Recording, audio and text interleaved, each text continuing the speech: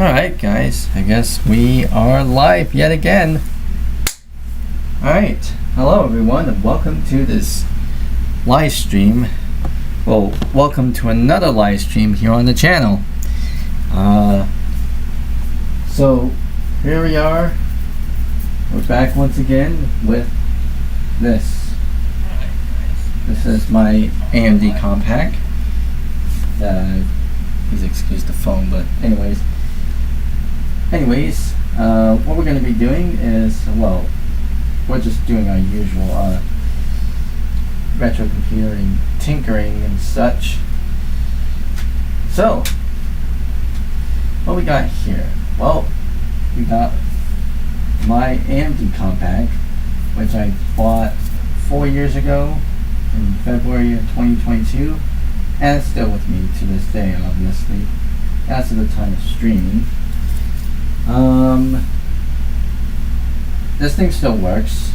I just recently got a new hard drive for it a couple of streams ago, like I think that was like a few weeks ago or something like that. But yeah, so to give you a little bit of, a short story here, I originally wanted to the hard drive that was in this thing is that I originally bought for this thing. That's a 500 gig Seagate drive that's in my custom built computer that's sitting next to it. And because I had a hard drive replacement for this one, so because I wanted to get like a 160 gig or lower capacity drive, because the BIOS in this thing cannot take drives greater than 128 gigabytes or something. So I asked for I looked around for a 160 gig drive on eBay. I found one that turned out to be a 200 gig drive, put it in there, and found out that it doesn't work because of the non-functional hard drive head. I would likely suspect it was clicking, and I kept that non-functioning drive in this system for a while until I got another 160 gig drive, like a true 160 gig drive on eBay, put it in here, and yeah, let's just say it all worked out well, because I'd done a stream on that, the first attempt and the second attempt of me putting in a new drive for this thing. You should probably watch my previous streams on that, but anyways, it's here, it's working as it is. And why don't we just go ahead and start this baby up. See what we have in here in store. Gonna hit the F10 key to go into the BIOS setup, or not. Okay, Control Delete just to, as I did say I'm going to go into BIOS. I'm pretty sure I didn't hit it in time. There we go, entering setup. I want to see. Yep, ST3160-215 AC-PM, in the parentheses. That's the drive I currently have in this thing. The 500 gig drive is in my custom built computer now. But yeah, it's still reading the correct date. The battery, I think the battery that I put in this thing, since when I got this thing back in 2022, still functional, still works. I'm pretty sure that's gonna last for quite a long time. As long as I have this thing. Alright. Boot into Windows 98.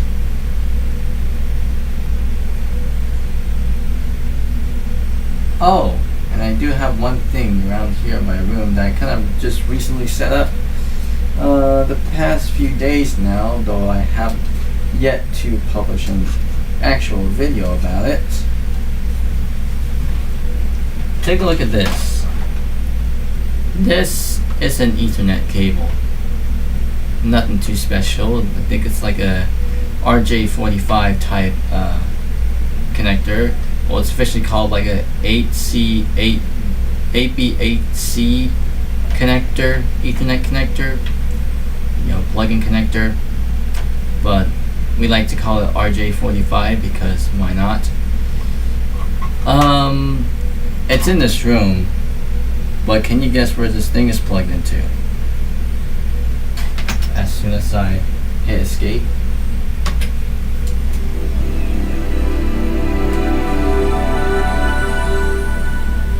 Good old Windows 98.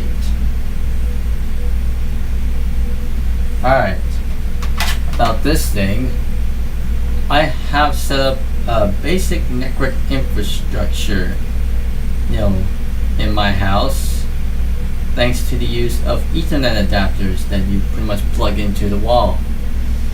So this thing is actually plugged into an adapter plugged into that side of the wall, obviously. So I pretty much get Ethernet connections directly from the router in the living room. You'll see more of that when I upload that video. I'm still working on that, by the way. I'm still editing it. I already filmed the footage for that. I'm still working out a few kinks and such to try to get that video out, but it'll be out probably sometime this month. But anyways, that's why this is here. Let's put it down there for the time being. Yeah, this thing works. Japanese, Windows 98 2nd edition, 4.10.2222B. As I said before, the B is there because I used, pretty sure I have it around here somewhere. As I know I have the disk. Just kind of going by my, it's this. Like I said, there's a B on after the 4.10.2222, on that instead of 2222A, because I use this security update CD from February 2004, which is mainly used for computers without an internet connection, so that way you can pretty much get updates, obviously, offline, when that was a thing. WinVer still says Windows 98, copyright 1981 to 1999. This thing still works. This, in fact, is the original compact install that I quick restored. I put plenty of stuff on it. I also had Windows 2000, Windows XP installed on this thing, and they're all original installs. This is all completely all original install, minus the quick restore part for 98. But this is the original install of Windows 98, Windows 2000, and Windows XP on this drive that I kind of restored from a Mac-RIM with like backup that I created before I took the 500 gig drive out of this thing. Well, that was pretty much after I took it out of this thing, but before I put it in my custom build and reformatted it. So pretty much not all is lost, and it fits particularly well with that 160 gig drive in terms of space. So yeah, I'm confident with that. Anyways, I'm gonna go ahead and shut this thing on down.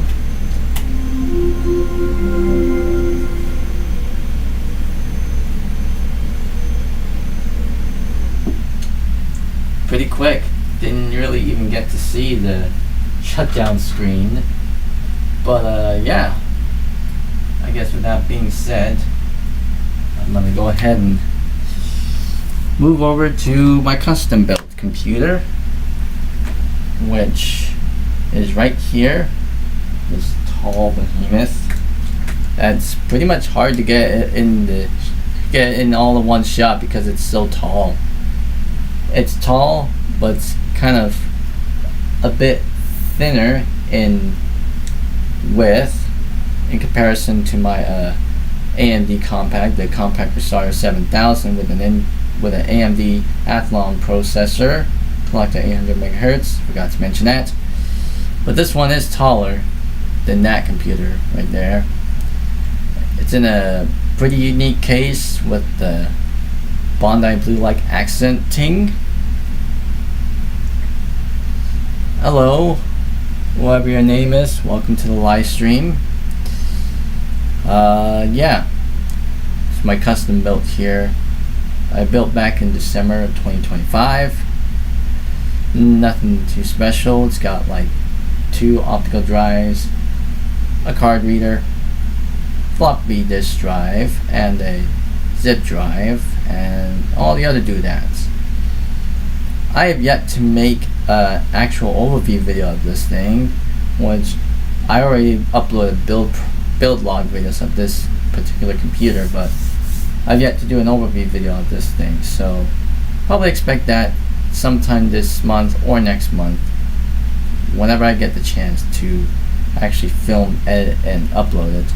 But anyways, we are gonna be doing some things to it, and maybe play around with this computer. Obviously, you know, like if I want to like play a game or do VM work and stuff. By the way, I have 2 hard drives in this particular computer. The main one is a 500 gig drive, and the other one is a 160 gig drive that I still have yet to kind of like wipe that out and for experiments and stuff. But either way, I got it all here, and now I'm gonna, well, first off, I'm gonna redirect attention to this monitor because I need to turn it on first.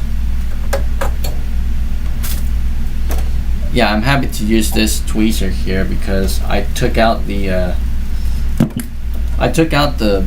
power button of this thing because it was actually broken. So I'm gonna have to get a new set of these speakers, you know, both of these JBL Platinum speakers soon when that time comes. But anyways, let's go ahead and power this thing on. Yeah, the indicators are at the bottom down there, so you really can't see those because I don't have a wide view lens to show it. But anyways, gonna go ahead and power on here. So 3, 2, 1, smoke test. Alright, I'm gonna making sure that this thing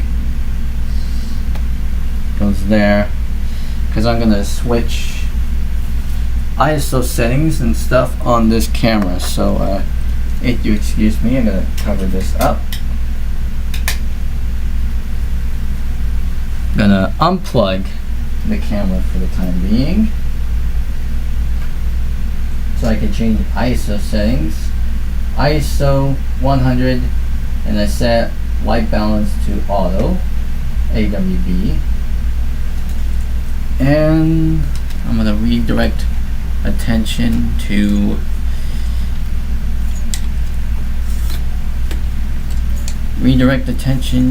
the ouch. I squashed my pinky as one part of the tripod kind of squashed on one of my fingers. Ow. Oh goodness. That kind of hurt. Oh well. Yeah, that kind of pinched me. I can see some redness in that. Well, you guys aren't seeing what I'm seeing, but you know.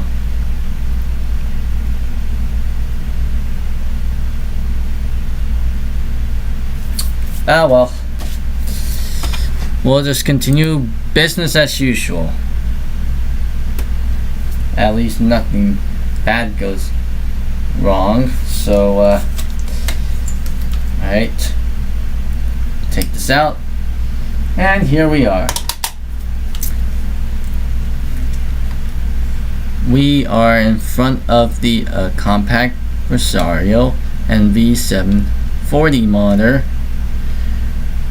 This is a CRT monitor from around 2001. It's similar to the type of monitor that we got for our childhood compact, which is a compact Presario 7000 with an Intel Pentium 4 processor, clocked at 1.4, 1.5 gigahertz. And I think that originally came with a compact CB735 monitor, which is like this but without the silver accenting and microphone. Did you get that? Alright, now over here I'm going to go ahead and hit the physical hardware reset button, so that we can go here.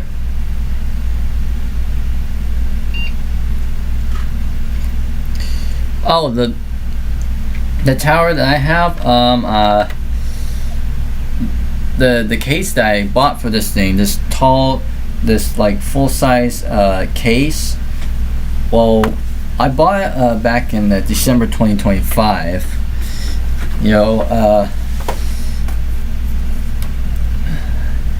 I bought that thing back in December 2025 when I was trying to plan out building this system, obviously, and it was new old stock too, so yeah, so everything came with its original box, the screws and such, and it even came with simple manuals too, for like plenty of other types of things. And it is a P4 type case. So P4 means, well, in the computing space, P4 means Pentium 4, so pretty much means I'm building a Pentium 4 system. So that's why I bought a Pentium 4 motherboard that also included a Pentium 4 processor. So into Windows 90 I go. But yeah, that's kind of what I built this system out to be. I mean, I could build like a Athlon type or Pentium 3 type based system in it, but because this is a P4, P4 ready case with a P4 ready power supply, and a P4 ready power supply contains that one 4-pin P4 connector, that plugs into like any Pentium 4 based motherboard. Yeah, that pretty much does its thing. Anyways, I'm starting the system up.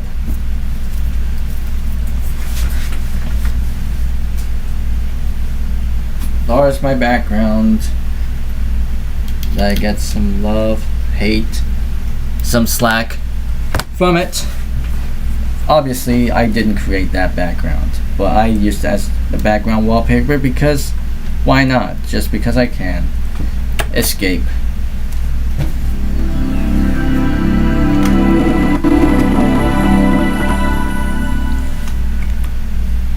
Alrighty, my computer, and let's go ahead and when we go to properties, obviously I have a name for the system. I've already came up with it since New Year's Eve 2025, which is last year. I gave the computer a name called Bondi P4, but however, I wanted to make it in a way that in an official sense, quote unquote official sense, as in like how Compaq, HP, like established computing manufacturers and information technology companies do. So I put John Pack, just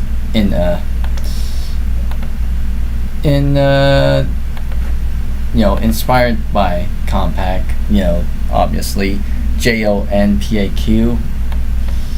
So I added that in the beginning, so it became John Pack Bondi P4, which I will show you in properties. There we go. John Pack Computer Corporation, manufactured and supported by John Pack, and there's the computer name there, John Pack Bondi P4. I could go into support info and see the alternate name that I came up with before I came up with the Bondi P4 name, or because I think in one of my videos I think in part 2 of my build log of this computer, I named it P4 Bondi. And then I kind of added the beige 2660 afterwards before I came up with the John Pack Bondi P4 name near the end of the year, last year. Anyways, I'm gonna go ahead and not shut on down, we'll restart. Windows 98 runs on this machine. So it does run. I mean, the hardware, most of the hardware of this machine, most of the stuff in this machine kind of pretty much dates around probably around like the early 2000s. I would say around 2002, 2003-ish, if I want to kind of like date around that, but also has some mid 2000s hardware in it. Like the graphics card is, you know, plenty a bit newer.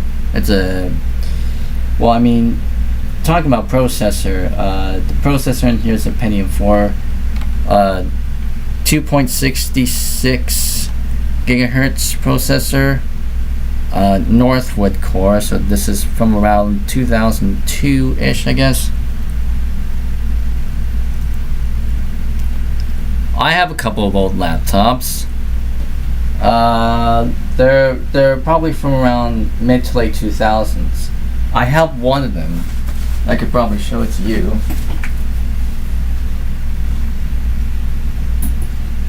I have one, at least a couple of old laptops. I have one right here, so excuse me. This one is the HP Pavilion DB2620US laptop. That this is the exact same one that my family owned back in the day, around 2007. And I used this as my main laptop for quite some time until 2010. So from 2007 to 2010, I've been kind of using this as my main laptop. Prior to this, I think it was around like what, 2006, 2007, it was a HP Pavilion DB5000 series laptop, because I still have the quick start stuff for that thing, and I also still have the quick start thing for this particular laptop too. And this thing still runs. I pretty much got this back up and running in 2023, so that was the year when I first started uploading my very first YouTube videos, obviously, on the channel. And it's been working ever since. It just needs a screen backlight replacement or total screen replacement, because the CCFL backlighting is dead since 2010, I would likely assume. But yeah, it does run. Wow, a 2011 Dell Latitude.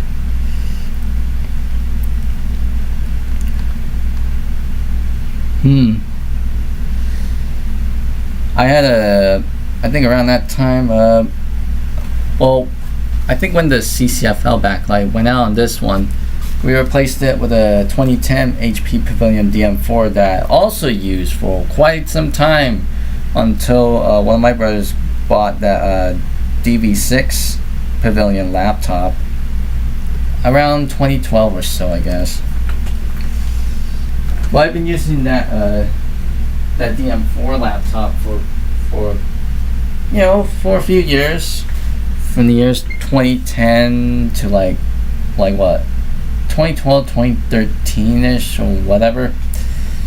And then I had that Lenovo IdeaPad, that, you know, the P500 Touch laptop, and that came with Windows 8. And I mean, that thing had a touch screen. So that was around the time when touch screens were starting to become commonplace. And at the time, I was wanting to have like a touchscreen laptop that also still has a optical disk drive built into it, because the one after we got the one after the DB6, that was the while I'm talking here, I'm going to go ahead and launch this into Windows 2000 Professional. Now I'm talking about laptops that I've used in the past.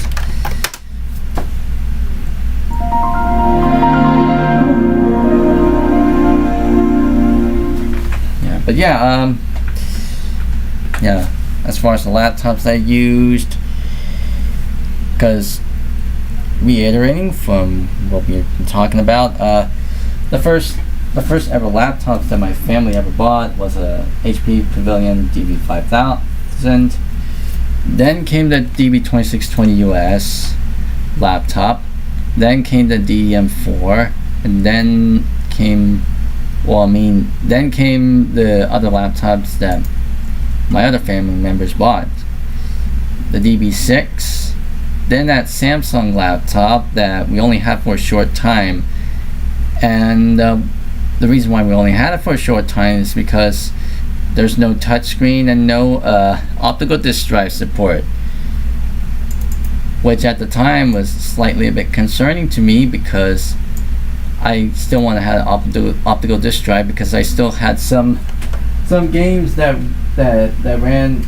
came on optical discs. Like, I think I still have it here. It's just over here with all this other stuff. If I can find it. Ah, here we go. Like, I think this is around 2013-ish or so when one of my brothers got that Samsung laptop that lacked an optical disk drive. Because I wanted to have, like, also it didn't have a touchscreen, so I want to have a laptop that has a touchscreen but also has an optical disk drive, so I can play my CD-based games like this, Age of Empires 2, Age of Kings, and the Conquest expansion, which is also I played the type of games I played on the 2007 HP laptop. And so that's why I got the Lenovo touchscreen laptop in 2013. I used that up until Christmas of 2015, when I got my own. When my parents got me a laptop that year, and that was an HP. It's like a 15-inch HP laptop. AMD powered one. I think it's like an AMD A10 or something like that. And that served me well until 2017, when one of my brothers took hold of it, and I had to use that Lenovo laptop for a short period of time before one of my brothers bought another HP laptop, another 15-inch HP laptop that year in 2017. And that became the computer that I've used most of the time from 2017 up until 2020, when I bought the computer that I'm using right now to do this live stream and such, which is it's another HP laptop, but this is the one I kind of picked out components, because this is the type of computer where you can choose components that you want to pick out, on checkout. So this computer is kind of customized to my needs, in terms of specs.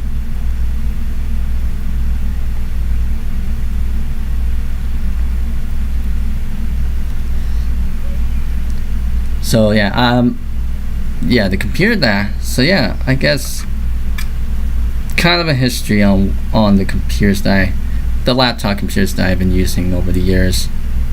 Also, I think about a year after I got my main laptop, I got the other laptop, which is also sitting right next to me. That's another 15-inch Pavilion. It's a HP Pavilion 15-inch laptop from 2021. It's pretty light, no disk drive, but hey, that's fine, because I already got one that has a disk drive. That's my main laptop. Plus, the other laptop's pretty light. I mean, pretty much portable for when I want to, do stuff on it. But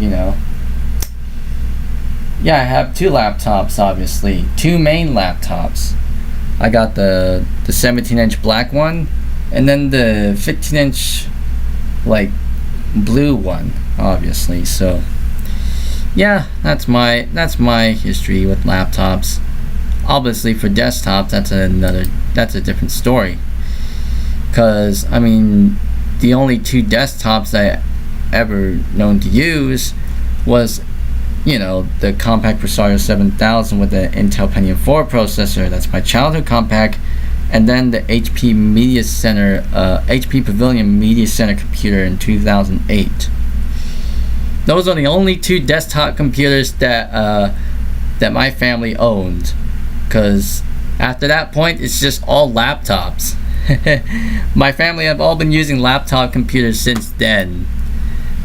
So no desktop style or tower computers, no new ones since then, obviously. Though my dad still keeps a hold of that childhood compact and also the HP Pavilion Media Center computer in his room, obviously. I did ask him about the state of those computers, and I think he said to me that he kept them because the hard drives kind of failed. Well, I mean, they would still work, but I think one of the heads, he told me one of the hard drive heads was kind of like not aligned properly. So he's trying to figure out how he can get it to fix it before he can able to save whatever that's on it. So that he would probably loan it to me if he wanted to. Or he could probably keep it for himself. But anyways, by the way, coming this Sunday is probably Father's Day, so maybe I could probably do something to see if I can try to help him with those things. But we'll see what happens. Anyways, yeah, I just went to my computer for no other reason. I was just talking about laptops, my computing, my history with computers.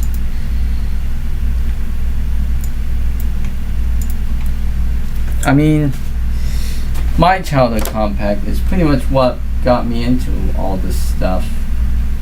Cause in the years since that childhood compact went, just pretty much went dormant from usage in all those years since the 2010s, I kept taking snapshots and pictures of that thing, which I do have, if I could find it, a photo of that particular computer. I could probably show it to you, like, on screen, if I can find that photo.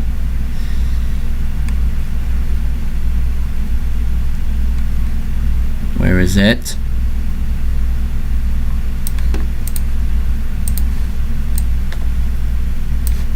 Aha. Whoops. That's a pretty big image. But yeah, this is my this is the original childhood computer that I've used. It is a compact Presario 7000. This one has an Intel Pentium 4 processor. I took this photo many years ago. Like a few years ago. This was back when I was living in the other room, and this was in the room that's currently my room now. And you can see at the top there is that 2007 HP laptop that's sitting on top of it that I still have, obviously.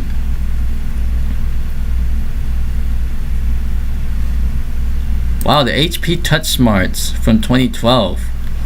Never heard of the HP Touch Smart series, though I have read up about it.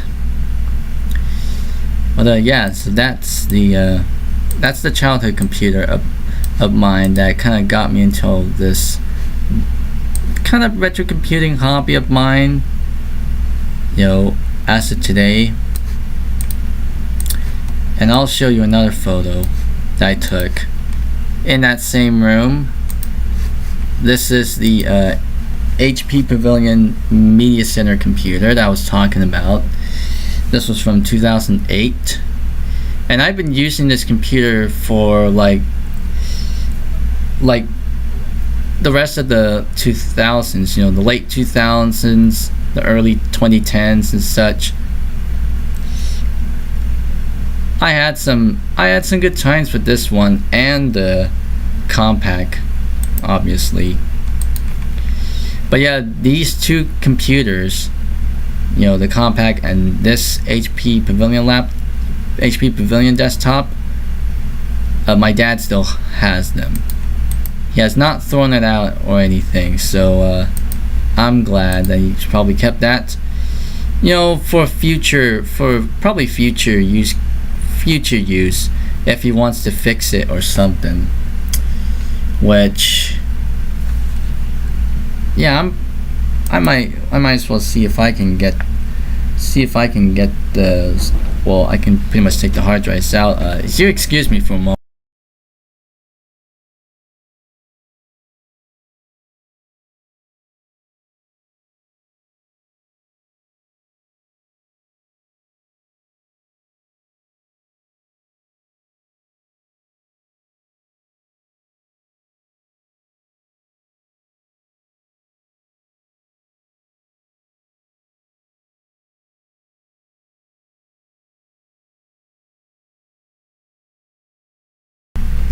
Yeah, excuse me. My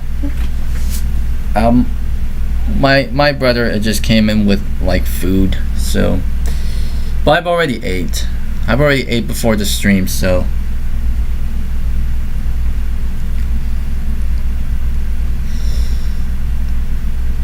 Yeah.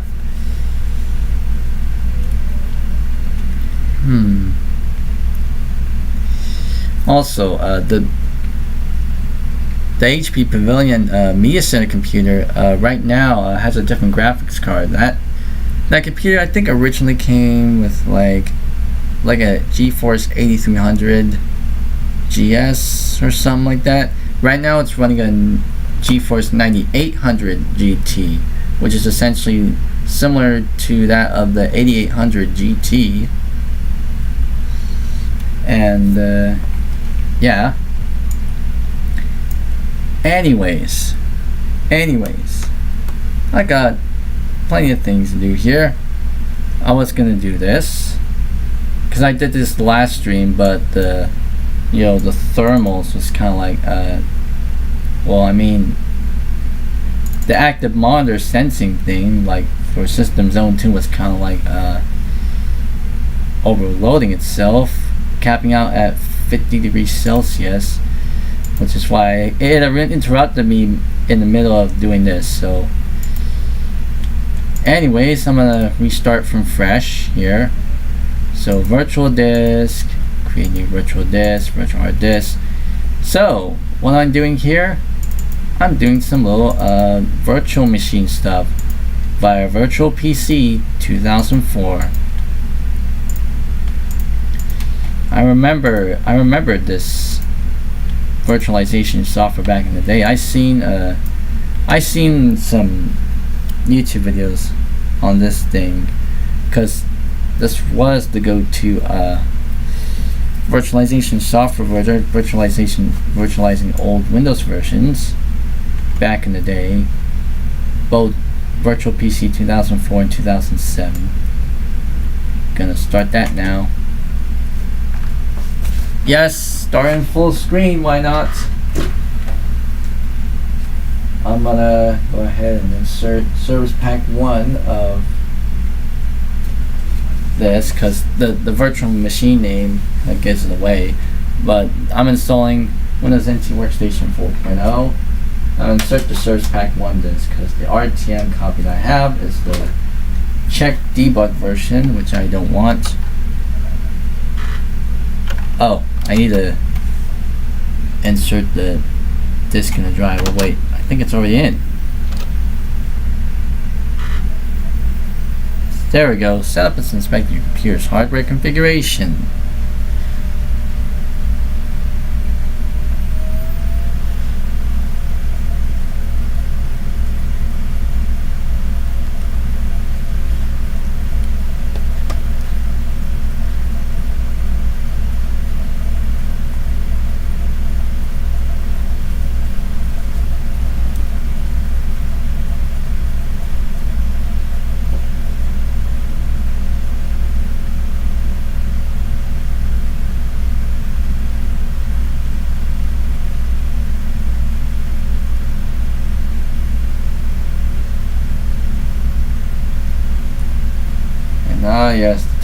Smart series.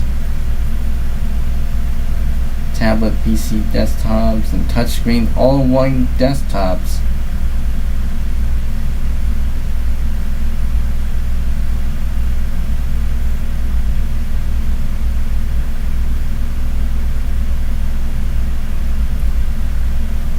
There's like the various different types.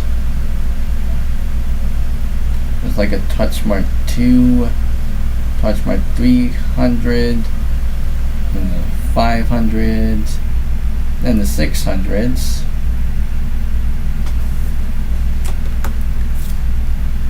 Taking like a graphics cards, obviously.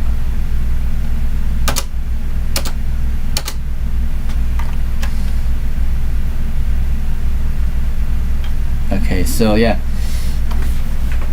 So yeah, I kind of, as far as Windows 2000 setup goes, it skips the initial two sections. It just kind of goes into this section if the hard drive is new or erased. Then we go into the licensing agreement, and we had to go all the way down so that F8 appears. This also doesn't appear in Windows 2000 because it automatically detects it. Then it goes to this one. And here's the thing, there's a weird thing that Windows NT 4.0 does, and I guess with previous versions of Windows NT, any version prior to Windows 2000, if you try formatting it via the NTFS partition, it will say that it cannot format the partition because it's too large. I think what it's trying to do here is I think it's trying to like format it as a fat partition first, you know, FAT16. Because I think FAT16 can only support up to like what, 2 gigs or 4 gigs. So I think it's probably doing FAT16, creating a FAT16 partition first, you know, when formatting. Then it'll convert that into NTFS. Now Windows 2000 actually kind of like eliminated that quirk, obviously, and did a true format to NTFS instead of just like format to FAT then convert to NTFS. So there we go, format using NTFS with a 4 gig partition, 59 views, 6 concurrent viewers. Obviously this is not doing quick formatting because this is full format. So this would usually take a while on the actual hardware. Setup installs Windows NT files onto your hard disk. Choose the location where you want these files to be installed. Yes.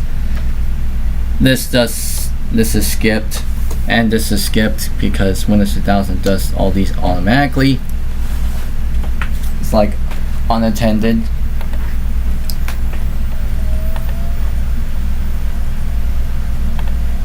Alright, now it's copying files.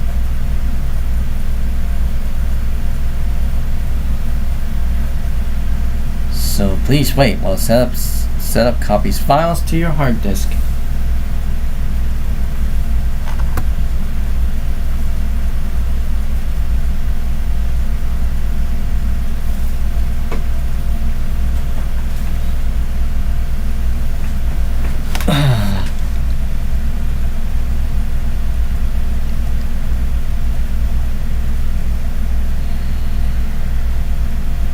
Oh yeah, I had a thing because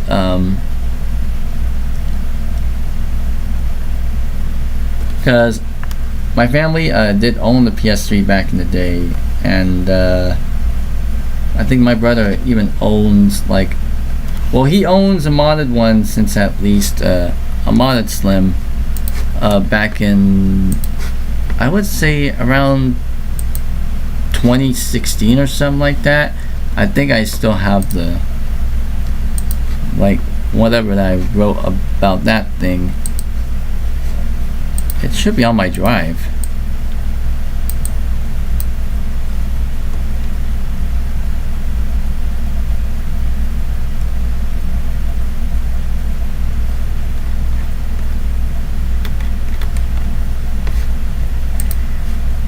I know it should be around here somewhere.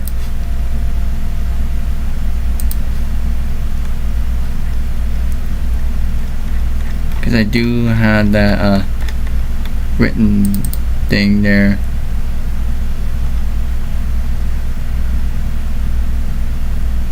Oh, this portion of setup has completed successfully. There's a floppy disk and drive A, remove it.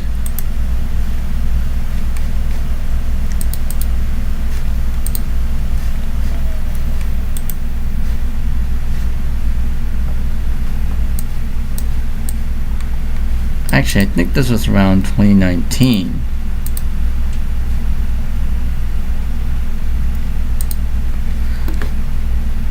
Yeah, it was. I think it was around 2016 that my brother has that PS3 Slim that was modded. But yeah, FAT32 partitions. I think if it's like a memory stick or something that's formatted FAT32, yeah.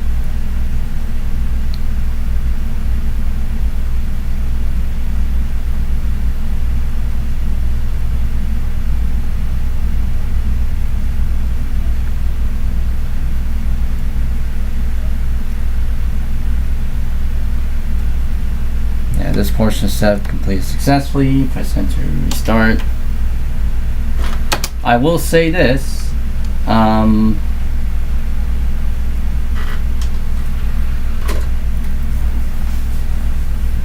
will say this. Because I may be busy with whatever I'm doing here in front of me, I may or may not read chat. But I may take a look at the chat from time to time. So just to give anyone in the chat a heads up. Okay, that's still going. I meant to like use that now. Making sure that goes in. This is actually Windows NT 4.0's boot screen, obviously. Oh, I think it's gonna do the convert to NTFS thing, because I think it formatted as FAT. Yep, it's a FAT partition, and now it's going to convert to NTFS. So yeah, that's the one quirk that's doing.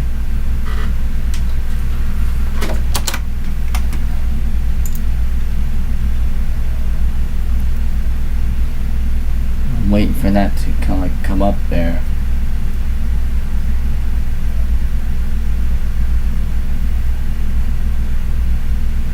Alright, use physical drive. There we go.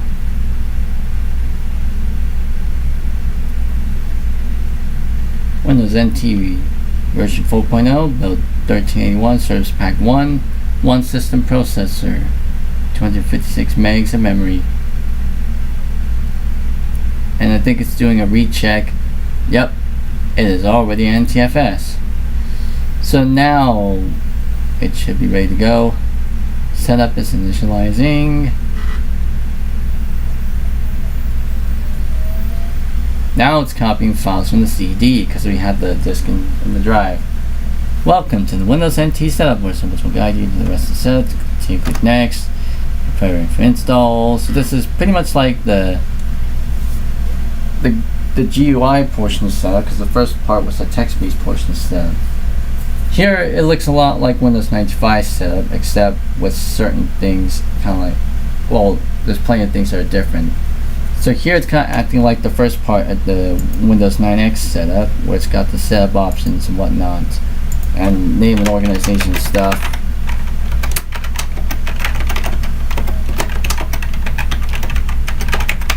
I think this came up in the second part of the setup.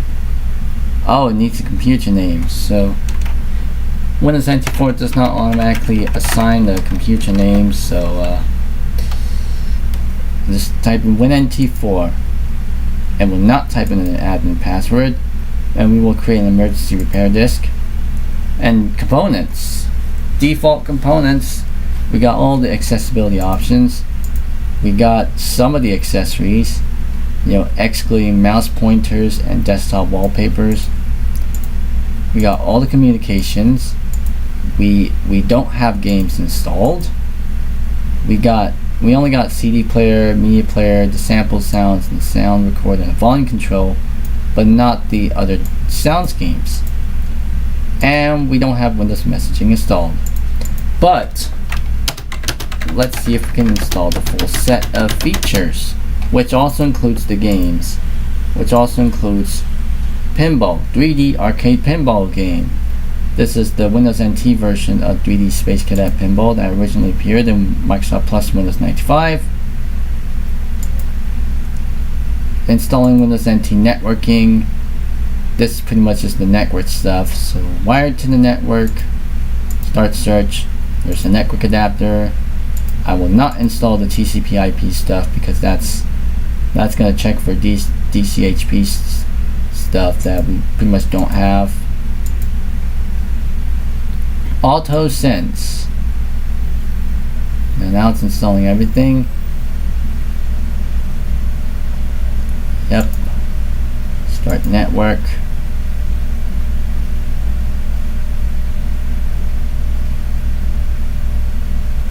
So it's attempting to start the network with those things. Yep. Pretty quick, because I think the TCP/IP stuff is going to search for DCHP, whatever. Work group. Finishing setup. Oh, now it needs the disk now. Capture floppy disk image. I'm gonna use VM disks. I already created this ahead of time. WinNT4EM. Setup is configuring your computer to run Windows NT. Okay, the default time zone is GMT, Greenwich Mean Time. I don't live in that area, so I'm gonna choose Pacific Time, which is pretty much set by default in most Windows operating systems. The default time zone is set to Pacific Time Zone. The system found that the following video adapter in your machine has to be compatible display adapter. I think just for the sake of this, I'm going to switch it over to 800 by 600. Well, let's just test 1024 by 768. This is what it looks like.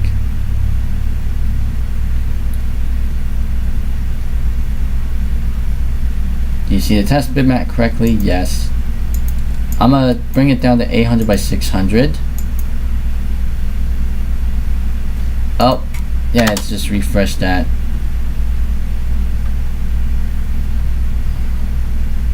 Did you see? Yes.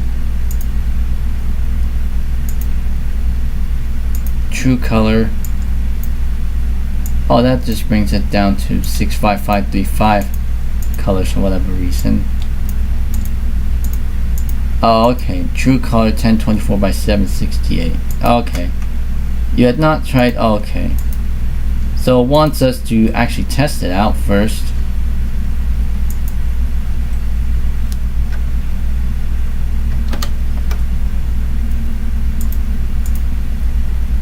Okay. Click OK.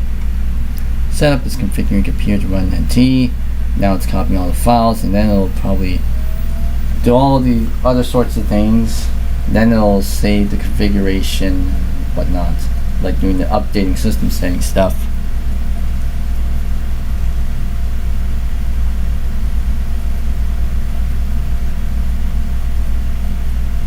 Oh hey, one thing who's here, Josh Kinder was here,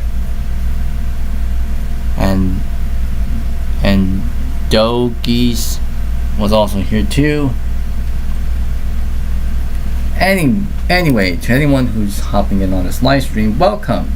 Just a casual stream of just me doing these types of things.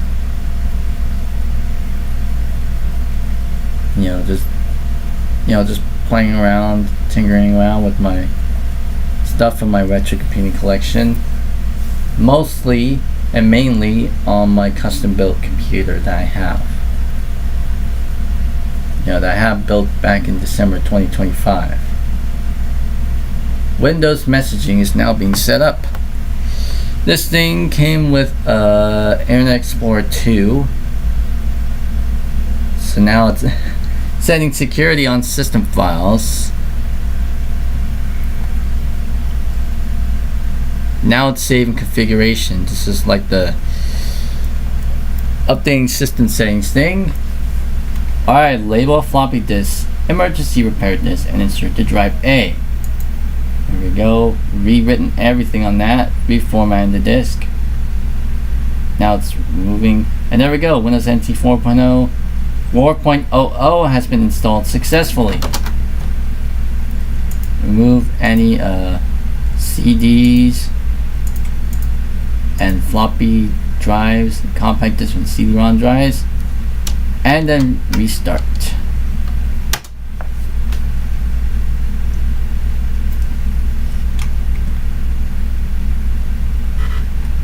Now, by default, Windows NT 4.0 has a bootloader, and the default options are Windows NT Workstation version 4.00, and then another option down there that says VGA mode. Obviously, the bootloader in Windows 2000 looks exactly like this one, except it does not have the word OS Loader version 4.00 at the top there. And there's another line somewhere down here that says, for troubleshooting and advanced options Windows 2000, press F8, yada yada yada. So essentially, this is the NTLDR bootloader that pretty much remained the same up to Windows XP. Minus this wording here. The up and down symbols has been changed to the words up and down arrow, whatever. But hey, it's still the same process. So Windows NT Workstation 4.0 and the NT Detect version 4.0 checking heart rate thing also doesn't appear in Windows 2000 onwards. But hey, it's still the same process. I mean, as far as an NT based operating system goes, from like NT 3.1 up to XP, pretty much similar. Alright, Windows NT Workstation 4.0 desktop. Begin logon. Press Ctrl Delete to log on. Yep, that's animated. So this is the Secure Attention Sequence, SAS. Login info, it's already created an admin account for us, but we could set up another account for us too, so we'll hit OK. And we don't have a sound driver installed. Well, Virtual PC 2004 emulates or virtualizes a Sound Blaster 16. Welcome to Windows NT. This is similar to what Windows 95 shows. The 6 icons on the desktop: My Computer, Network Neighborhood, Inbox, Internet Explorer, Recycle Bin, My Briefcase. So pretty much, it's a lot like Windows 95, but in NT form. And Windows NT was obviously oriented towards businesses and servers and whatnot, as opposed to the more mainstream and consumer home-oriented Windows 9X series, Windows 95, 98 ME, and even previous versions of Windows, that are DOS based, like Windows 3.1 and such. WinNT, I'll set that. Log on screensaver, because yeah. And we also got certain plus Microsoft Plus Windows 95 stuff in here too, including using large icons, smoothing edges of screen fonts, showing icons using all possible colors, and then stretch the desktop wallpaper to fill the screen. So I will select all these things. For the change to take effect, you must restart Windows NT. Yeah. Everything seems to be looking good now. Obviously, this is what patterns and wallpapers used to be separated into these two rows. Obviously, in later versions of Windows, these have all been consolidated so that only shows wallpaper, and then you had to select the buttons, select patterns. I mean, here we can pretty much set a combination of patterns and whatnot.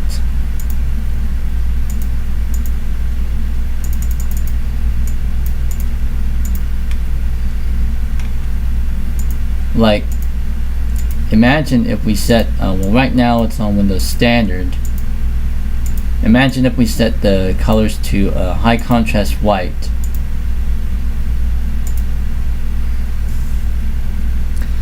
So it's pretty much acting like as a black and white interface with 50% gray. 50% gray makes it look like you're using a black and white interface. You know, if we get rid of this background wallpaper, makes it almost look like a black and white interface. Definitely. But this is color, so let's switch it back. There we go.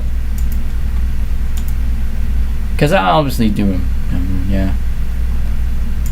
Windows 7 on this thing? Not exactly.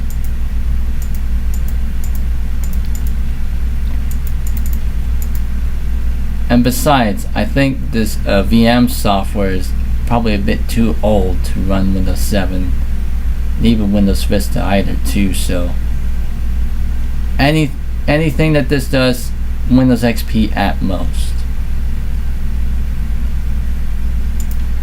Because I mean, it is virtualizing an S3 compatible display adapter in here anyway, so. Windows NT 4.00.1381, computer x86 family 7 model 2-stepping 9 AT8 compatible, 256 megs of RAM. I gotta type in WinVer. Windows NT, Microsoft Windows NT version 4.0, build 1381, Source Pack 1. Alright, let's see. Multimedia, we got media player on here. We got media player. Oh, we don't have any sound drivers, so M player. Does that open up? Nope. I think it's 32. Yeah, M play 32. Alright, control panel. Now I'm gonna see. Oh, this is what Explorer looks like. Excuse me. Had to sneeze. This is what Explorer Windows used to look like. Pretty simple, pretty basic. And they used to open in separate windows, much like how Windows 95 does it. However, if I want to replicate the experience that I have in modern versions of Windows, I want to do toolbar, go down to options, and I select this option, browse folders by using a single window that changes as you open each folder. So that pretty much gives me the experience of later versions of Windows, obviously. And I will show all files and I'll hide file extensions for no file types. So yeah, we have a toolbar. So we got a toolbar interface, a basic toolbar interface. So yep, so I'm accessing these much like how I do in Windows today. Just opening up a folder doesn't open up another Explorer window. Though I think there's still an option in modern Windows that you can set it like that, obviously. Alright, boot.ini. So there's the default boot.ini stuff, which I will go ahead and not set it as read only because I will be making changes. So there's another option here that's this one, and the options set are base video and SOS. I will actually go ahead and remove that. And I'll make this one, modify this one to put no serial mice. This disables serial mice detections, and this became the fast detect option in Windows 2000. So I kind of want to make it a little bit more parallel to Windows 2000, just to speed up some boot time.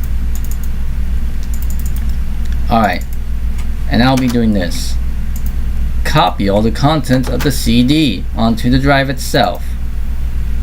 So that way if it needs something from the CD, it'll look there. Add or remove software. What does that do?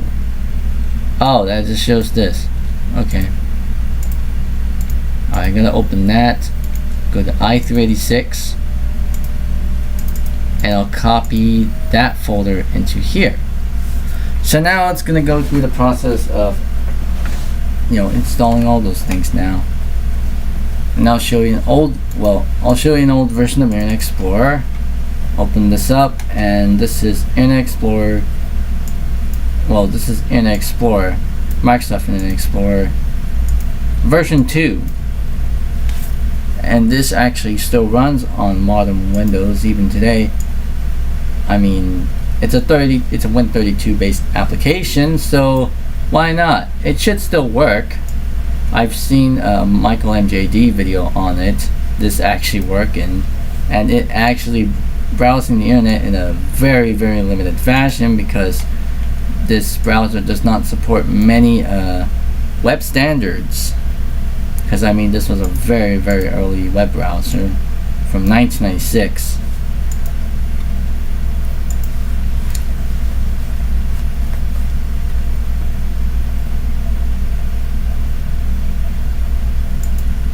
Thank you for using Microsoft Internet Explorer on Windows 10 4.0. There's the old throbber icon there too, so.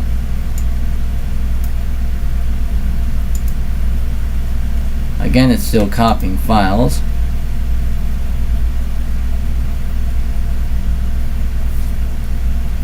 Josh Kinder, thanks for the support. We're about an hour and 7 minutes in this live stream now. I will show you Paint. This is the well-known Paint program. Oh my goodness, the canvas is so big. I gotta stretch that canvas down to what canvas size is that? 1024 by 768. The canvas size was set to 1024 by 768, which is way too big. Let's see. 480 by 360, I guess.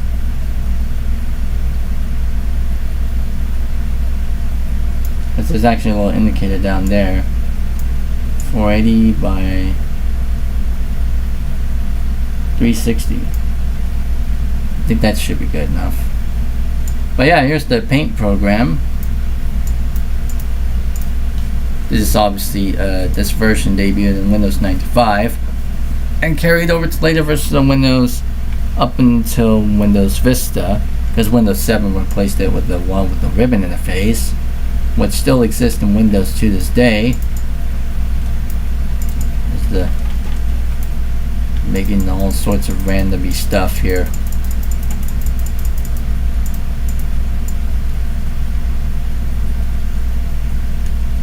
Of course, I'm only using like a black color now.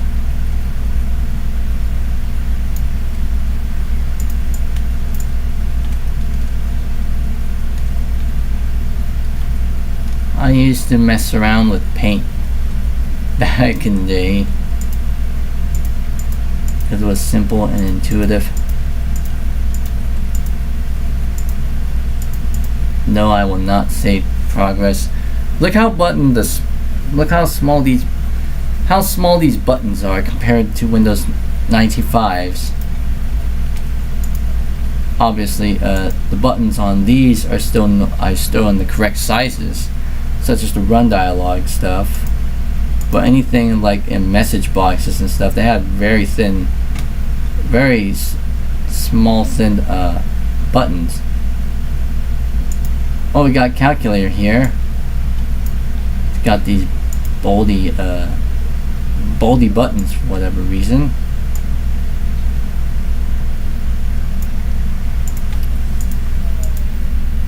And oh, it's already copied the i386 photo already. Oh, I can't refresh because obviously there's no refreshing, so I have to actually back out and go back in here to access it. Okay, I guess that's all of this disk. Now let's see if I can upgrade it. But first things first, I gotta go ahead and get some sound drivers installed in this thing. And I can't install the VM editions because that would require me getting Service Pack 6, which is what I don't have on here. Or if we want to save some time, could we could we upgrade directly from Service Pack 1 to Service Pack 6? Shall we do that? That might not work because I think I might as well have to like do, installing from Service Pack 1 to Service Pack 2, Service Pack 3, Service Pack 4, Service Pack 5, Service Pack 6 in that order. Alright, so I got Creative Labs. I'm gonna use the directory C:/. It'll probably find it. Oh wait, yeah, C:(I)386. There we go. We'll leave that to say we don't have an MPU 401. I'll also change sounds here. Let's just use NT default. I'll choose incoming call. That should be ring in. Outgoing call is ring out. There we go. And I also have the other sound schemes into Musica, Robots, and Utopia. And also the jungle sound scheme. I think that came with the jungle theme. I don't know, whatever. Restart now. Please wait while the system writes unsafe data to the disk. That was the shutdown box of Windows NT 4, which pretty much remained up until Windows 2000. Oh, and you can see we don't have a boot screen. We don't have a boot menu anymore, so we're just literally just straight into booting into Windows NT 4.0. Much like how Windows 2000 is. Just automatically boots without the boot menu. There we go. Log on. And log on as admin. Let's take a listen at those sounds.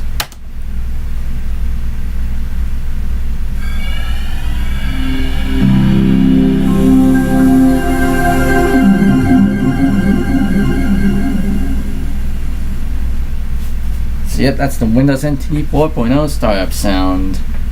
That's in serial and non-mono. Welcome to Windows NT. This is a lot like Windows 95, except it's labeled as Windows NT. My computer. My control panel is still this. Without the toolbar. I'm gonna enable that now. Auto arrange now. But yeah, here's control panel.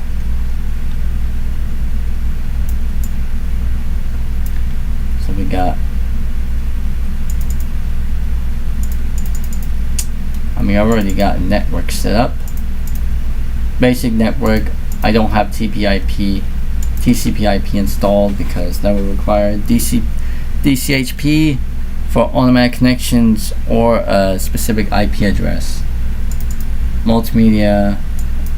This is all fine. Alright, what else?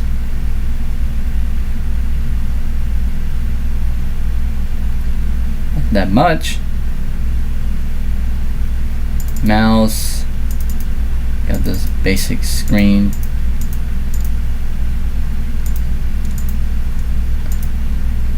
We got a bunch of cursor sets.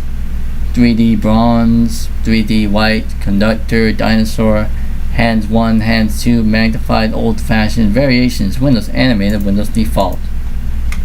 And pretty much most if not all of these pointer scene sets pretty much they persist up until Windows Vista, because Windows 7 removed all those additional mouse pointer scheme sets, except for the magnified ones.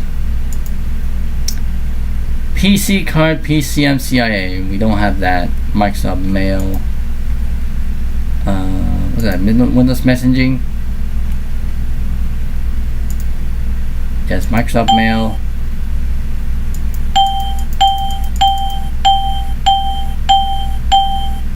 Okay, no.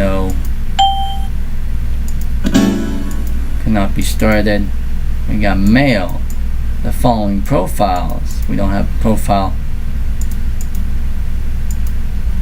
Windows messaging settings.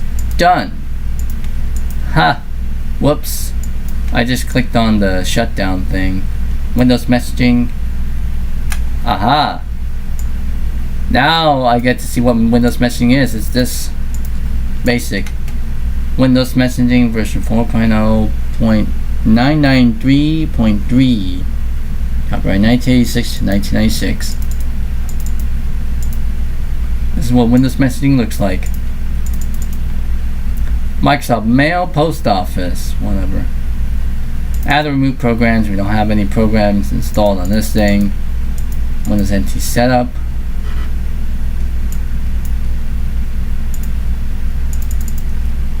Internet. We can use proxy servers here. Alright, what else is on this disk? Oh wait, I have it not inserted, so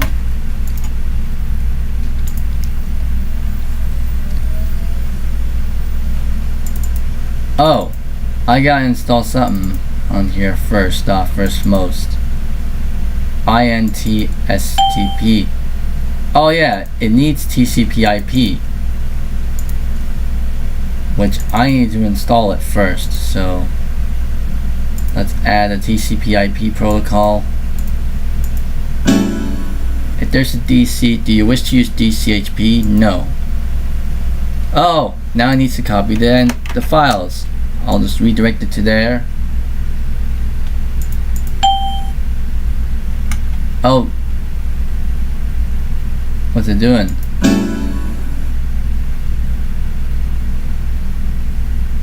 No. Let's see, 128.0.0.0.0.0.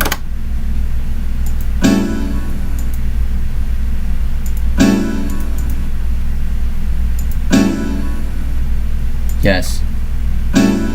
You must shut down and restart your computer before new settings take effect. Yes. Listen to shutdown sound. Whoa, what the heck? That is not the normal shutdown sound. I think by default it was the Windows NT log off sound. But because I set the Windows NT default, it actually sets the shutdown sound to the Tada sound. Much like how Windows 95 does it. But yes, there is still the Microsoft sound in there, obviously. So it'd be kind of strange if we use the Microsoft sound in Windows NT 4. So Control Delete.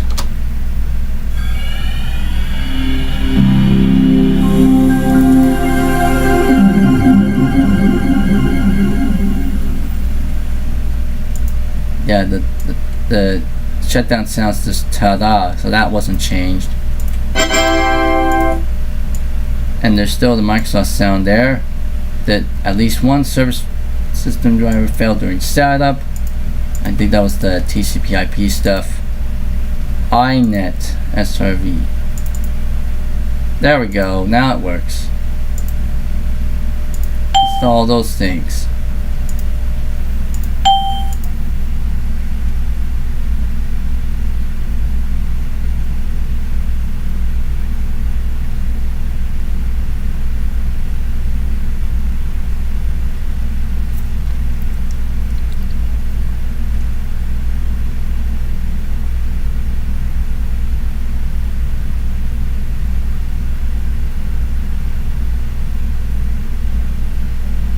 Setup is starting Microsoft World Wide Web Publishing Services.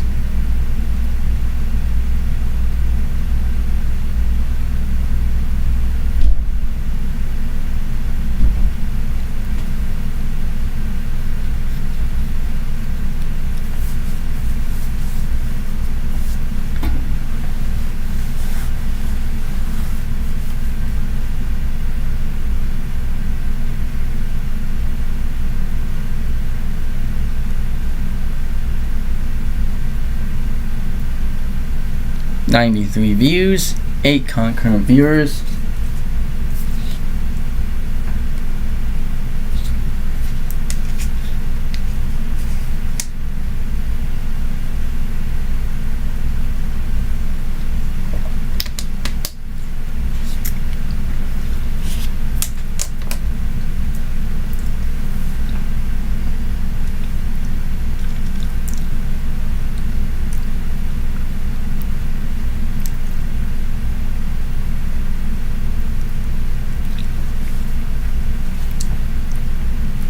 this thing gonna come up Wednesday, June 17, 2025, and go down here so I can change date, time zone properties here.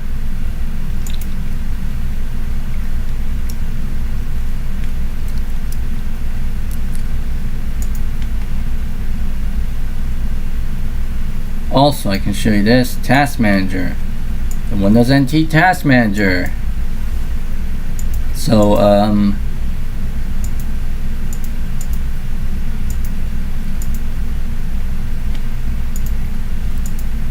this is the task manager that we all know of, pretty much used up until Windows 7, because Windows 8 introduced a vastly different version of task manager than this one.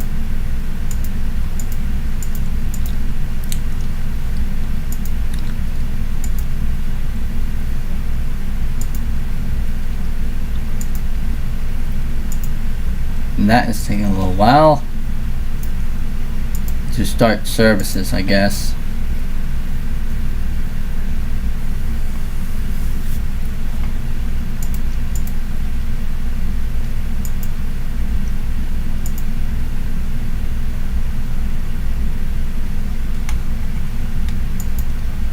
Oh, there we go. That was definitely taking a while. Now it's starting to go for publishing service. Yeah, it's pretty much just starting all them services now.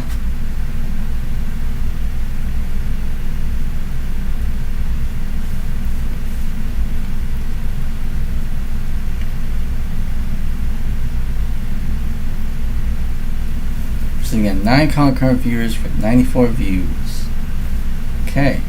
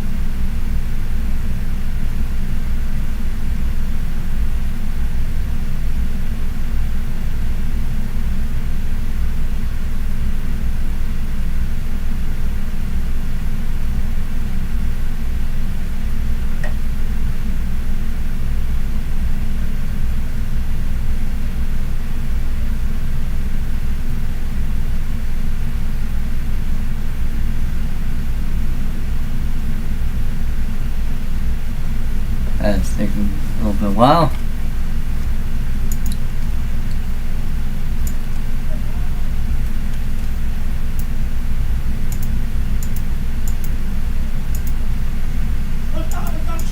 That's taking a little bit of a while here.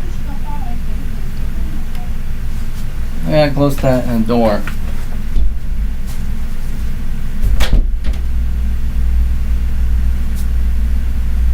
Whew.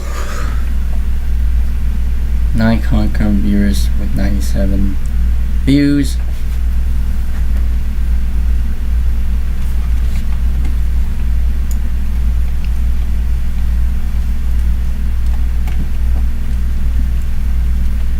Just shaking this window makes the CPU meter go way up.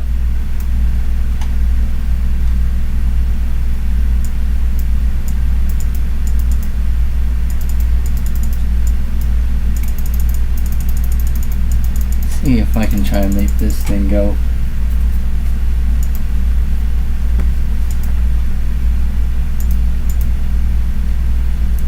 think it's taking its time trying to start those services.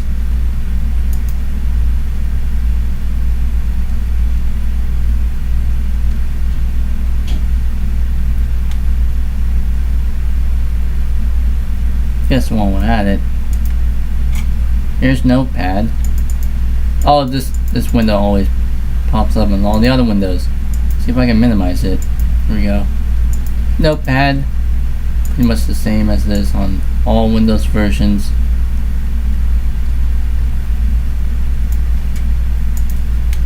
And then we got WordPad. WordPad version 1.0, so it has a splash screen, which doesn't appear on, you know, newer WordPad versions, especially the ones from like what, Windows 2000 onwards up until Windows Vista. This design of WordPad, because Windows 7 also introduced a version of WordPad with the tool, like the ribbon interface. Oh, we got a clock thing here. I think this is like the little clock thing from Windows 3.1, and it's here, which is interesting.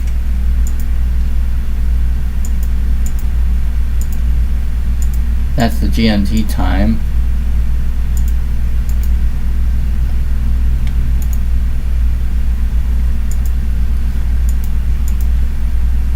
But yeah, we still had the Windows 3.1 clock style. The Windows 3.1 about clock. Version 4.0, but this is like the Windows 3.1 clock app, obviously, and it works. Clipboard viewer. Oh, now it's starting net DDE stuff. There's the clipboard viewer. Not clipboard. There's clipboard. Oh, clipbook viewer. But there's clipboard. Local clipbook, clipboard. We got a character map here. This is what the character map looks like in NT4. Got chat, Microsoft Chat. What version of chat is this? Well, this is just Microsoft Chat, version 4.0. For references, font, background color, yada yada yada. Alright, imaging for Windows. This is the NT version. What time is it now? It's 5 o'clock now? Yeah, it pretty much is 5 o'clock.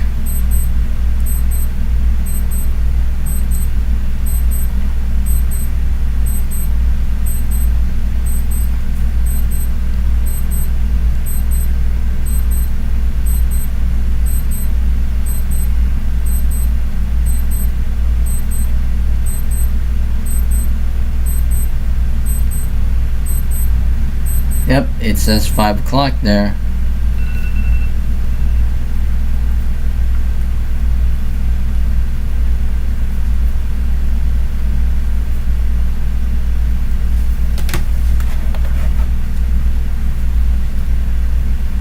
We're sitting at an hour and 30 minutes now. And it seems like, yeah, that part's really taking a while. Object packager.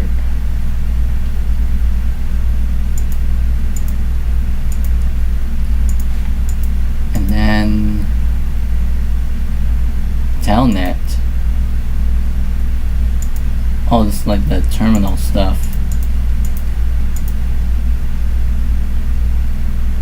Inbox repair tool. Oh, we got hyper terminal stuff. Oh, now it wants us to do modem stuff. We'll see about that.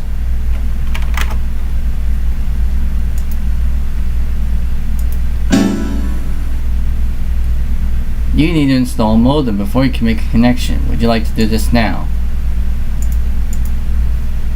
Can it detect the modem? 28800. All ports, because why not? I think in later versions Windows you only install it on either one port. Okay, all the modems are set up correctly. No connections. Now we can do a phone dialer. Standard 2800. This is phone dialer, Windows NT.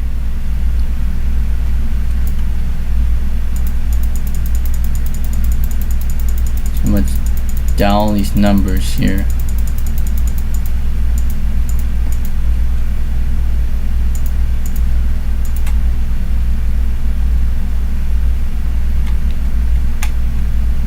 Dial-up networking. Dial-up networking connects you to remote networks using, for example, your modem or ISDN adapter. Now it's installing dial-up networking.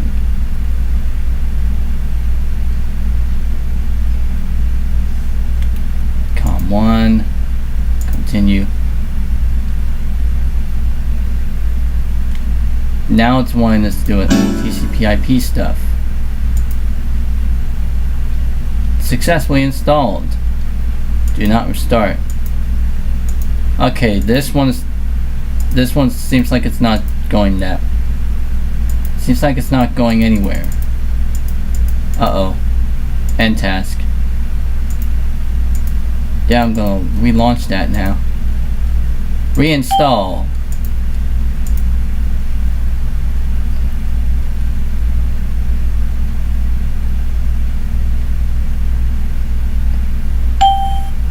You do not have an internet domain declared for this machine. There we go. See if I can try to get that all accounted for. How do I close this window? This clock thing here. Clock.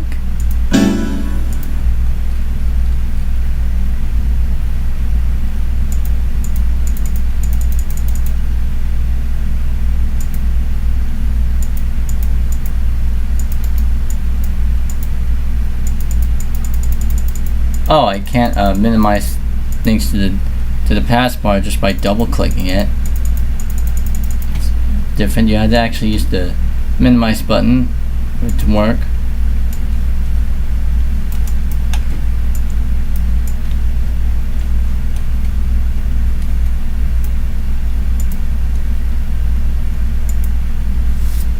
Okay, pure web services doesn't seem to work. I think it's probably the TCP/IP stuff causing it. Let's see.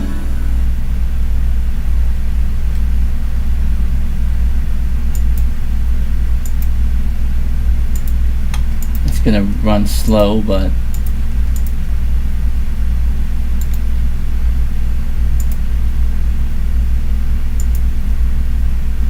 if I can try to attempt to end this process, then rerun that again and reinstall it.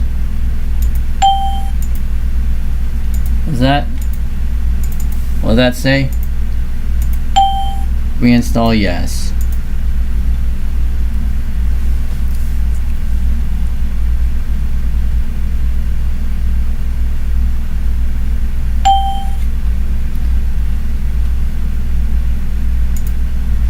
Oh, there we go.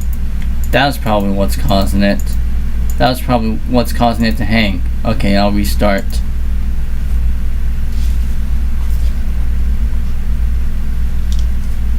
If it will.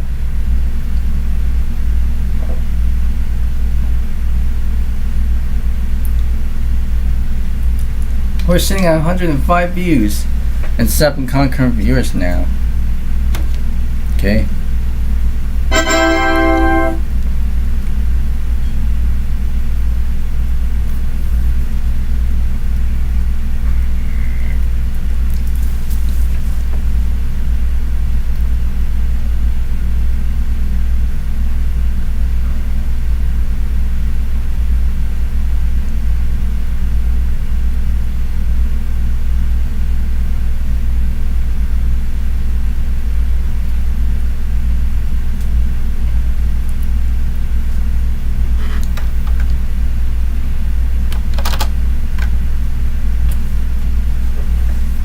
see how fast it kind of loaded there. The NT detect version 4.0 checking hardware thing didn't take that long because we skipped serial mouse connections checks. Oh, this one. Press Control Delete. Yes.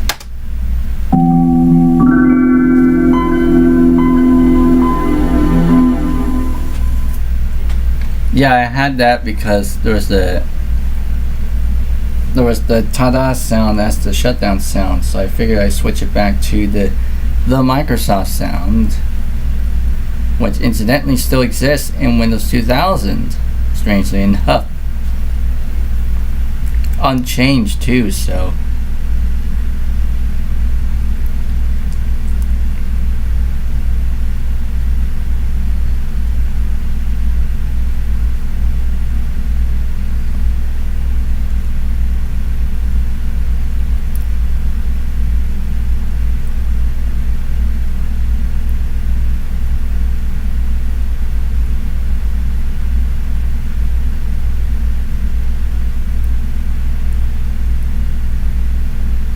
It is definitely taking a little while because of the DCHP stuff.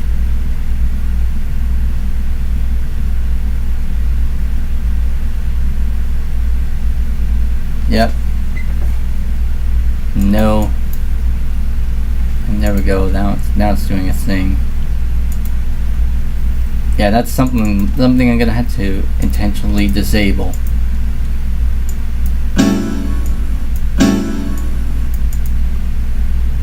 What?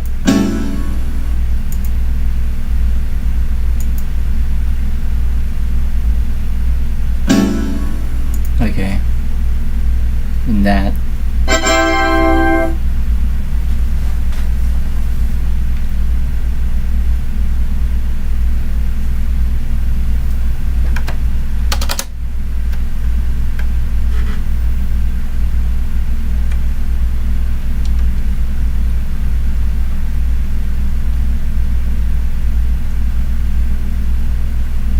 Six views now.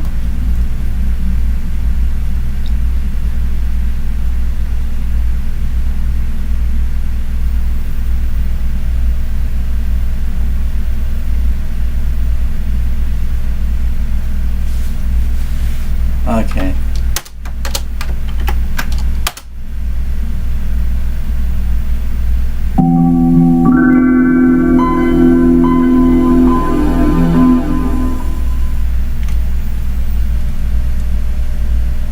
Now we got a new option that says dial-up modem. Oh, dial-up monitor, okay. Close, yes.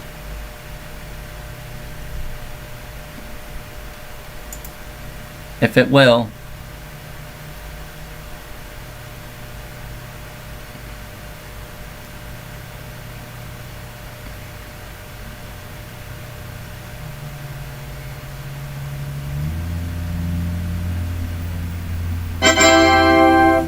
It was taking a little while.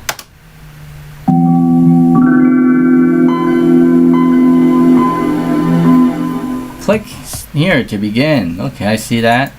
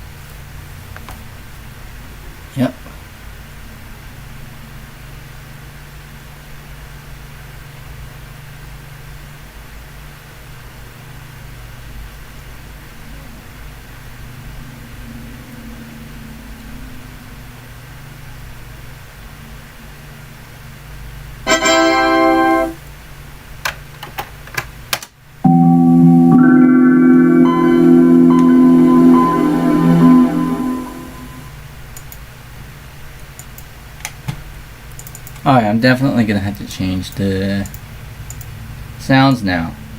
Windows NT logoff sound for that one, and Windows NT logon sound or start Windows. And then the ding is just the empty recycle bin stuff. Which, by the way, this is still set as the default sound event. Ding is still set as the default sound event for empty recycle bin in Windows 2000, even though it had a recycle sound of itself. It was just never used by default. Alright, changed it now. Dial-up monitor, what's that? Okay. It's got all that now. Auto range by name. There we go. But yeah. This is Windows NT version 4.4.0, build 1381, Service Pack 1. Now we're going to upgrade it to Service Pack 2. So here we go. Oh yeah, this.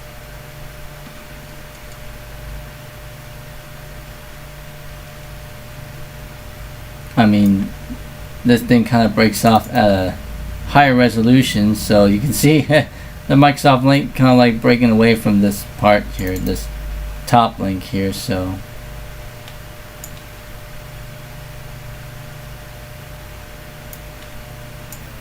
yes, just kind of leave it at this. So active server pages. Well, I think first things first, we're going to install the service pack.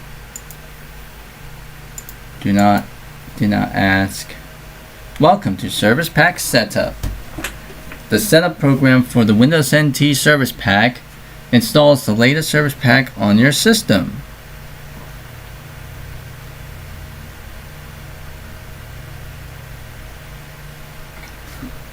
Each setup dialog has basic instructions for completing a step of the installation. To install the Service Pack on your computer now, click Next or press Enter. Okay, so it asked us to do exactly that. We'll install the Service Pack. You can choose to create an uninstall directory for the Service Pack. This will require more disk space but will allow you to later uninstall the Service Pack. No, I do not want to create an uninstall directory. I want to have it directly integrated into the OS. The setup program for the Service Pack is ready to complete. To install the Service Pack on your computer, click Finish or press Enter. Once again, it will ask me to do exactly just that. Now it's copying files.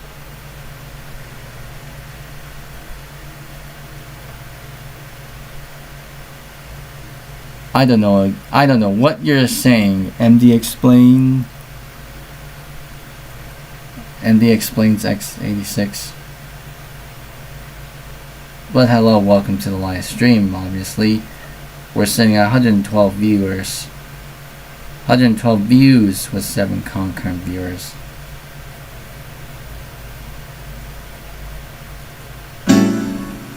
Windows NT 4.0 has been updated. Remove any disks from the floppy disk drives and choose OK to restart your computer. If you change or add any components to your system, you will need to reapply the Service Pack. Now it needs to restart, which I think it will. Now we get to hear the actual startup, the actual shutdown sound for Windows NT workstation, Windows NT 4.0. If it'll ever come up.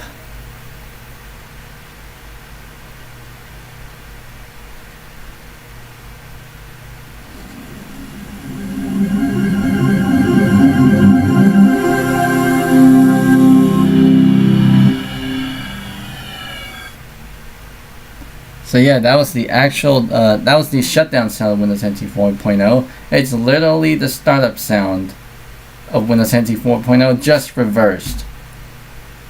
It can't be as simple as that.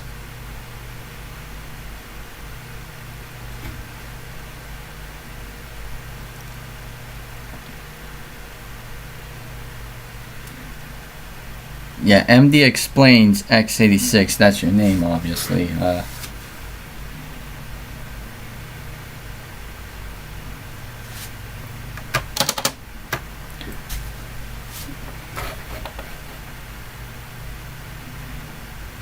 We're sitting at an hour 47 minutes in this stream.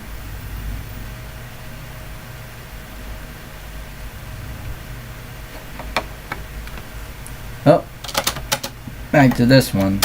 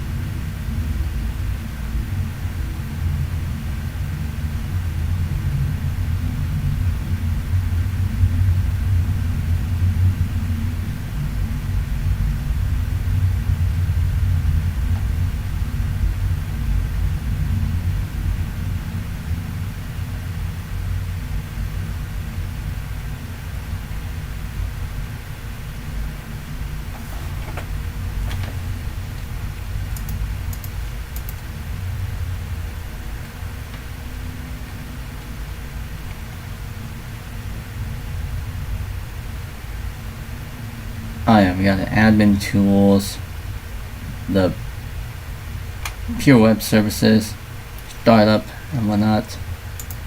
Okay, we should have Service Pack 2 installed. The easiest way to view what Service Pack installed on this thing's WinVer. There we go, Service Pack 2. Because it doesn't actually show under the System Properties window.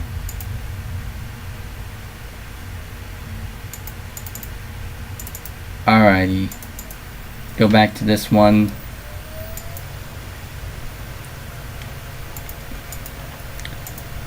I already installed Service Pack 2. Now I'm going to install the optional components. IIS 3.0.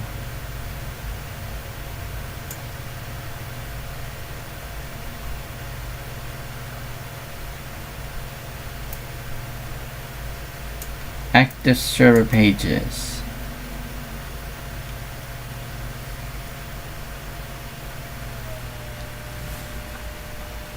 Now we're sitting at 10 concurrent viewers with 115 views. Oh, now it's dropped down to 6 concurrent viewers and 116 views. One more, yes. Stop all those services now. Install all those. Pure Web Services 3.0.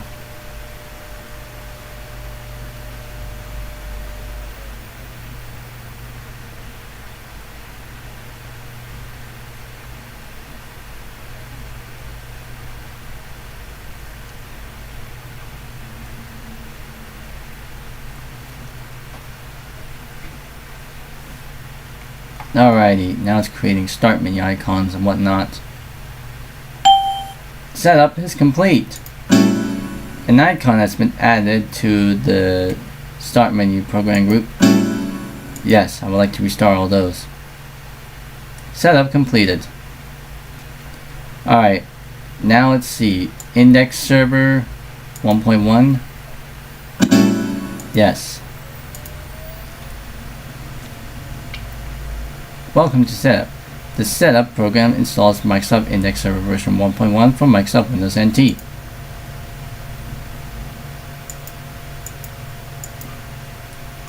Yes, install everything there.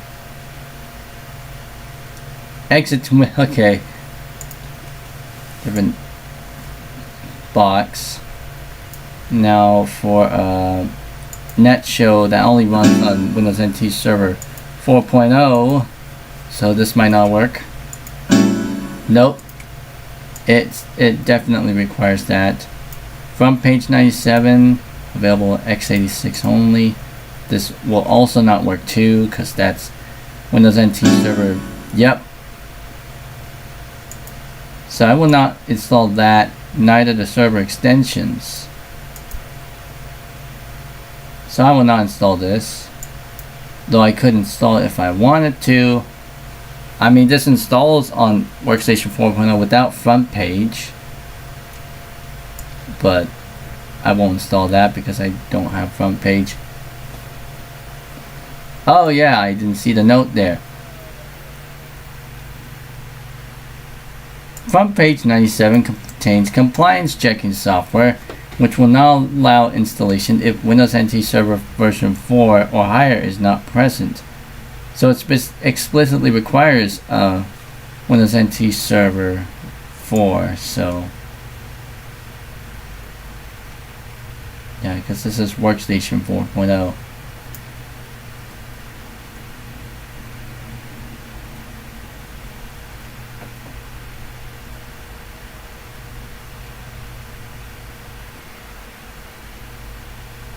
Yeah, but I will not install that for the time being.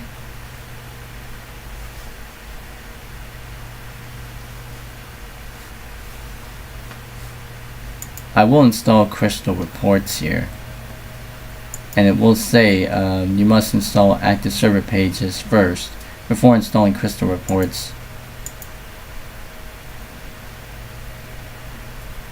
So Crystal Reports, here we go. Microsoft IIS.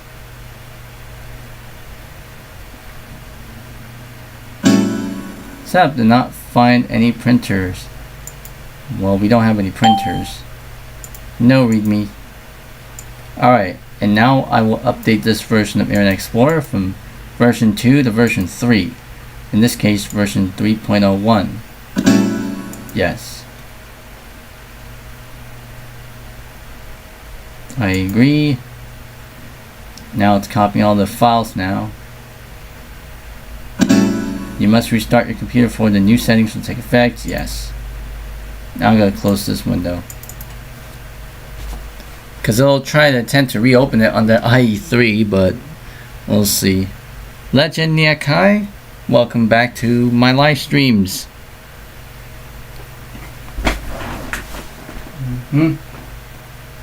119 views with 6 concurrent viewers.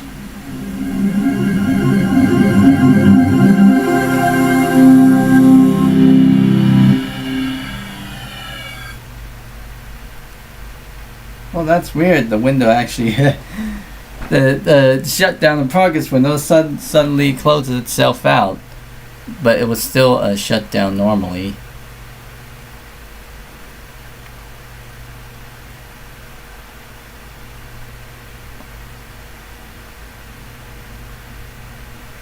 Oh, there we go. Now it comes up. It's a little bit weird how it does that. Shutdown in progress, whatever.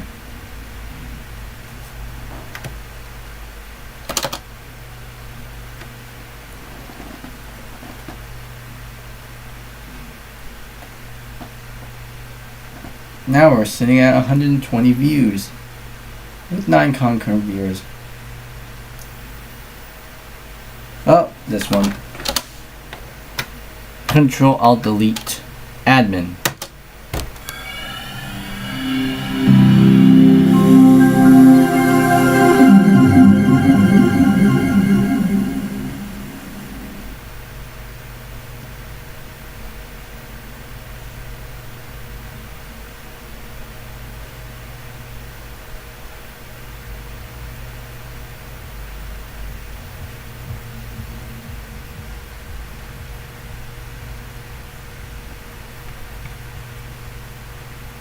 Alright, our Internet Explorer should be updated to version... It should be updated to version 3 now. Yep, you cannot open up internet stuff. About Internet Explorer, yep, version 3. And I think this is supposedly running under as a 16-bit application or something. I'm not too sure. But yeah, this is version 3. Could open up Task Manager and see. Well, I explore. Yeah, that's running. Updated Throbber. Oop. The clicking on that Throbber actually takes us to the Microsoft homepage. But that Throbber's got the new Internet Explorer E icon, but this one still has the globe icon. Even though, well, it still says Internet Explorer on it. I mean, yeah.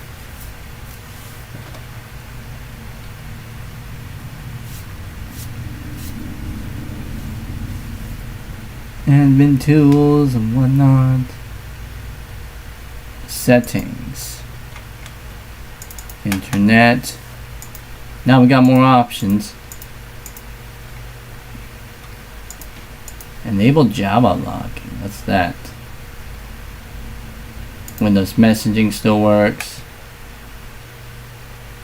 As per usual. Mail.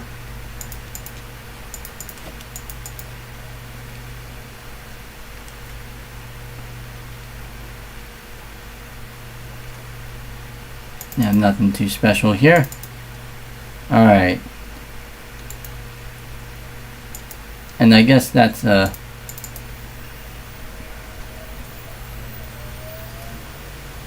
wow. Now the bar displays correctly. So now it's able to expand properly. Instead of just having like a like a white bar or whatever, or like a split. Alright, so once again I got Service Pack 2 installed on this thing. Whenever Service Pack 2, yes.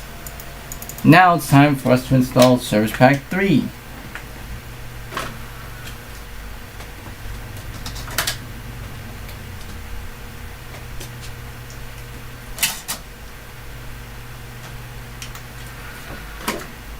Also, I think from that last stream, I was kind of using the USB-C cable that I used to plug this thing in. You know, that blue one? I broke that a while back. I actually showed it on stream. That's why I had to use the other one that I'm using to charge the. No, well, up until this moment, until a few streams ago, I was using the USB-C plug that I was using to charge my. You know, that I was using to charge my my portable charger. But just a few days ago, I got a 4-pack. You know, 4 sets of these types of USB-C cables as a replacement.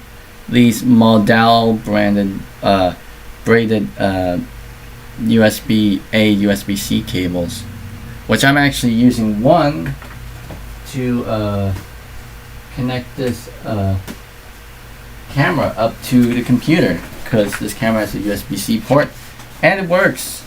I just hope I don't break this one.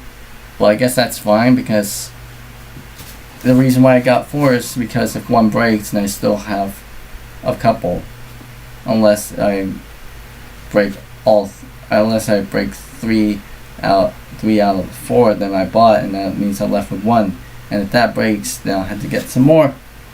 Oh well, that's just the gist of things. What's happening here? Just to kind of like show, in case if I ever forget. But yeah, that's what I'm using right now. So yeah, Windows NT Service Pack 3. This is still 1996. Look at that icon there. Free Internet Explorer, Microsoft, whatever, all those things. Microsoft software for the internet. Microsoft Internet Explorer. You got server, Office, software, Microsoft software for the internet, Windows products, back office products, and office products.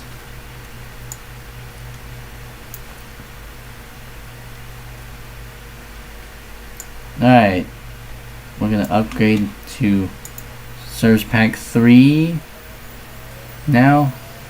Welcome to Service Pack setup, yes.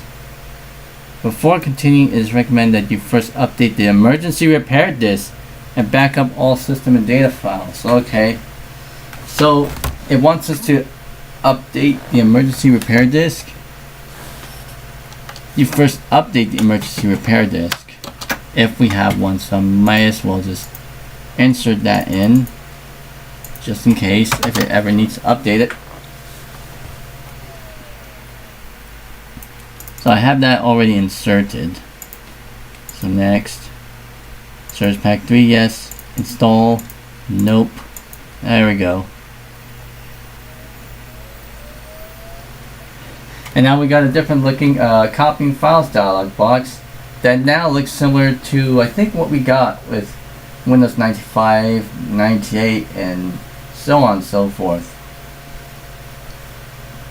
And this style of copying files dialog box was used up until Windows XP, because Windows Vista introduced a completely different design, obviously.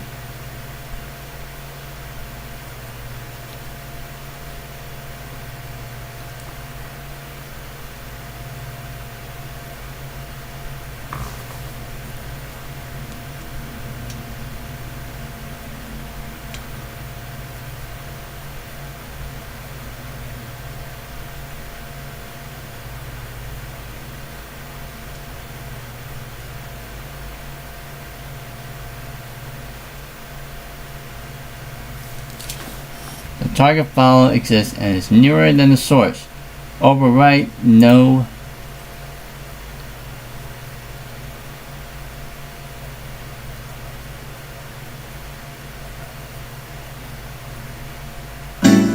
Windows NT 4.0 has been updated.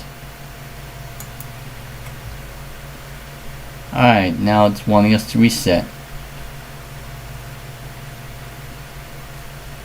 Service Pack 3 also, yes, updates the ISS to version 3.0.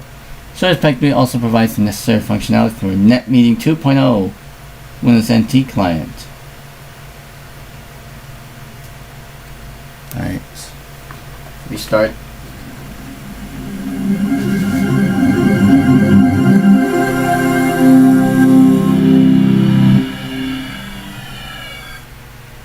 We're sitting at over 2 hours and 5 minutes now in this stream. Shut down in progress.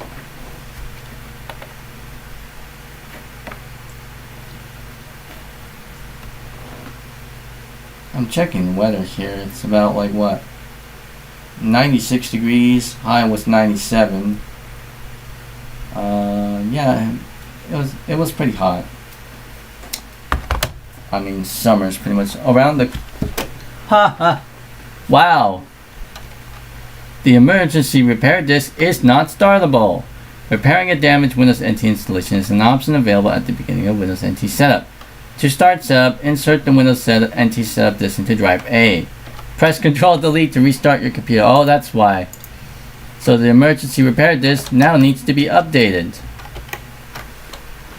So let's attempt to boot into that repair disk. Okay. I think I ejected the CD. Whoops. I still need to release that. And reinsert that disk.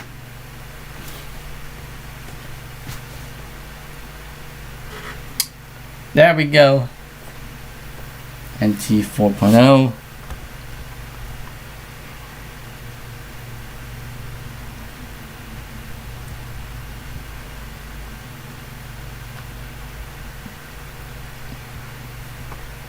Yep, Service Pack 3.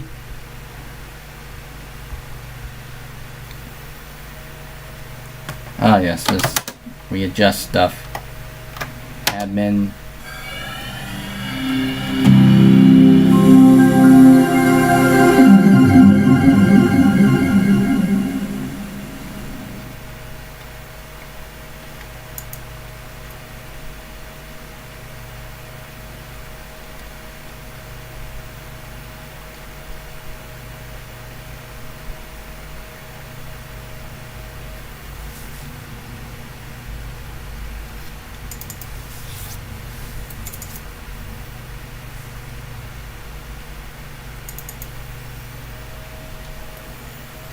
Okay, we go back here.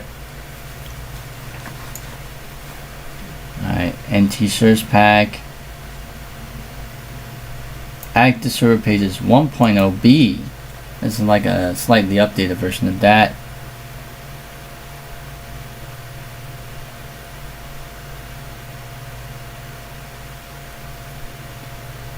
I agree. Next. Upgrade. One or more IIS, yes. Stopping all those things. And in the meantime, I will see if I can upgrade that emergency repair disk. Well, I don't think I can.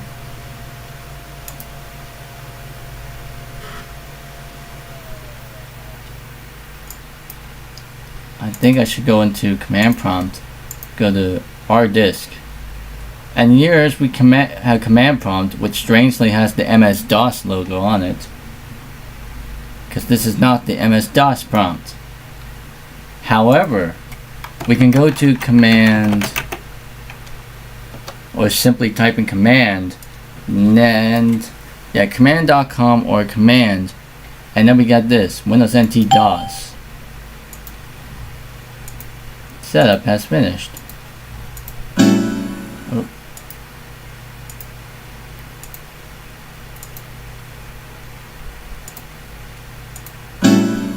Yes, restart all those things. Okay, that's done. CMD, let's open up the command prompt, and command or command.com opens up NT DOS. Different copyright info too, as you can see. End task. Okay, help. We got, oops, Alt enter this one. Let's see. Clears the disk and displays status report. Where's the R disk?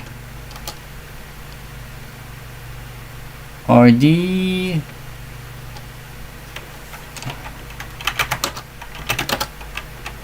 R disk. Oh. Oh yes, the repair disk utility. Exit. Or could I type in R disk in the run dialog? Yep. Repair disk utility. This utility updates the repair information saved when you install the system, and creates an emergency repair disk. The repair information is used to recover bootable system in case of failure. Update repair info.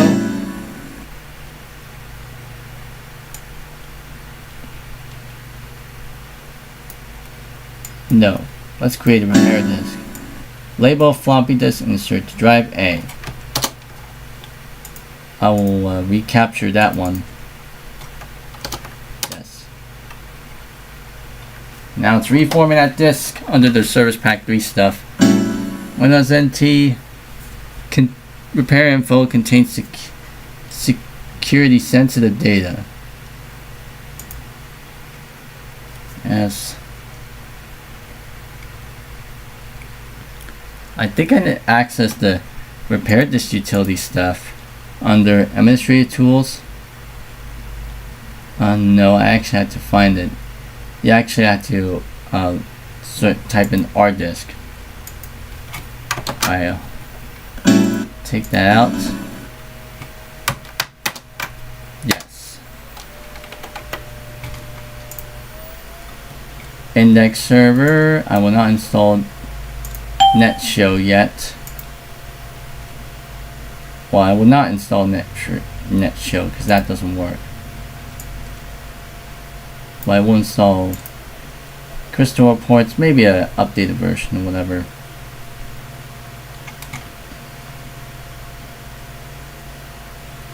Same version, it seems like.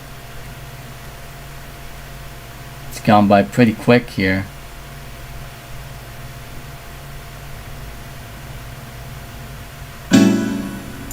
No printers. And there's IE 3.02. This is the updated version of IE 3. This is after 3.01.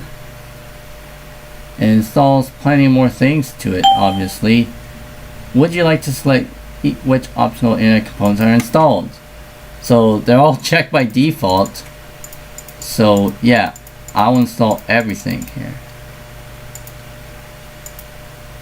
Yes.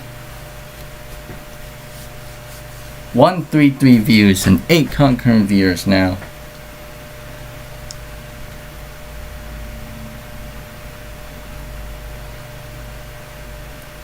Active movie, HTML layout control.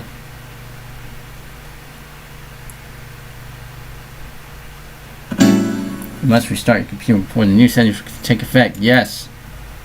I shall restart. Close out that, and I'll let the VM restart, not the computer restart, the VM restart. See how that goes.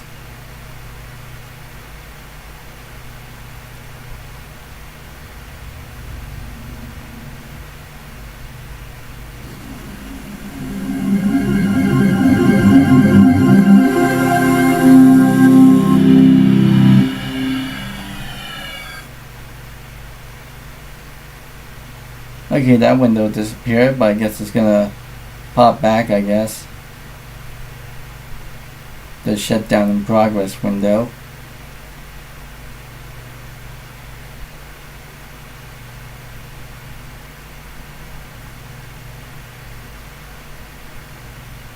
There it is. Shutdown in progress. So it's restarting.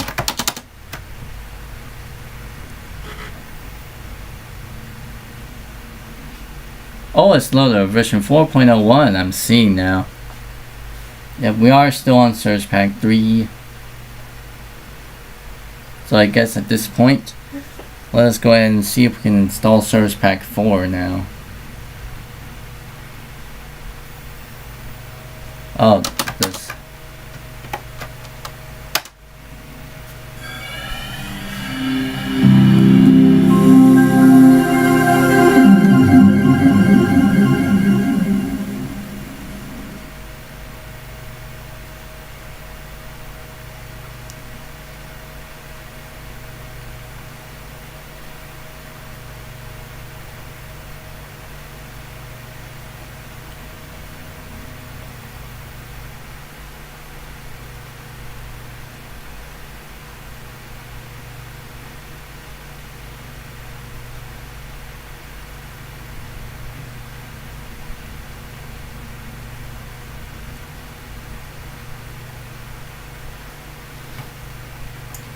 Some of the file types usually associated with Active Movie are currently associated with other programs.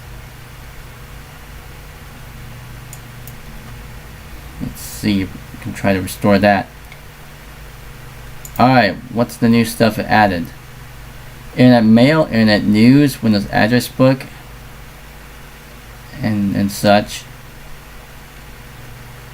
It also added Active Media Control, Active Movie file types to the rest. It's got CD player. This is a CD player. And we got media player.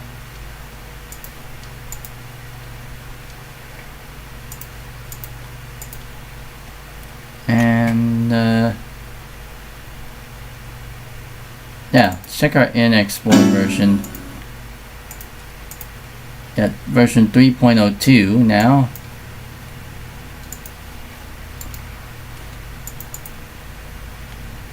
Here in the mail. And this.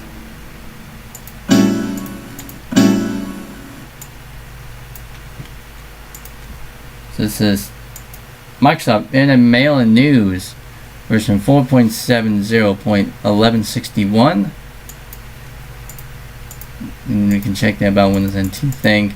And there's the IE throbber there with the Internet Explorer E logo. And this is still the global logo. Internet News. Okay, this is much like Internet Mail. It's the same interface. Address Book. This is address book.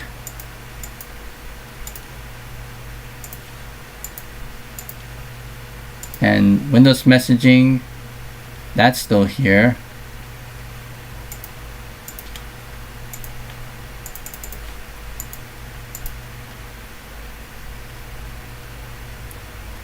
Lots of things here. Alright, what else is on this disk?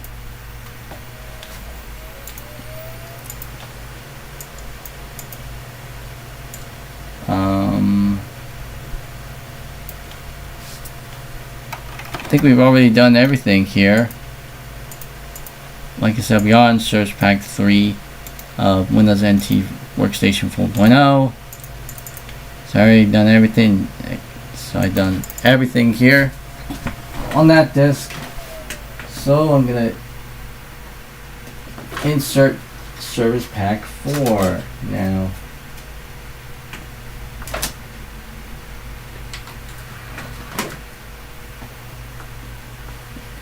So I got Service Pack 4 up at the ready now.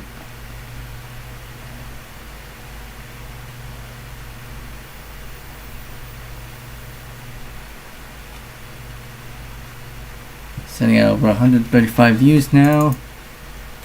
Oh, I need to load in that disk. And there we go. We got a slightly different looking page here. Windows NT 4.0 Service Pack 4. And quite fittingly, we have Internet Explorer 4 to 4.01 Service Pack 1. This is from 1998. And this contains year 2000 fixes. Microsoft Windows NT 4.0 Service Pack 4 contains several year 2000 fixes for the Windows NT 4.0 operating system. It is recommended that you use the following programs to update your Windows 2000. Okay.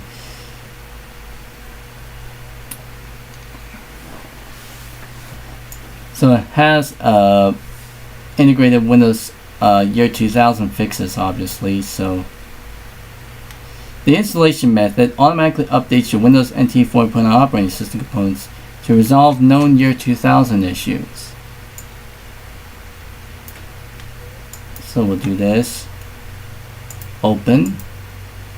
Yes. To resolve known Windows NT 4.0 year 2000 issues, you must install the following versions of the program listed below. Yes. I'll install these programs. As for IE4 and data access components 2, I'll reinstall those separately. So Service Pack 4, here we go. This is, once again, we are running Service Pack 3. It's going to be updated to Service Pack 4 now. And I'm going to continue upgrading until Service Pack 6A. Service Pack 6 Revision A. Then we can install the VM additions.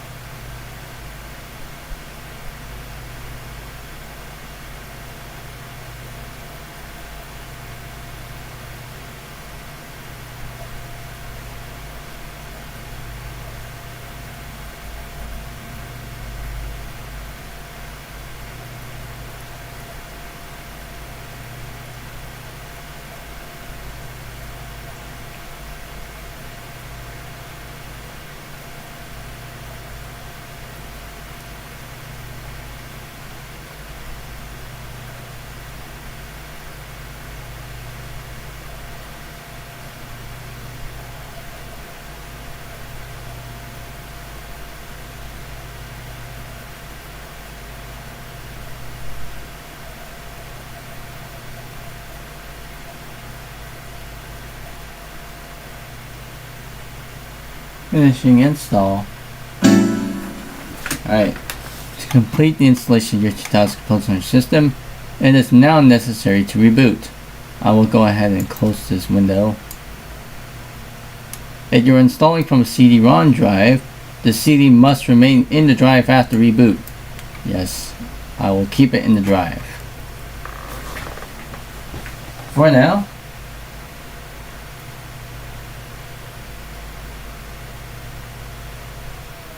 so it's going to restart in a bit, in a moment.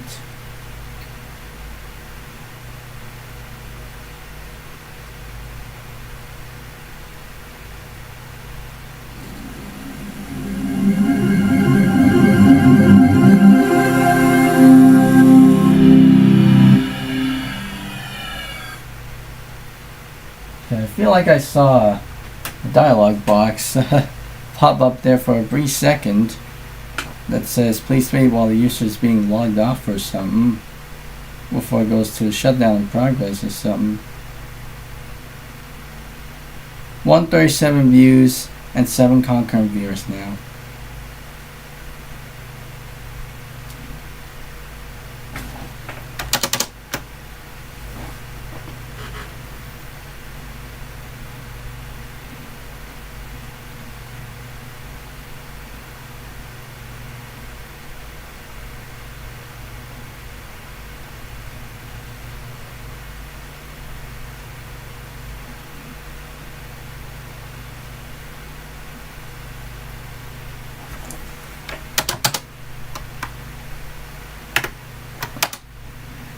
Alright, should it's already installed Windows NT 4.0 Service Pack 4 if I can check WinRAR, but now I think it's gonna install Internet Explorer 4, you know, just by itself without integrating it directly into Internet Explorer via the Windows Desktop update, because that's not installed by default, not on this upgrade anyway.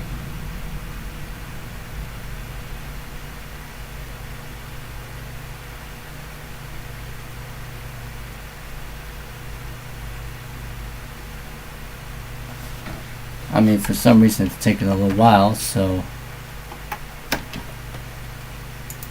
not really launching Explorer.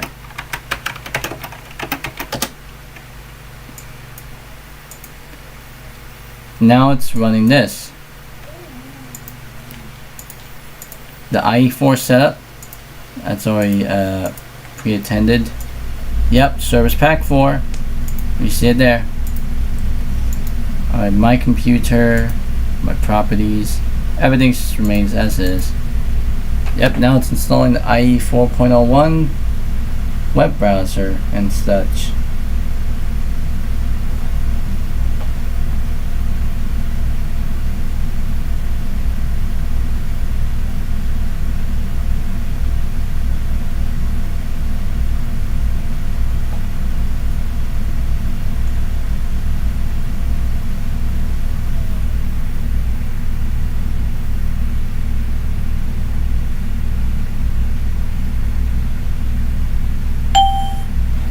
Oh, IE 4.0 active setup is already running. You cannot run a second instance of the program. Oh, what?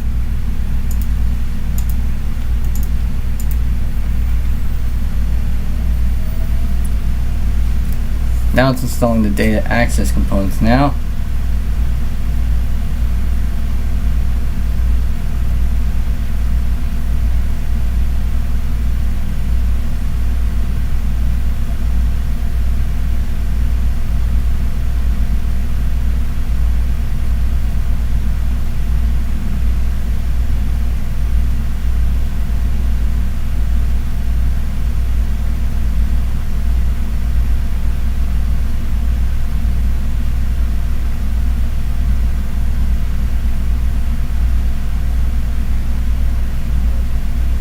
Oh, it's installed Outlook Express now.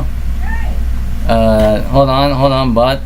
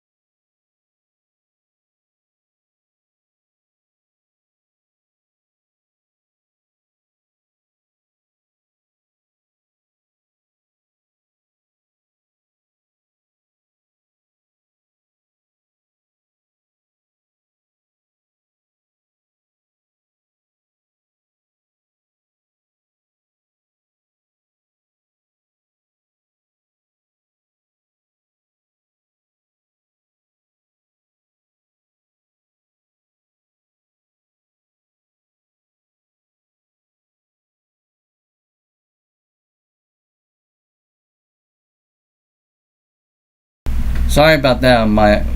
What's happening here? My mom just kind of like made sure if I want to eat some, but I'll eat later. As I said before, I'm still living with my parents, so just full disclosure. We're sitting at 140 views, 8 concurrent viewers. Now it's setting up Internet Explorer and stuff. It seems like I have to reset all this stuff again. As long as I get the other optional stuff in first.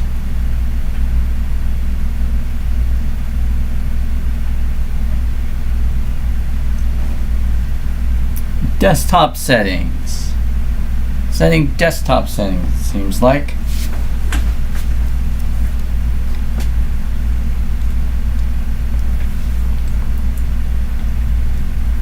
Gonna adjust camera here.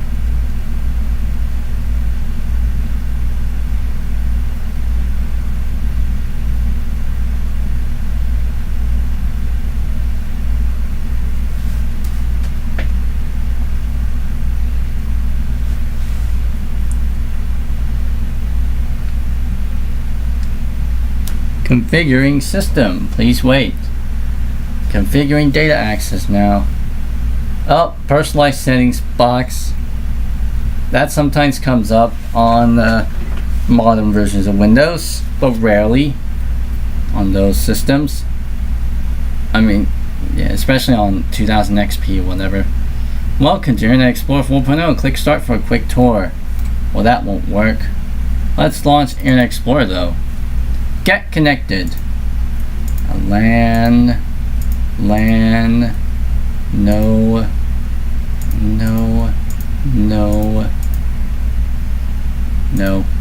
There we go. Finish. Navigation cancelled. LIE. That's what it looks like.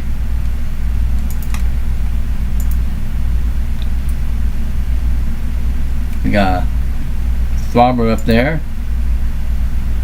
IE 4.0. Start tour. Click OK. Navigation cancelled. Close.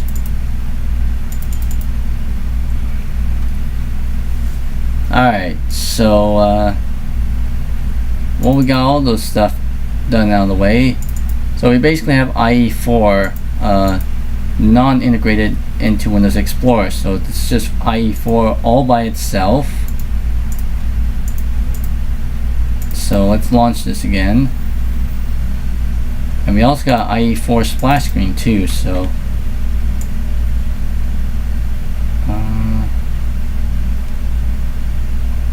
alright, so that's done. Now let's see if we can press on this again. Open file. No known year 2000 issues detected on the system. Okay, good. So it does a double check too. Net show stuff. That does not work. But we can install Media Player. Open file. Welcome. The setup will install the Windows Media Player plugin and codecs. There we go. It's gonna overwrite a few of these stuff, like CD player, media player, whatever. Yes. And I think it's wanting us to restart. LAN.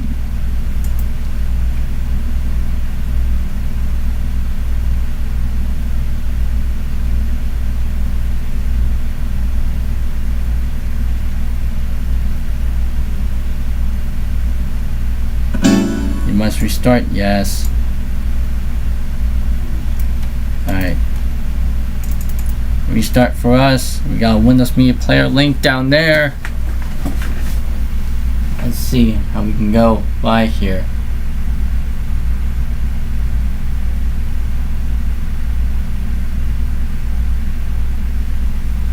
We are sitting at over 2 hours and 36 minutes now.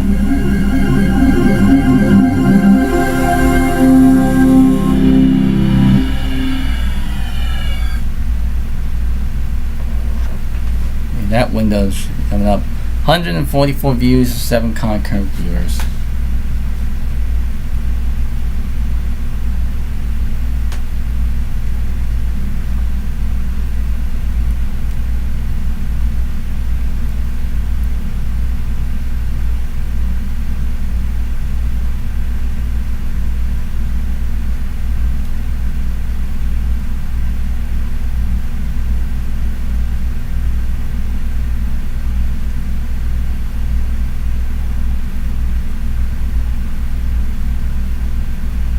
Shutdown in progress.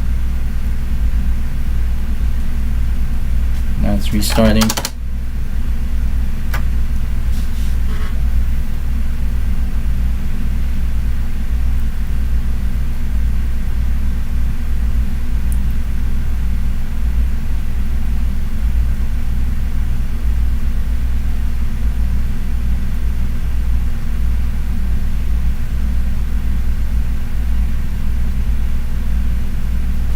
Oh, this.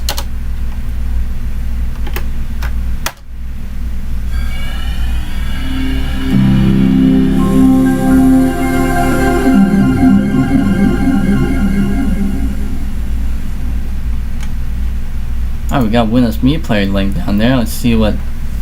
I mean, we got IE4 now, and it removed all the other links to internet mail and news. On the multimedia, we got. Well, the only one we still got a broken link for active movie file types, but we still got CD player, and we got this new Windows Media Player link. This is the version of Windows Media Player that I think came with Windows 98, first edition, I would think, because of the similar logo. 1992, 1998. Oh yes, 1992, 1998, version 6.00.02.0902. And where's, clicking on that, where's that go to? Showcase. Oh, that goes to a non-defunct link. My computer, NT4. So we already got that up and running. I got Windows Media Player installed. And then we got well, next we get IE 4.01. So I'm just gonna technically reinstall it. IE 4.01 Source Pack 1. I accept. And we'll do a full install, which also includes, this installer includes Windows Desktop Update. And by installing it, it will at least change all these icons that we see here to be more reminiscent of that of Windows 98. You know, judging by the way it looks. So it'll change all these Microsoft Plus Windows 95 like high color icons, pretty much, and replace them with their Windows 98 high color, you know, counterparts. IE 4.01 Source Pack 1 includes a Windows Desktop Update as an optional component. This update adds true web integration to your Windows experience. A web-enhanced active desktop taskbar, start menu, and folders. Would you like to install it? I mean, this is what it looks like without it. This is what it looks like when installed. Obviously, we cannot drag stuff. We cannot drag stuff, you know, drag and drop stuff. It's just automatically like labeled. And these program groups are separate. Once we have the Windows Desktop Update installed, these will be all conjoined together into the one list. And we don't have, is there a personal folder? Well, we don't have a personal folder. Well, we don't have a My Document stuff. So I think that's added with the Windows Desktop Update stuff. So hit next. Active channel selection, we'll choose the United States because that's where I live. Destination folder, Microsoft Internet, Broken Files Plus, Microsoft Internet Explorer. Okay. Preparing setup.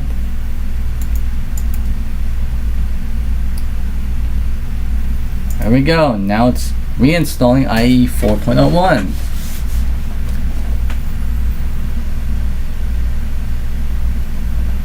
Oh, somehow I dropped down to 0 viewers. On here on my OBS and my YouTube studio, but sitting at 145 views. Oh well.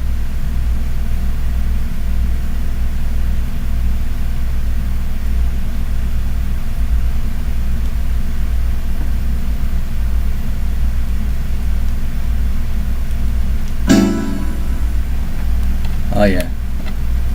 Let's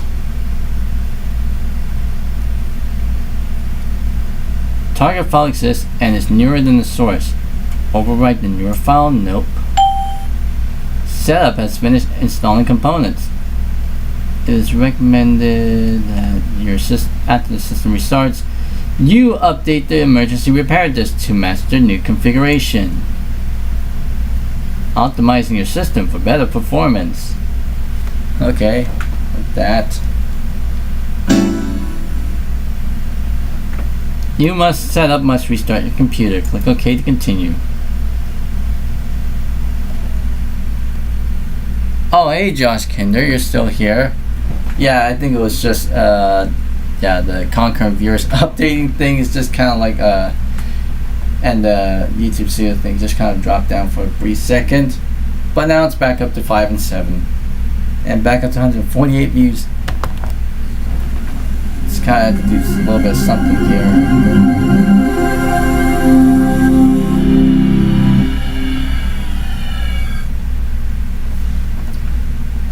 By the way, if this is kind of relaxing to you, I mean, if you kind of like this type of content, I surely appreciate it, you know, because this is only just like a certain niche. If you like seeing like live streams like this where it's pretty much just me just tinkering around with like stuff like this, if you enjoyed stuff like this, I'm gladly appreciated.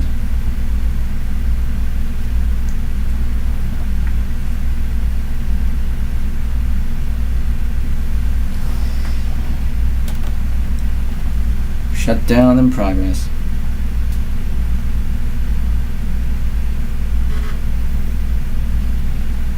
Alright.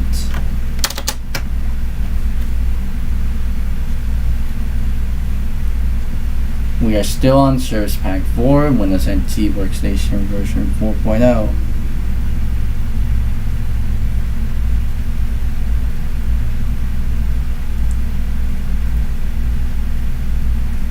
Here we go. Control Delete, Enter.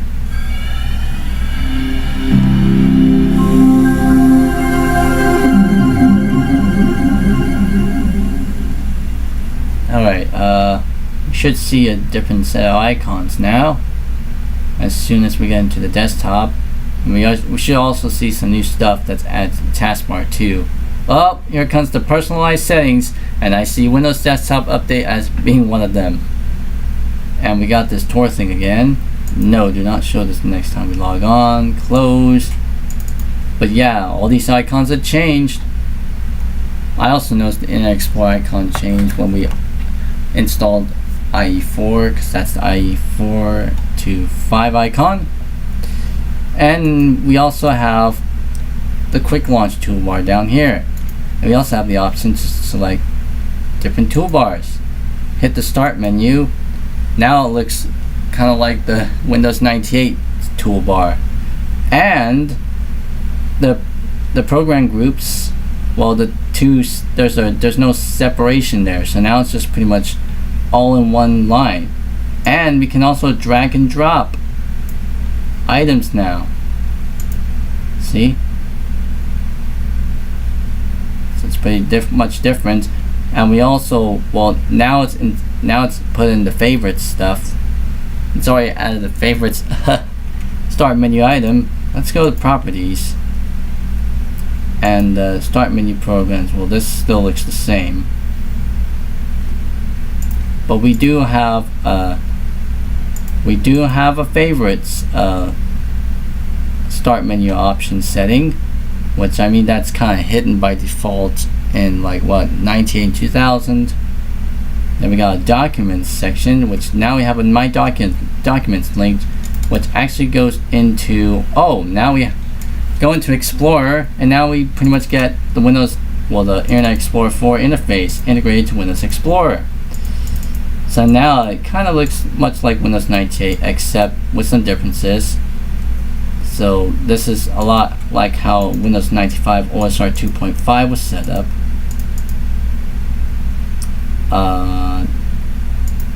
WinNT,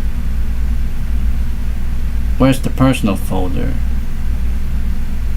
I think it's under profiles, admin, yeah, personal. This is pretty much the My Documents folder as it stands. By the way, if we go to My Documents, it'll just go link us to the personal folder. The personal folder of this account, I guess. Yep, it will. So let's create a shortcut here. Move it to the desktop. And personal. I will rearrange these icons to match that of Windows 98. You know, 98 first edition or second edition. I'm going with first edition. See here. Well, thank you, Josh Kinder. I'll continue to keep doing this for as long as I have. Especially with these types of live streams, obviously, because I'm doing these types of live streams because, you know, I rarely post, you know, regular form videos and even shorts for that matter on this channel anymore because of the nature of how long it takes to kind of like film, edit, and upload all these types of stuff. Yeah, so I figured doing a live stream like here and there, you know, just kind of like make up for that is kind of the way to go for me. I'm basically taking like a Ben Heck Hacks route, you know. Yeah, I'm taking like the Ben Heck route because he also does that way too. Seems like something similar. But yeah, 151 views, 9 concurrent viewers. Alright.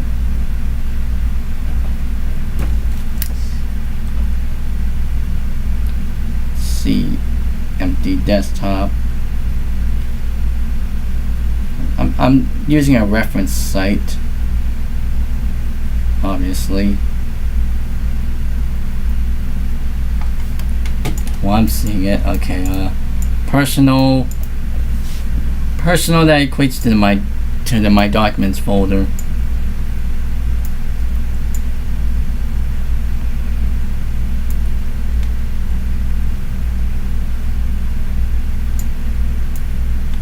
Actually, because we have an Internet Explorer link there, I'm actually do something like this.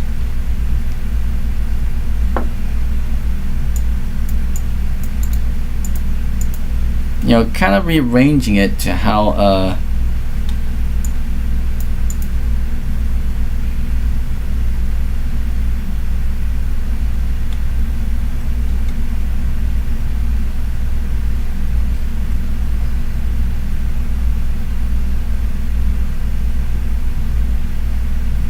slightly rearranging it to how like what 98 second edition does, with some differences.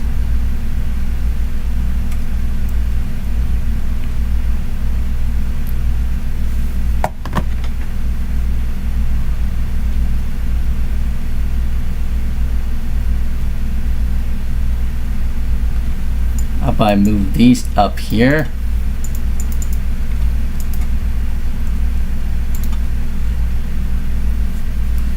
yep, and we also have a refresh button. So like how you know, the default Windows NT Explorer, you know, without Internet Explorer integration, you cannot refresh it. The only way that you had to kind of like technically refresh it is by clicking the up button and then re-entering that directory again.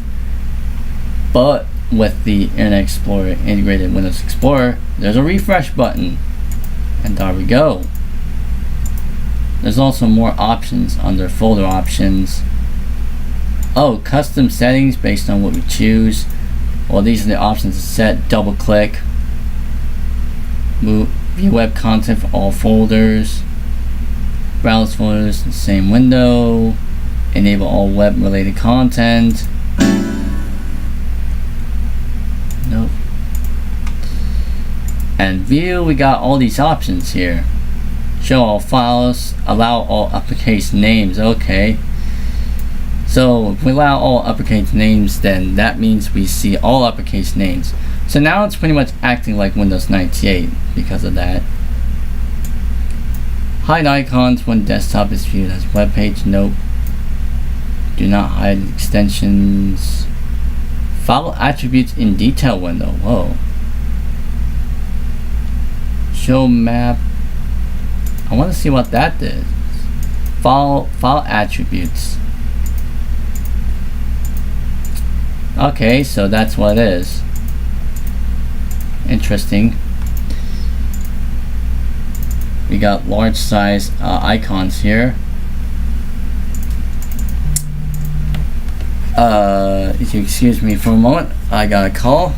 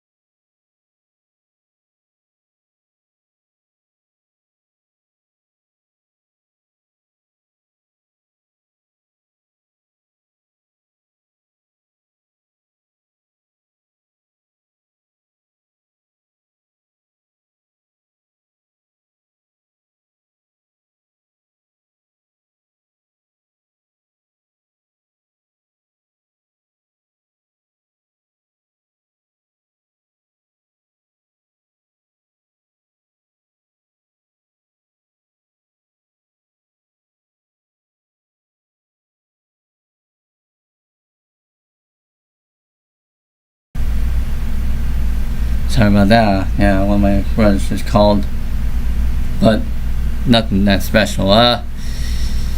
10 concurrent viewers, 156 views. What we were here?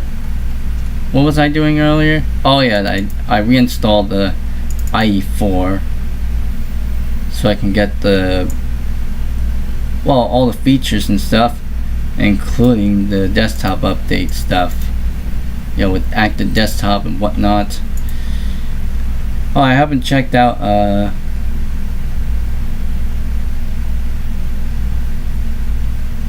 oh, we got Internet Explorer section here with all these stuff, web publishing wizard, and all these other kinds of things. We'll check out Outlook Express. This is first version of Outlook Express, you know, version 4.72.3 11.0.5 1981 to 1997. You have 2 unread messages in your inbox. It says it's currently not your default mail client. What says my default mail client? Windows messaging? It might be. let's set your name. Ooh, import, yes. Oh, error has occurred. Alright, security features. Welcome to Outlook Express. This is Outlook Express 4, obviously. Oh yeah, that throbber goes to, oh! Clicking on the throbber also takes you to the Microsoft website too. Alright, okay, so that's that. I got that down. Now web WEBM. Web-based enterprise management. What does this do?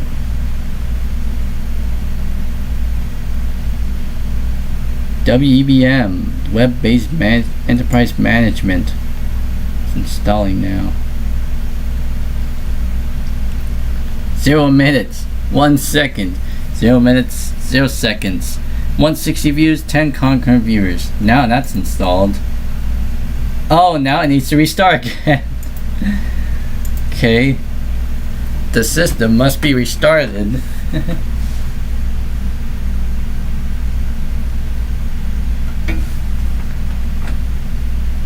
2 hours and 57 minutes now on this stream. Oh.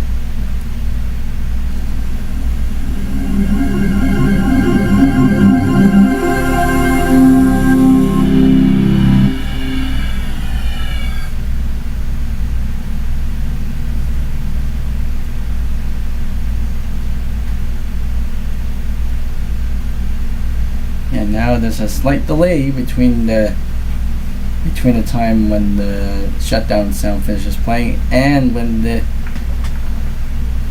shutdown in progress window is coming up.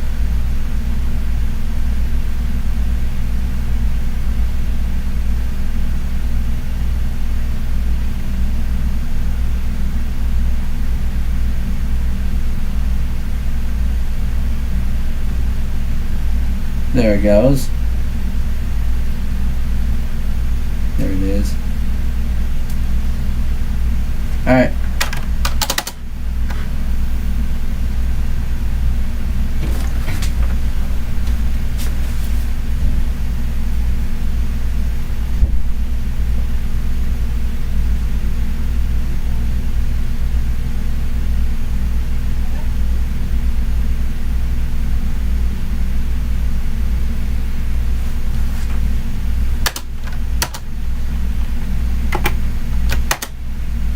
That.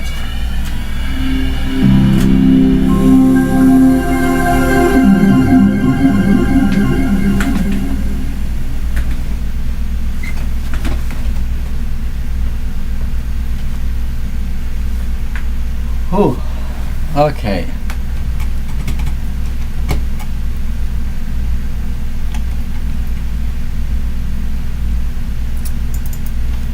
Alrighty.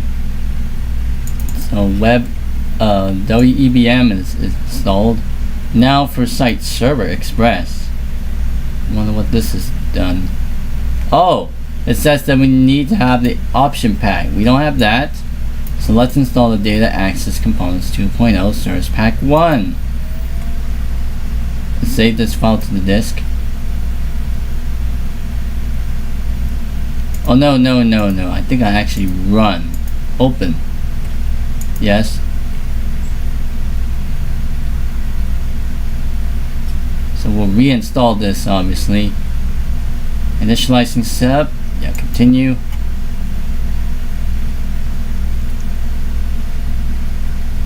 One 64 views and 5 concurrent viewers. To choose the installation you want, click one of the following buttons: complete or custom. Let's do custom. If I want to, like, select all, continue. Checking for necessary disk space. And there we go. Now it's updating the system. It was completed successfully. Alright, now I don't even need to restart. Service Pack 4. And I guess with all that out of the way, I'm gonna go ahead and see if I can find a blank CD. I still have a plentiful pack of blank CDs that I'm gonna use. See if I can find a good one that doesn't seem to be it's not overly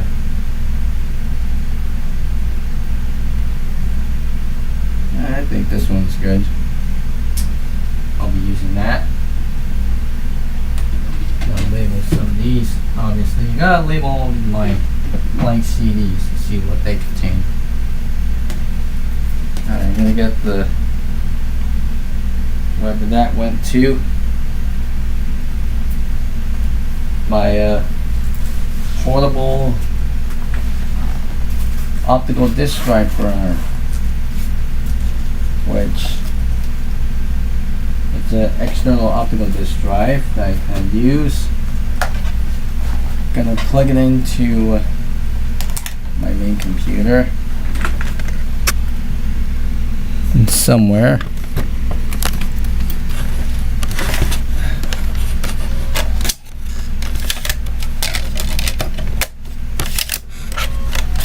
Whoops.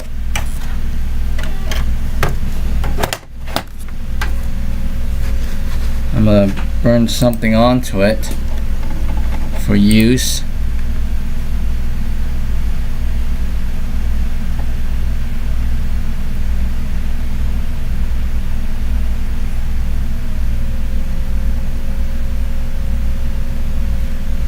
Let's see, write image file to disk.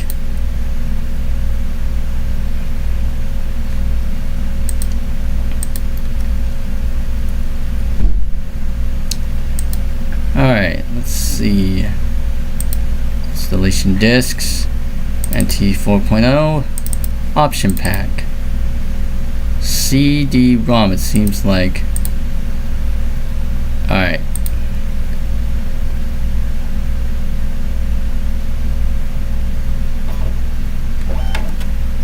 Alright, now it's running.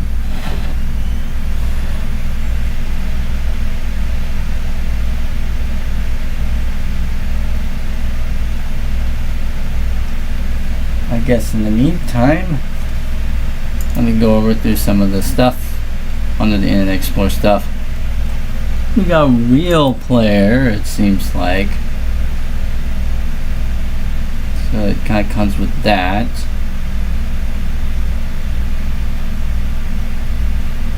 If it will ever load.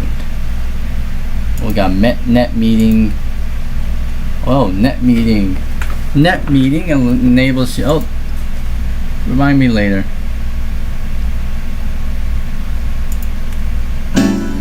Cannot open up internet. The Real Player is no longer the default. No. Real Player 4.01. Very old version.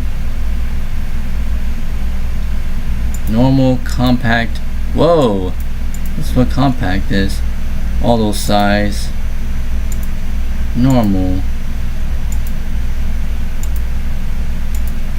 NetMeeting. Don't obviously know what that is. Address book.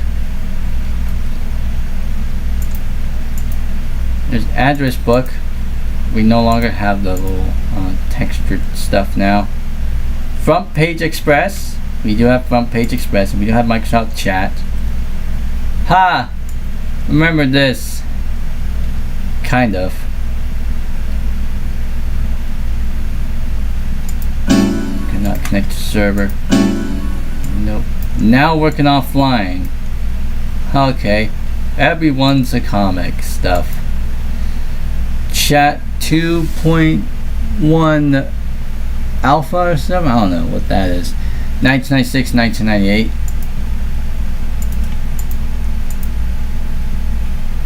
Well, we got chat and then Microsoft Chat. Two different programs. We got Web Publishing Wizard. We got Front Page Express. There's Front Page Express. Version 2.0.2.1110. 1995, 1997. But yeah, Front Page Express. We got it up in here. And then we got the Web Publishing Wizard. Publish your files on the web.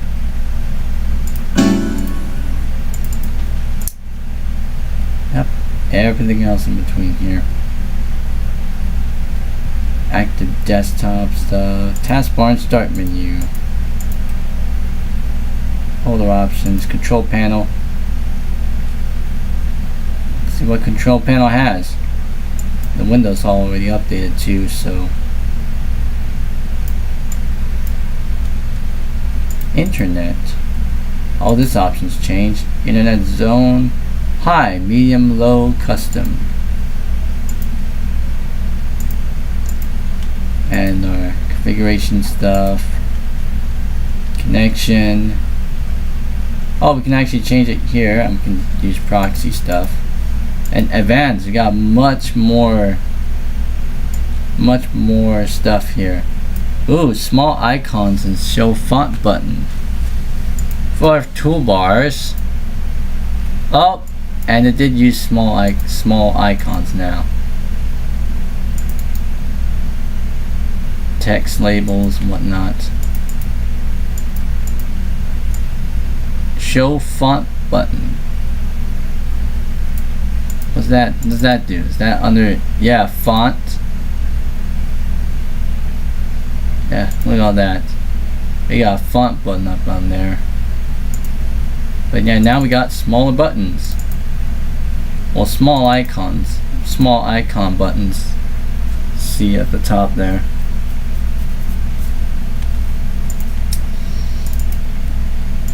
Alright, launch browser and full screen. Show friendly URLs. Show channel bar at start off. If active desktop is off. Browse the new process. All complete. Some SSL stuff.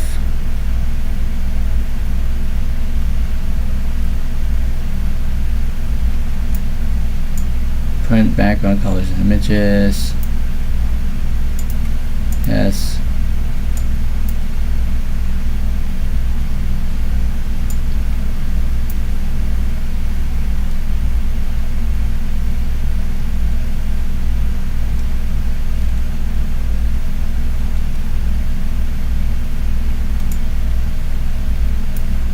Okay, yeah, all these things. All these things, yeah.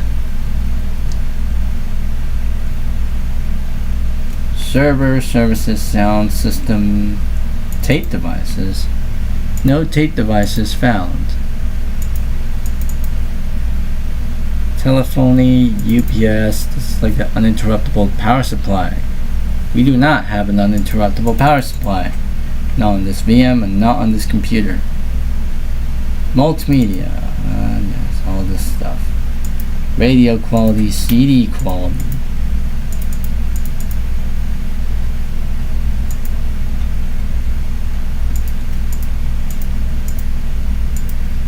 Alright, all these things. Same basic. Console. Oh, so this is the. So there's also like a dedicated applet for it if we don't want to do it via directly on the command prompt or something. And it seems like my burning process is finished.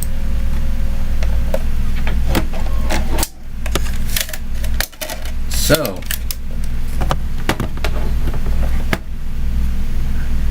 since like I burned the copy of whatever that's on this disk now, whatever that's on this blank disk. Let's see what's in it. Take out the Surge Pack 4 disk since I won't be needing it anymore. And I'm gonna go ahead and see what's in this one. As soon as that loads up.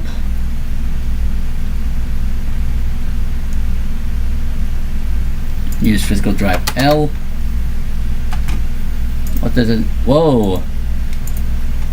The Windows NT 4.0 Option Pack. Welcome to the Windows NT 4.0 Option Pack CD. This is 1997. Microsoft Windows NT 4.0 Option Pack provides enhanced web and application dev services for Windows NT Workstation 4.0. So let's go ahead and install.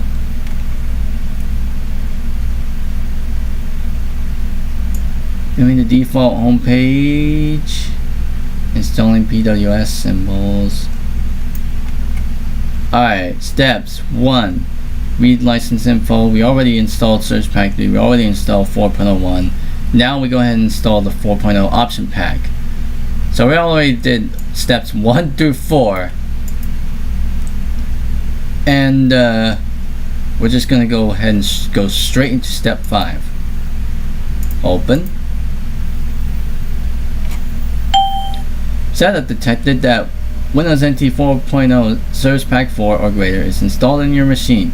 We haven't tested this product on Surge Pack 4. Do you want to proceed? Yes, this is Surge Pack 4. Setup is initializing. Please wait. Yes. We have the Microsoft Gopher service is no longer supported. If you click OK to continue the installation, Gopher will be removed. Okay. So that's going to be removed. The Gopher service, it seems like it's no longer supported, but oh well. Microsoft Windows NT 4.0 Option Pack.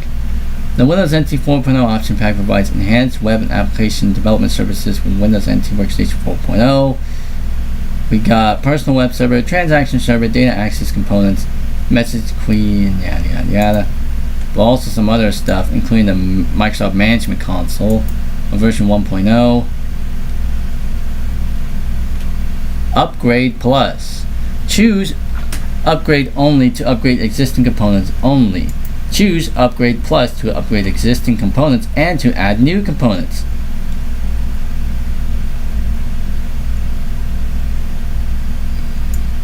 Upgrade Plus. Alrighty.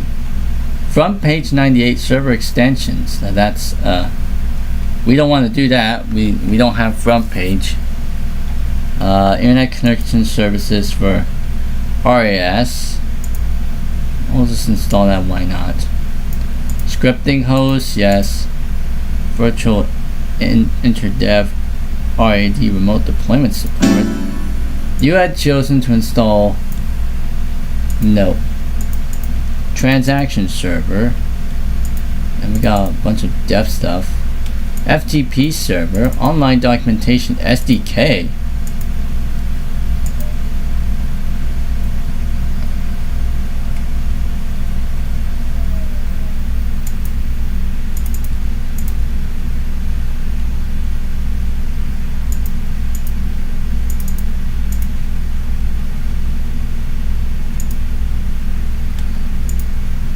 We'll just install those, why not? Common files, the script debugger, the message queue, data access components, ADD documentation, document samples, remote data service here, RDS,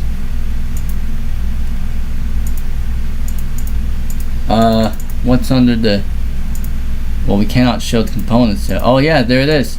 Microsoft Management Console for Windows NT. Next. FTP servers. Transaction server. Local. Independent client.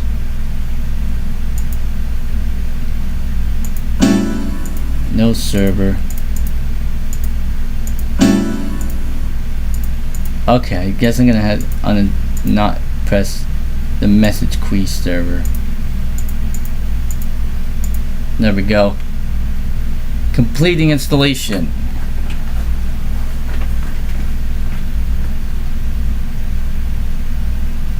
Building file list. Perform config.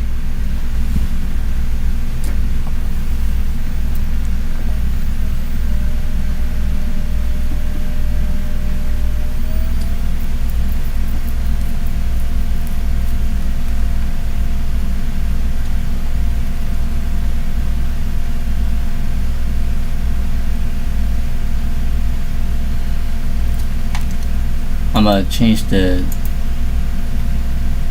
the icon of this one, change it to well, I mean that one's not, this is the icon it shows.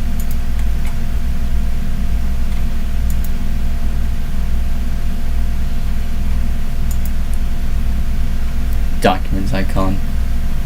We're sitting at 11 concurrent viewers with 175 views. Let's keep this thing on going. About 3 hours and 16 minutes now.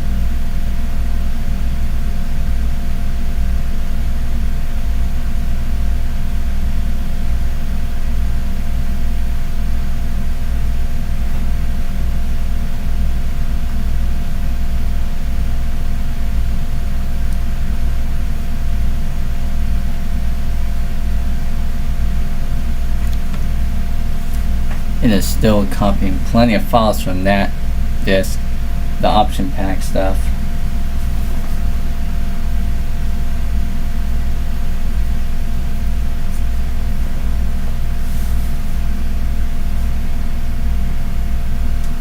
Now we're sitting at 12 concurrent viewers, 179 views. Still going.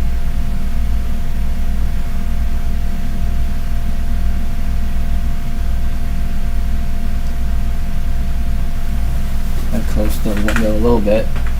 Let's give it a glare.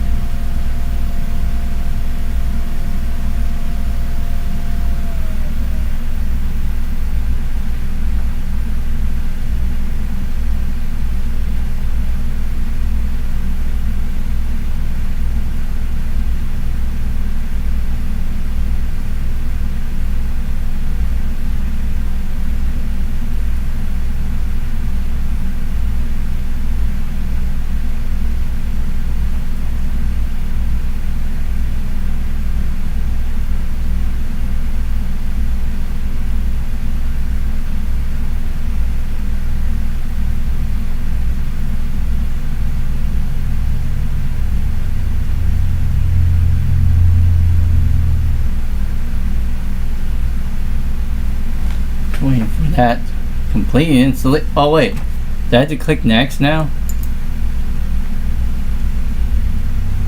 It seems like it. I see that button come up.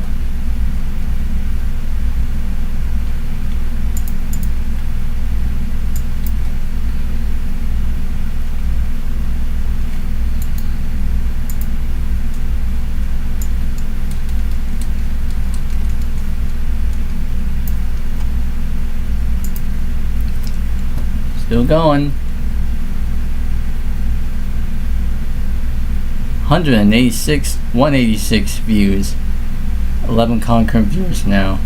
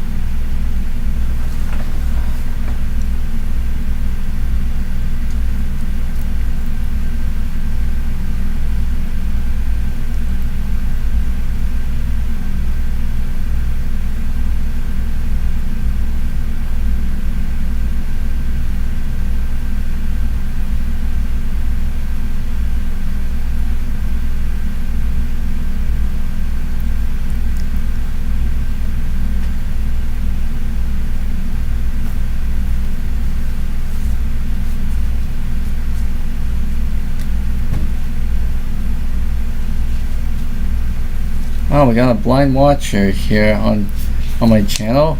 Well, welcome, Jason Bratcher.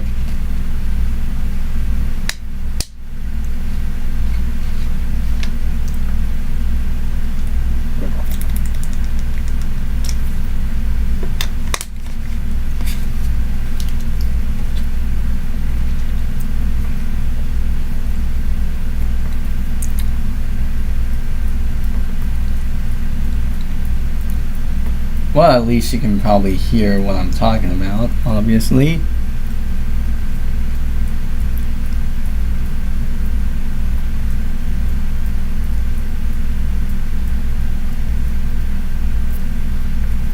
I mean, Jason, I think all modern software nowadays is just like that, obviously. I mean, obviously, back then things were different, but right now, with all this AI slop coming along our way, yeah, I think this has pretty ruined it. I mean, because of your blindness. I mean, remember when computers, when you had to like actually use like a keyboard and well, all you need is like what, just like a unit keyboard and stuff. I mean, everything before the mouse, like what, you need like a text-based, well, you need like a DOS prompt, pretty much anything like DOS stuff, if you know how to like type and stuff. Because obviously, I think, like, I don't know, like, I mean, accessibility stuff in computers.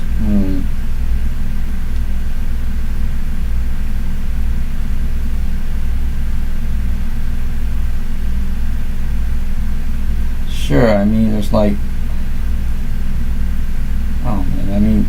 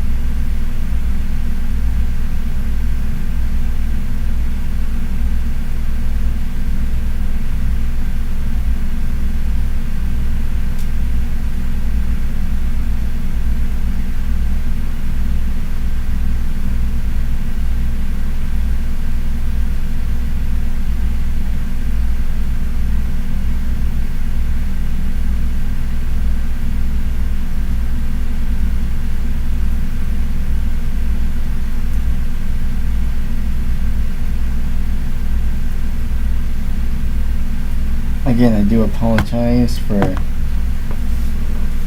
not having to stuff. Yeah, virtual machine edition is not installed in this virtual machine. Yada yada yada.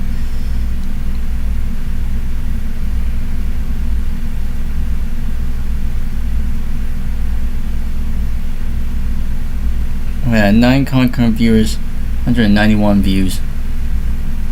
Okay, it seems like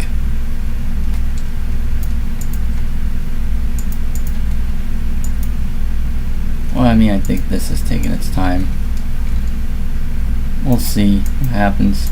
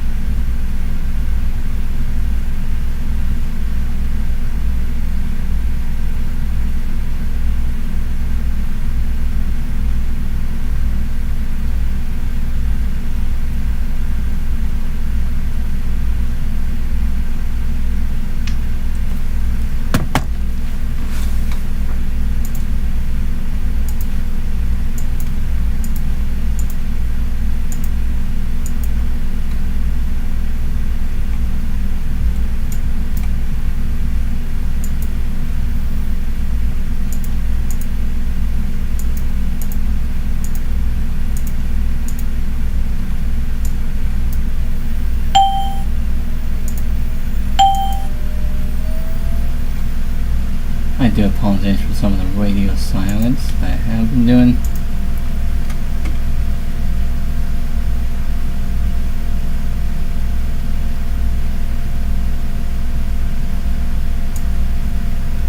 Okay, I think I have all this stuff installed. Right, next.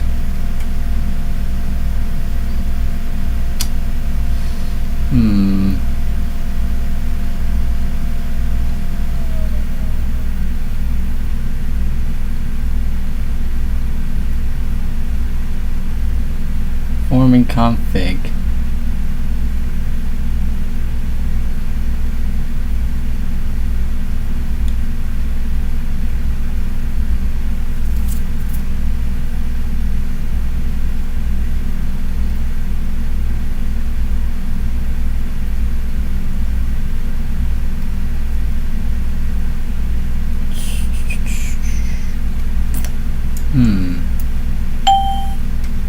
Unable to, okay, stop.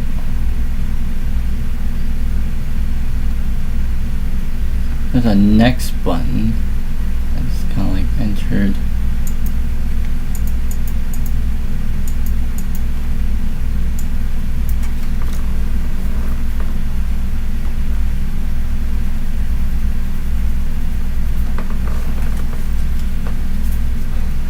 Oh, okay. Oof.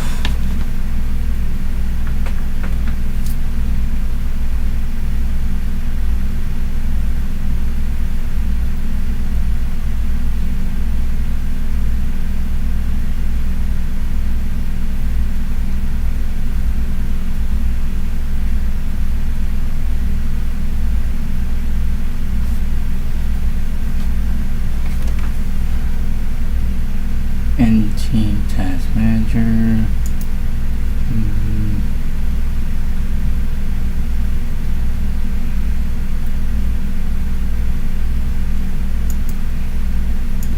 I didn't put this. Oh, that just made that window now.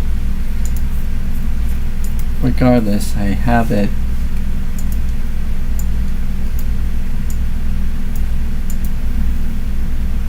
I think I gotta have it installed in here.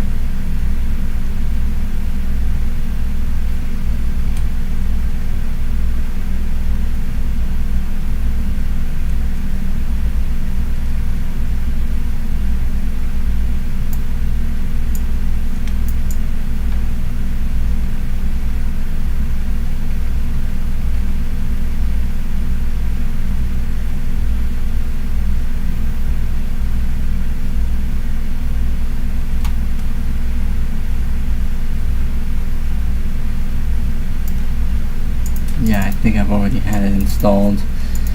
Well, I want to see what happens. Besides, I've already installed that now. I'm going to go into installing NT Workstation 4.0 Source Pack 5.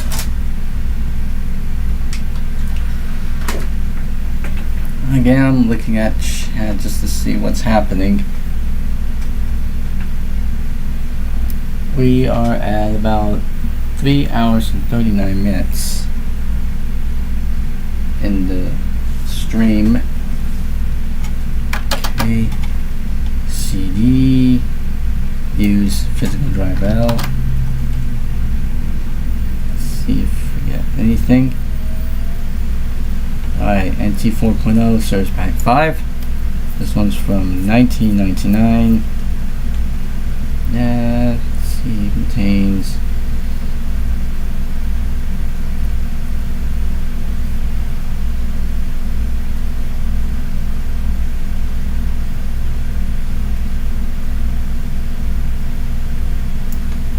Microsoft Year 2000 product analyzer scans a hard or network drive to report the Year 2000 compliance levels of Microsoft products and if updates are required.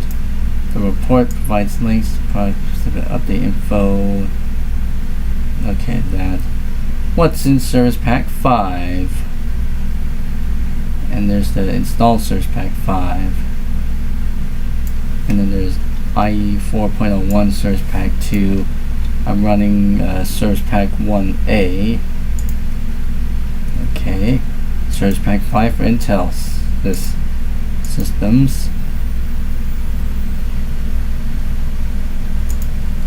Backup files necessary to install the service pack at a later time. I will uncheck that, but I will accept the license agreement. Alright, now it's installing the service pack. 197 views, 7 concurrent viewers now. Oh, goodness. Oh.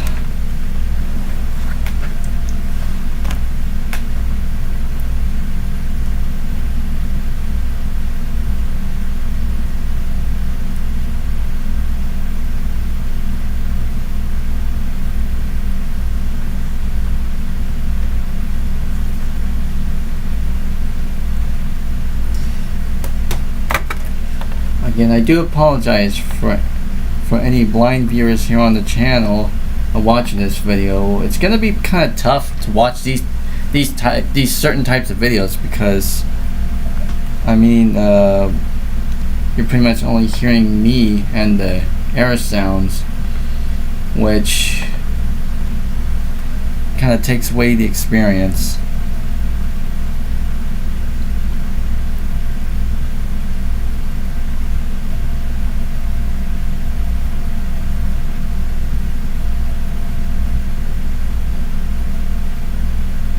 I mean, as far as PCs that could not shut down on their own back in the day, yeah, I think that's probably, I mean, with modern PCs nowadays, I think with the advent of like what, ACPI and whatnot, yeah, I think that's probably a thing of the past. Though, I mean, there is a power switch on the power supply, even though the computer itself supports ACPI, so it shuts down automatically.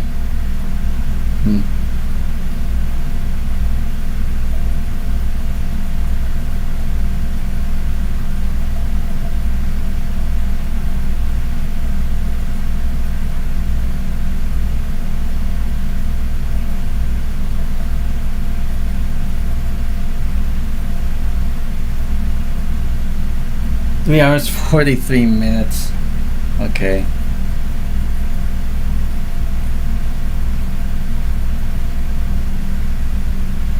Well, by casual tinkering, on the title of this stream, it could be anything. Right now, I'm just doing software tinkering. I'm not doing hardware tinkering because I don't have any new hardware items yet.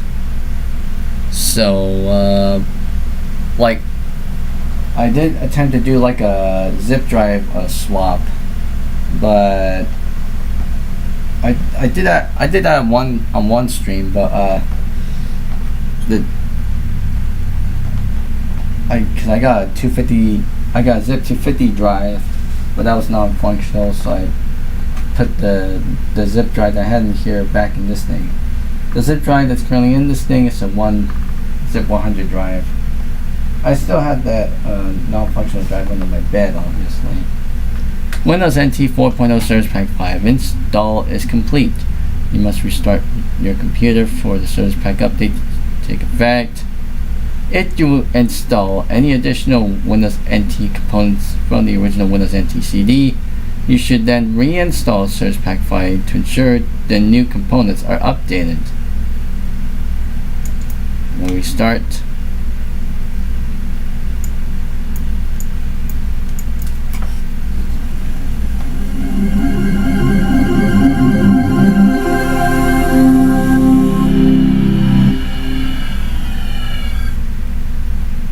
Shutdown in progress.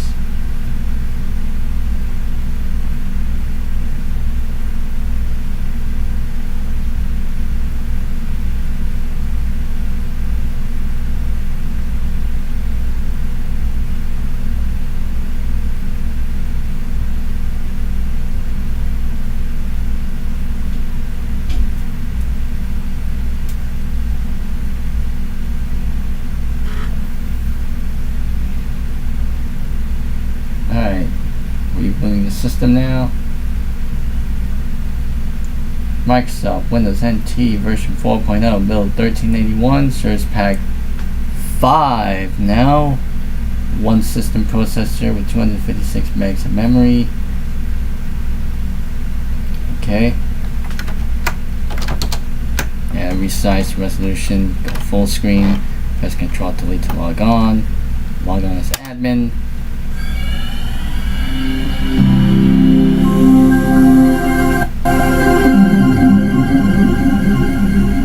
Get the startup sound here. Let's see if we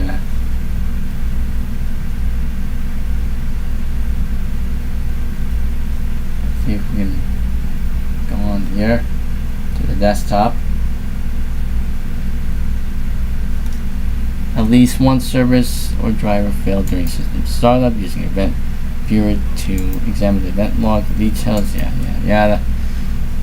Oh, we got. Oh, I can.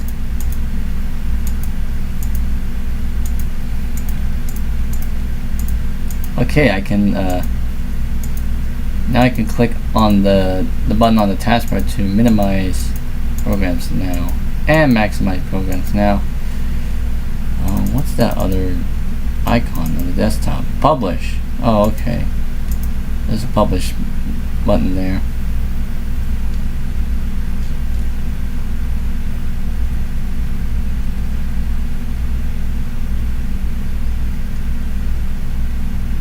Well, it's made the Windows NT 4.0 option pack. Well, it's made that program group now. Alright, what's next? Well, I got the window open again. So I installed Service Pack 5. I will verify under WinVer that it should say Service Pack 5, and it is. Version 4.0, build 1381, Service Pack 5.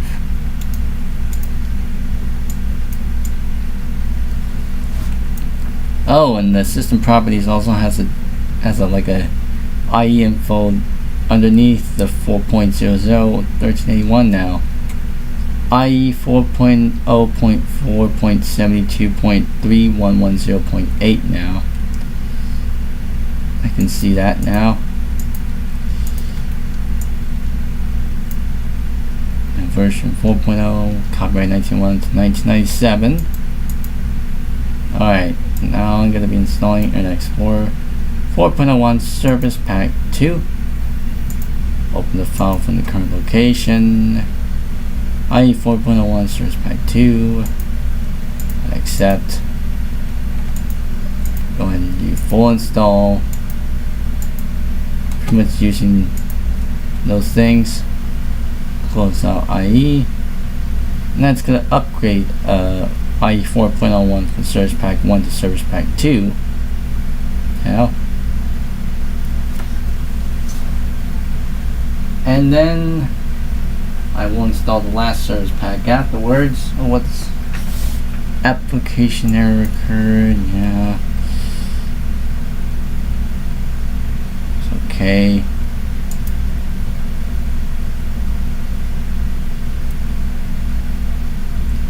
Installing the desktop update. Microsoft VM for Java.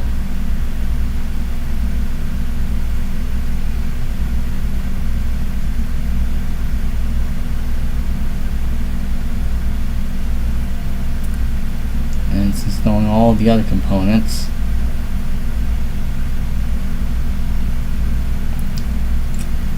Like updated components for Service Pack 2.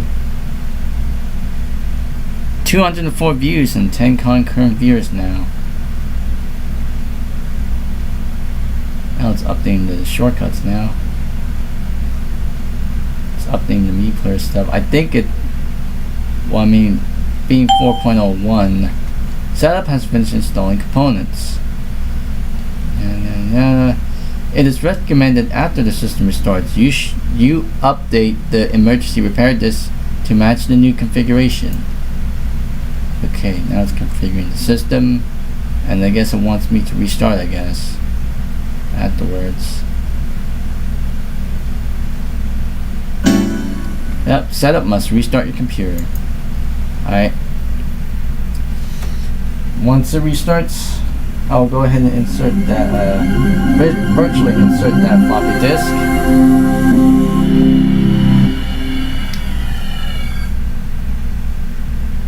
Shut down in progress. A window come up.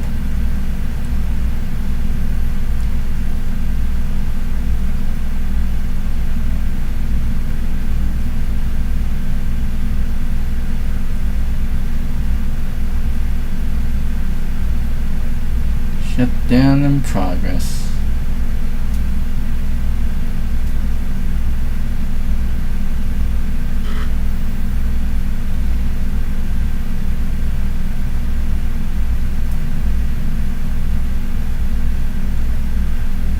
Once again, we're still on Service Pack 5. And I guess I will need to, I think I may, maybe I might as well, I mean, I don't think, I'm not going to insert the emergency repair this yet. I'm going to go ahead and upgrade to the latest Service Pack now.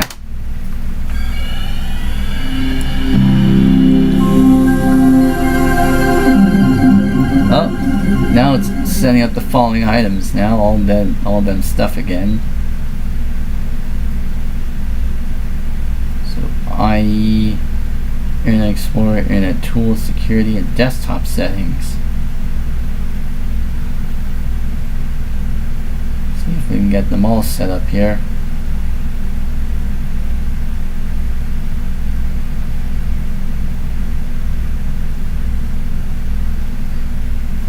At least one service provider failed during system start. Yeah. Let's see. I can go to Event Viewer, see what happens there.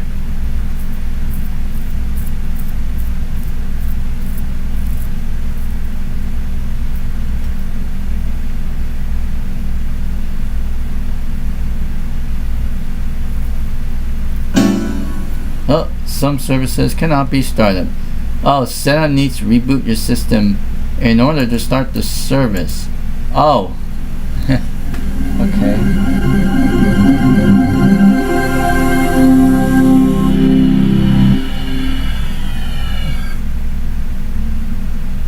Alright, shut down in progress once again.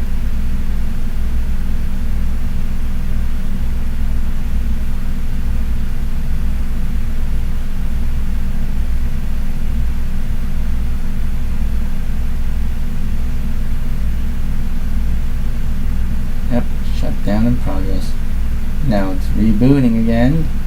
If it attempts to boot into, see if it attempts to try to start that service with one of them services.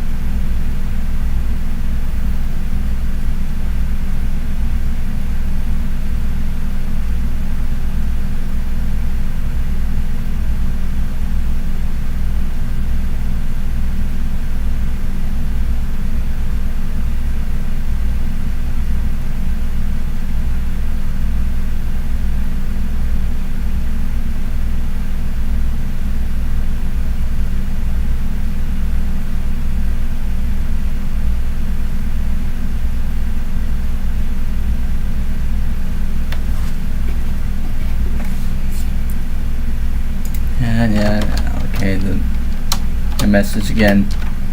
Start.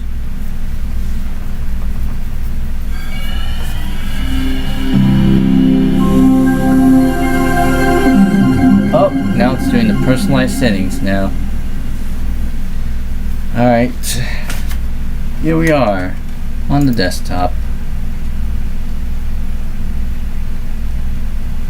all this stuff. Gonna check IE again.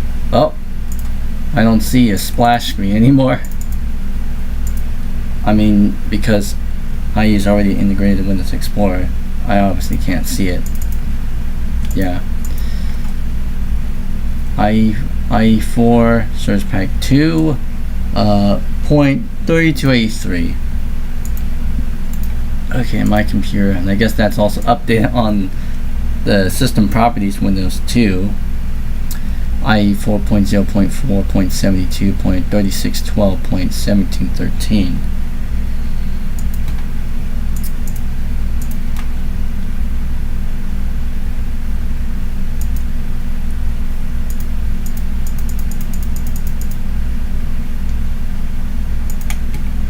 Okay. Navigation canceled. Yada yada. Alright. Let's see which service pack are we on. We should be on. Yeah, we're on Service Pack 5. Alright. Last disk. Last disk. And that is Service Pack 6, Revision A of Windows. Drop the disk. Of Windows NT Workstation 4.0. Load that in now. Go to CD.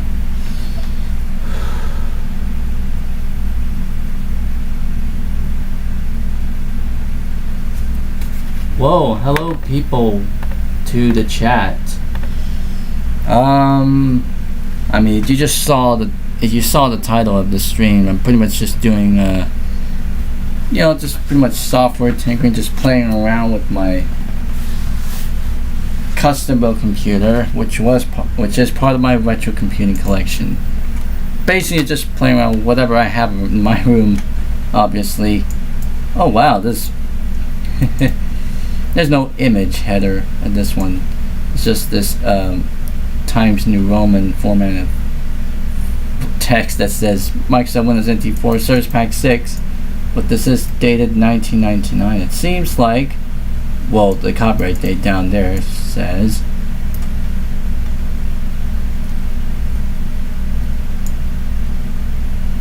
year 2000 stuff yet again. Service Pack 6. And yeah, install Service Pack 6.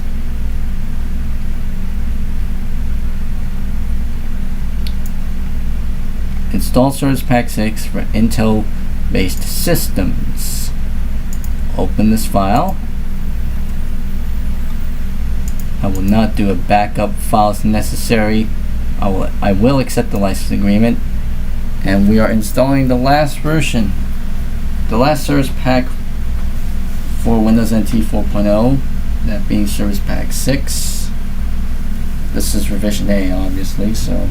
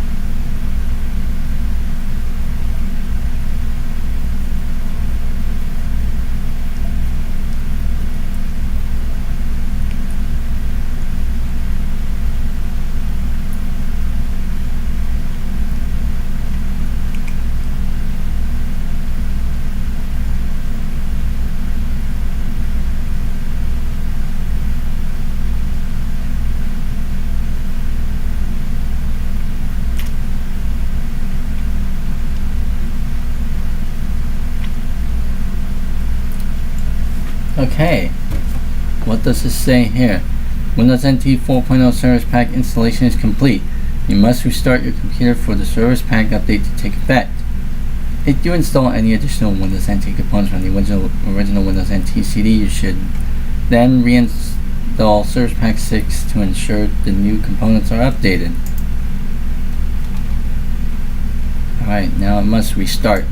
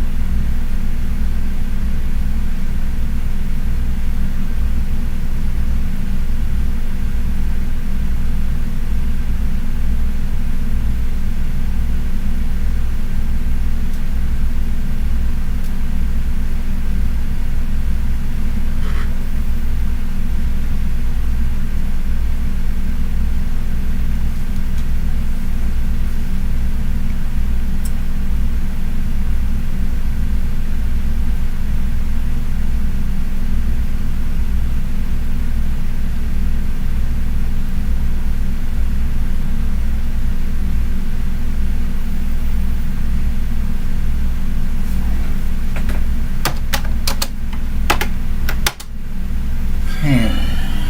215 views and 11 concurrent viewers. Alright.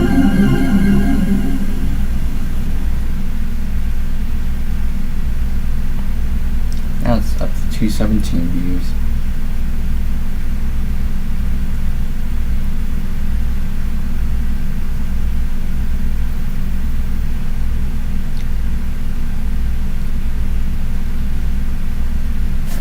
At least one core service driver failed during system startup. Yeah. Alright, are we on the latest service pack available for Windows NT? Yes, we are. Version 4.0 build 1381 service pack 6. And I see an additional note down here that says revised service pack 6A. Yep. We still have the Internet Explorer version there. Alright, Internet Explorer 5. So we got that one. So we will update our version of Internet Explorer from IE4 to IE5. So right now we're on IE5 Service Pack 2. Wonder what version of IE5 is this? IE5, 5.01 or whatever. I accept the license agreement. And obviously we are customized browser, Microsoft Internet, Microsoft VM. I will use multi-language support. I want all these text display supports. Whoop. Okay. I want all these text display supports, wallet, additional web fonts, web folders, front page express. Oh yeah, we already have a newer version of the web publishing wizard, Macromedia Shockwave and Flash Player, AOL.art image support format, vector graphics rendering, VML, direct animation, and new direct media player codecs, Chat 2.5, Outlook Express, and NetMeeting. And IE core fonts. And IE5 does not contain the Windows Desktop update installed by default, but you can create a custom installer so that it can install the desktop update. But you know, installing IE5 on a system with IE4 with the desktop update installed will allow it to install IE5 with the desktop update. So now it's doing that.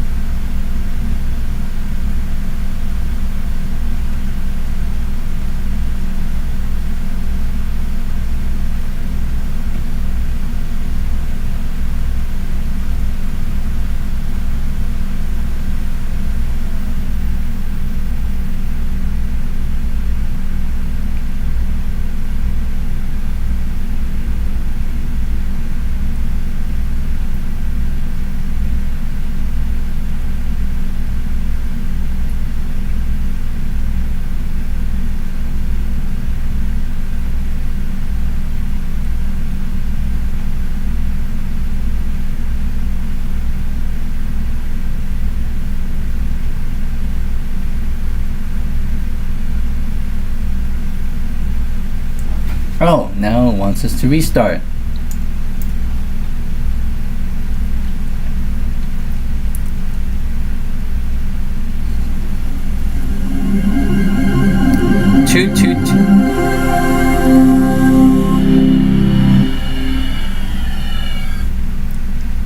We're at 222 views, 13 viewers.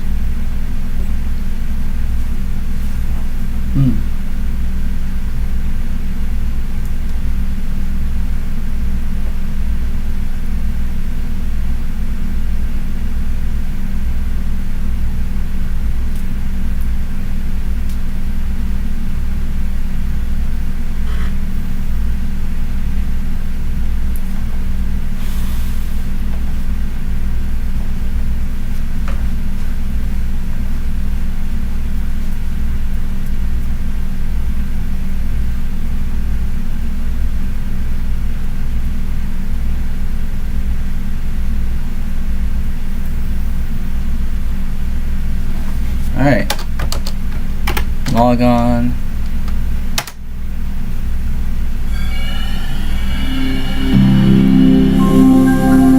Oh, now it's setting up the following items: browsing services, internet tools, security, system services, and Microsoft VM.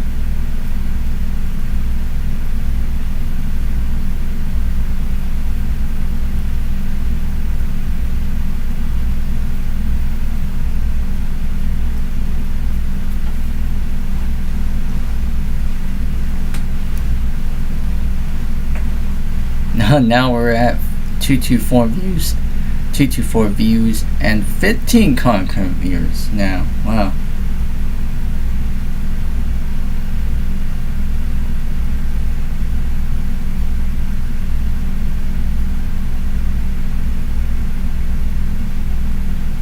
Oh yes, that comes up.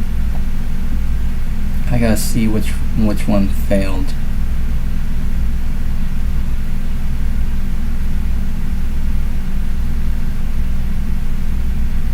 Now it's setting up Microsoft VM.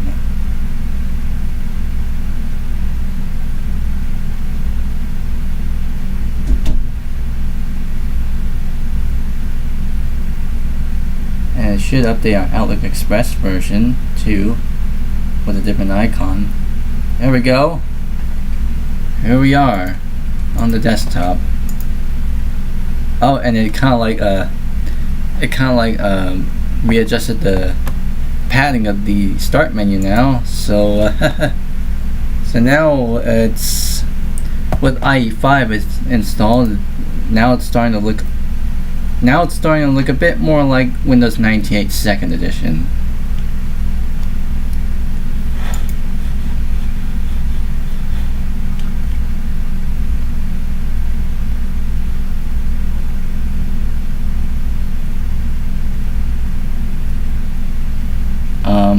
I am going to be readjusting this toolbar now, so that this is over here, while I'll keep this view channels thing intact.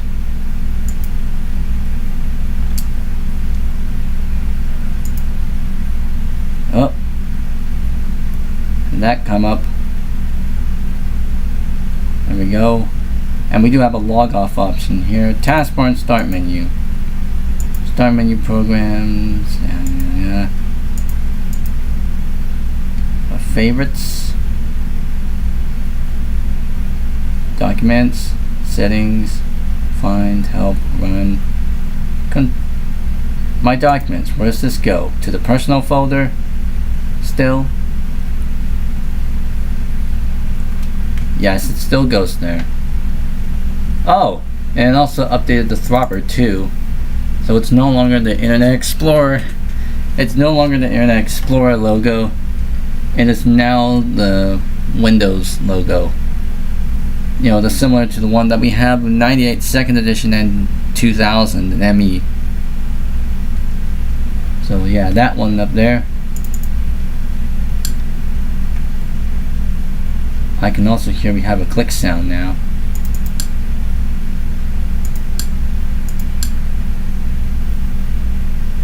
And we still have buttons for text labels and stuff.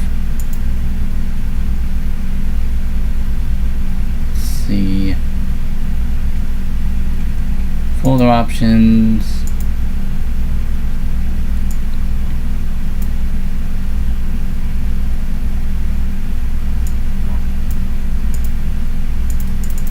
Alright, now let's go to Internet Explorer and see what comes up.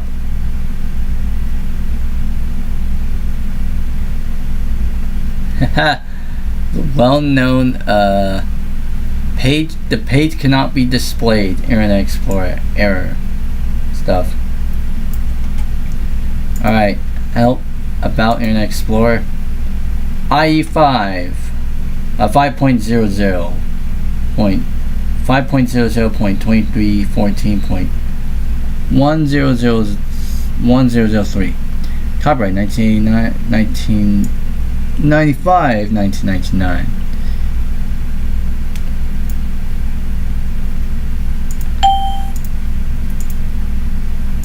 Internet Explorer, yep.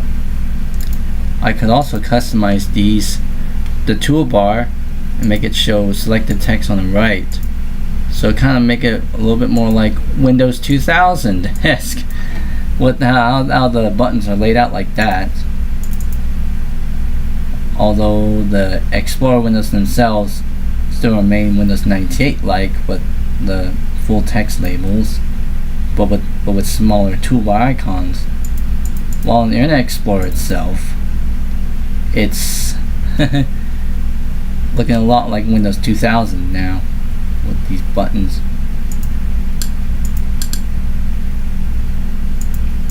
Alright, Outlook Express. That's also updated too.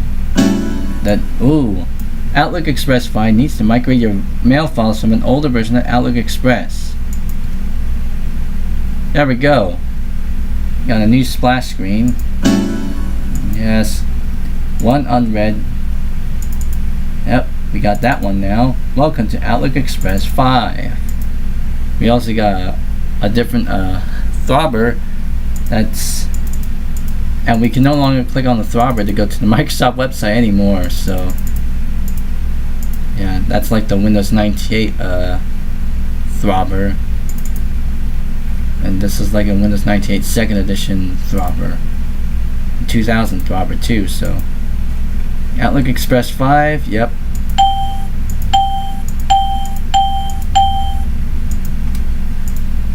And we still have the, oh my goodness, welcome to Microsoft Outlook Express, and all the images are broken now. This one too, but this one still shows up correctly.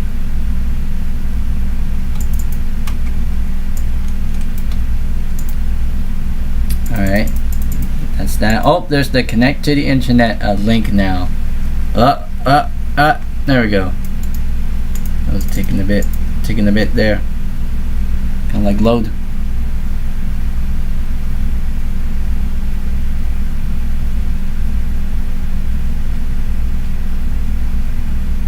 And I guess it also updated our version of Windows Media Player too. So what version is this? This looks like 6.01. It's still like the Windows 98 version. It's not like 6.4 whatever. Oh, we got this one here. Connect to the internet. LAN. Oh, now it'll install the files to access the internet. If there's a DCHP server on your network, TCP/IP, yes. Okay, it wants us to install that. Remote.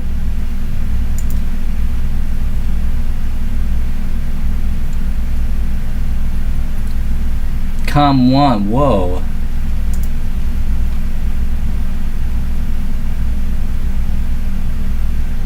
I mean, okay. I'm gonna have to like get the stuff from the i386 folder and then just pretty much just copy everything from the i386 folder. Yes to all. So it's pretty much overriding all the old stuff, upgraded with the new stuff.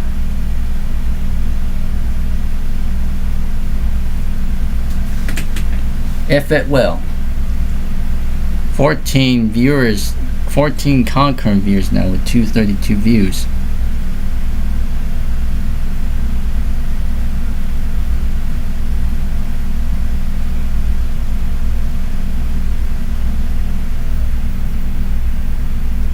And I guess after all this, I guess it's about time to install VM editions. We are sitting at 4 hours and 21 minutes now. 233 views now with 14 concurrent viewers.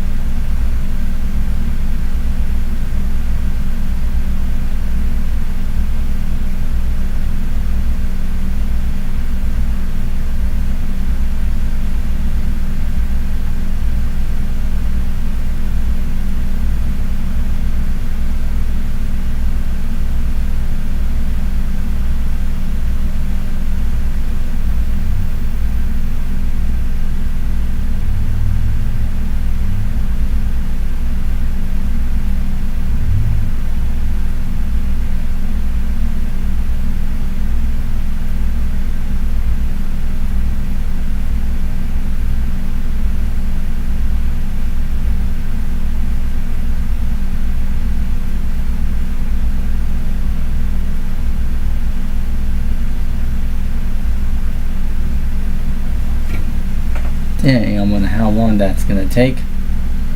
Quite frankly, I'm gonna probably load this thing off from, you know, the actual from an ISO if this happens. So I think I shall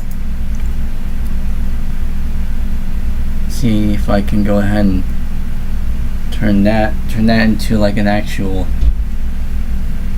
create image file from disk. Alright, I'm gonna put in under VM disk.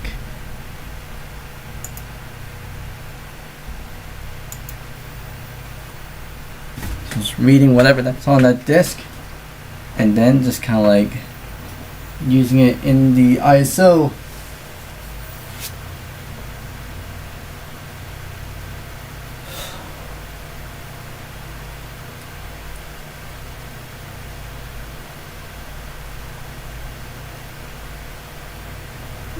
$238 views and 11 concurrent viewers.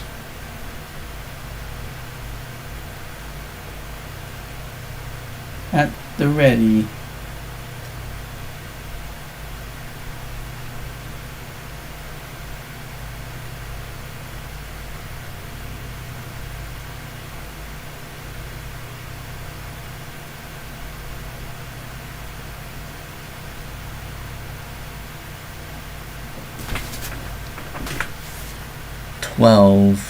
Concurrent viewers. Julius Cruz, welcome to the stream. How long I had this computer, this custom built that you're referring to? I had it for about like a year now, almost close to about like a year, maybe like a few months. I think I built this thing in December 2025, so that was last year. So that means I had it for like what, 6 months now. Since that point, we're sitting at 240 views and 14 concurrent viewers now.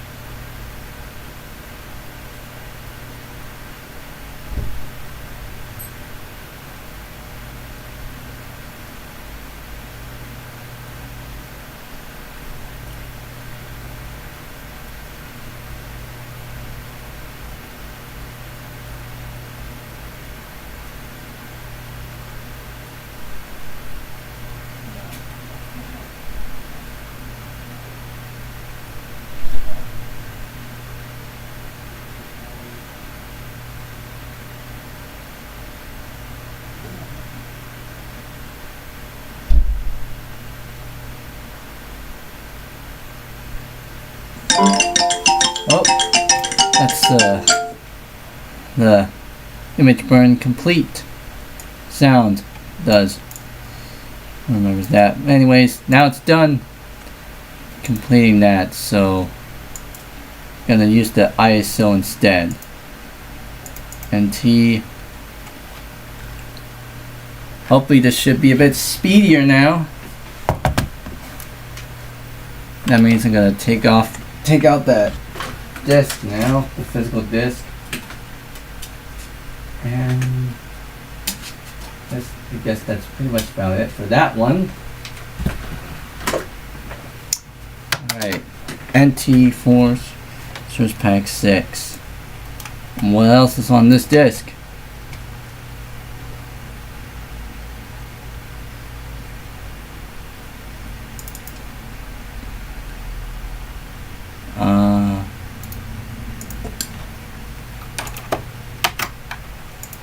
Alright, 386. Yes to all. Yes to all.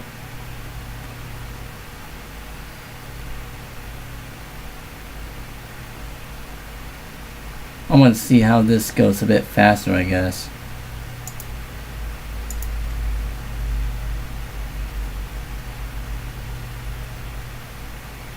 If it will.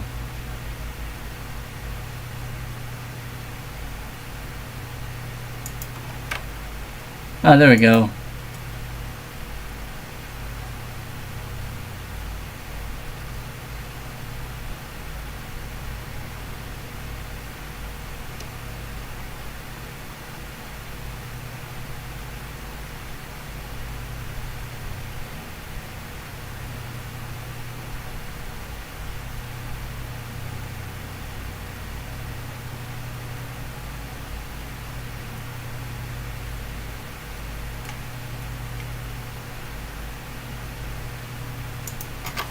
Wow, it is really going a bit slow. I think it's about time we shall install the VM editions now before everything goes unresponsive.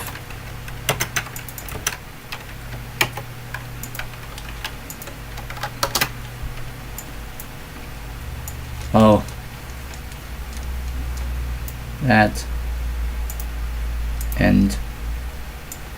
Up. Yeah, it says that it'll restart.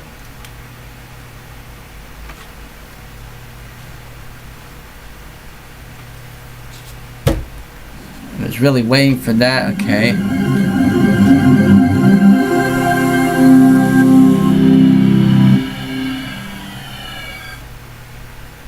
$242 videos, non-concurrent viewers.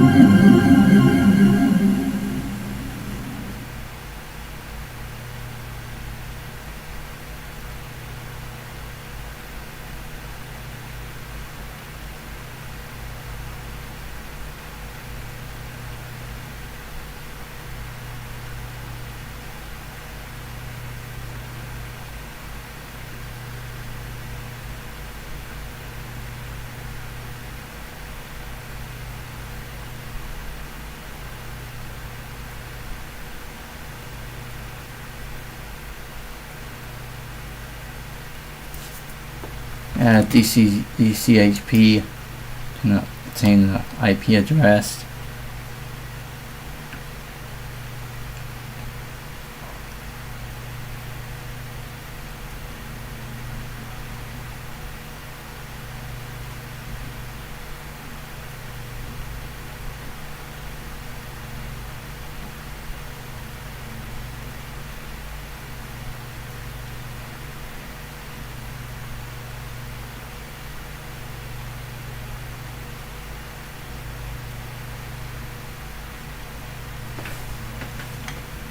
Oh, okay. Automatic discovery. Nope. Yes. Click finish. And I guess that icon will disappear. Yep. Yeah, it'll attempt to connect. Not exactly. What's this down here? Personal web server. Alright. Well, I mean, while we're here, let's go ahead and copy whatever that's in this and put it in the i386 folder. Yes to all, yes to all. Now it's going a lot faster now.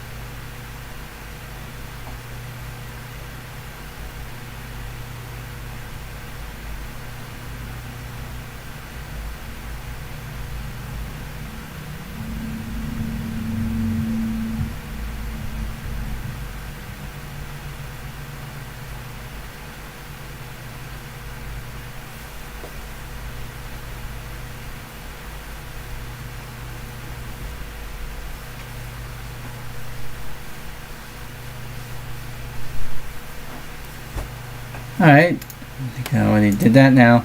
Auto arrange my name. Alright, everything in the i386 folder is installed. I will head to reinstall Service Pack 6 straight from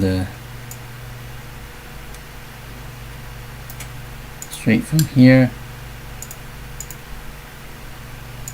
Trust.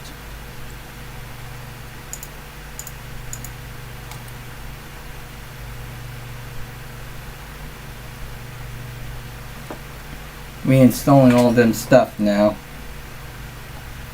So I'm just basically reapplying the service pack.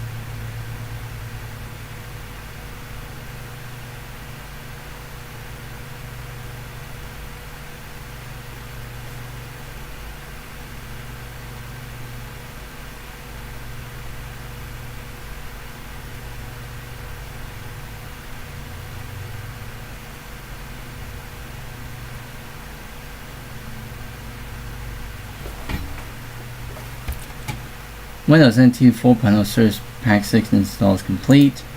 Now it wants us to restart.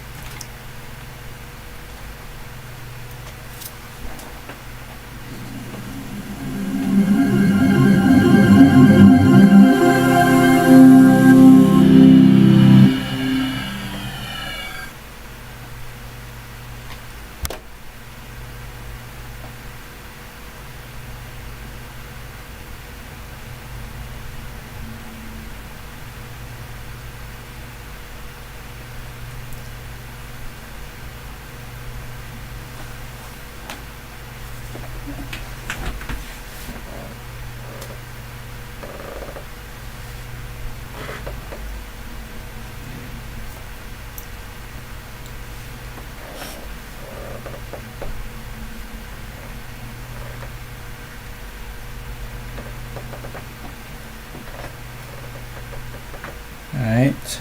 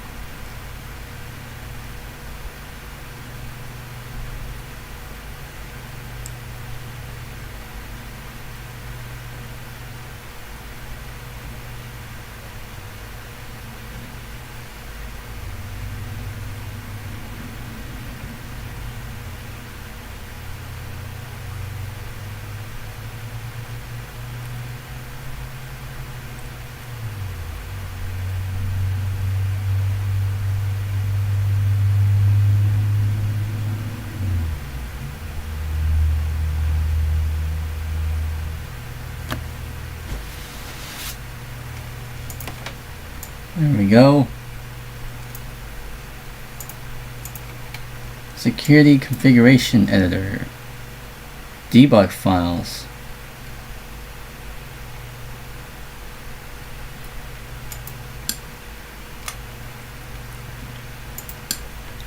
How to install. Oh, it just goes up to this one here, which we already had installed. Security configuration editor. Fixes for Internet Mail Server 2.0.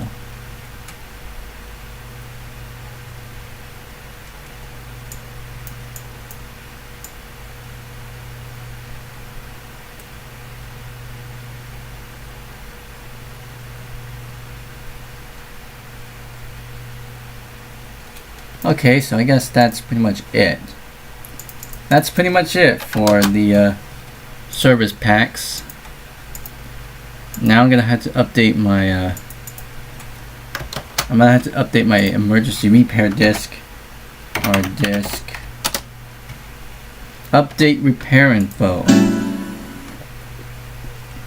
Yes. Resave the configuration. And then we'll recreate the repair disk with our info in it. You can create an emergency repair disk which will contain a copy of the repair information in your system. This disk can be used in the future to repair Windows NT. Do you want to create an emergency repair disk? Yes. Alrighty. Now let's reformat that disk. And then, whoa, the emergency repair disk is full. What? How is it full? I think I really need to like wipe out everything on that floppy disk. Why is it saying that it's full? Okay, format.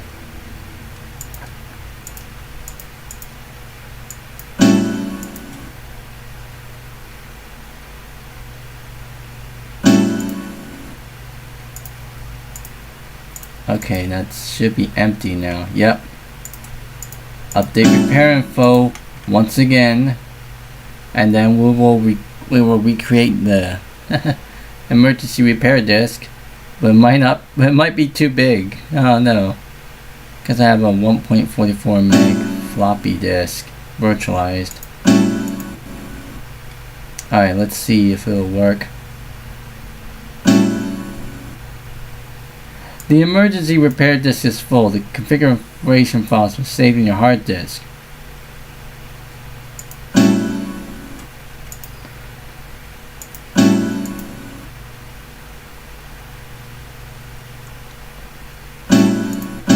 Okay. Why is it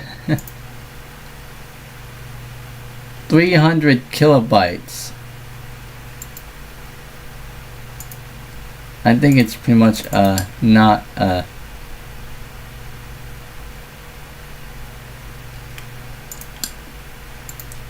it's just like a half of the files in it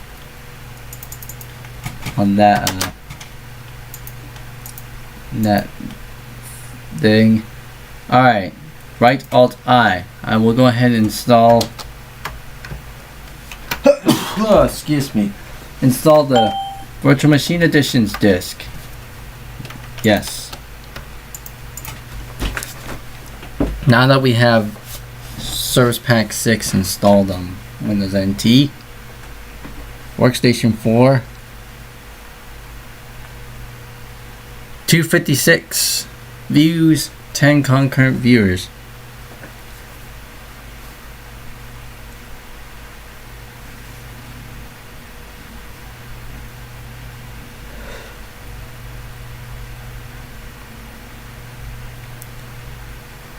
Alright, Virtual Machine Editions. Next. Alright, let's see how this will go.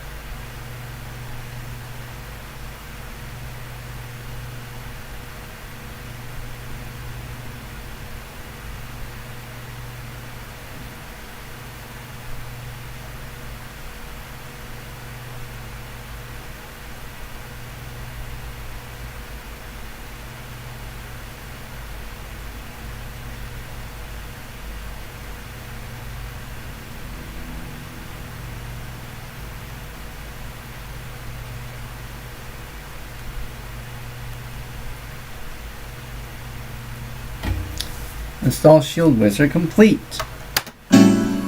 You must restart your system for the configuration changes made to VM additions to take effect. Yes. Now let's see how this will work.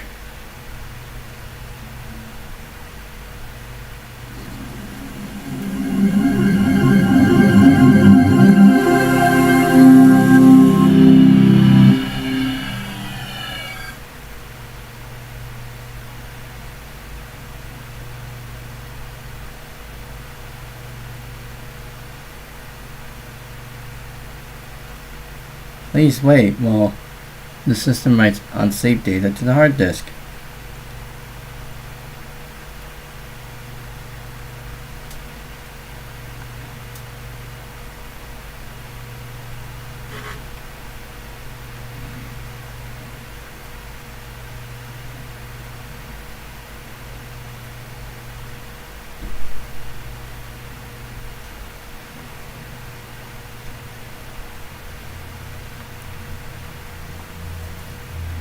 Yep, Service Pack 6 on the boot screen. Whoa! We are lower resolution now.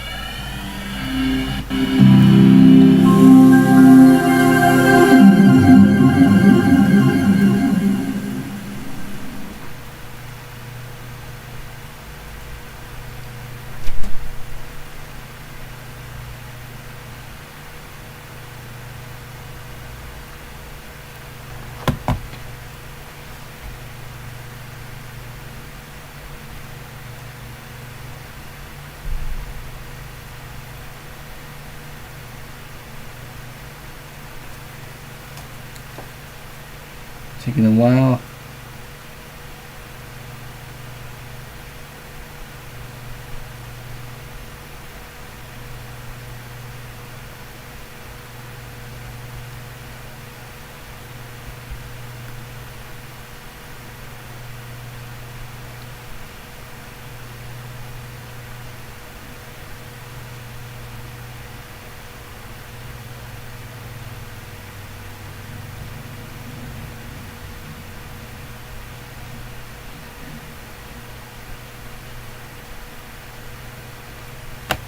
Oh, here comes the desktop now.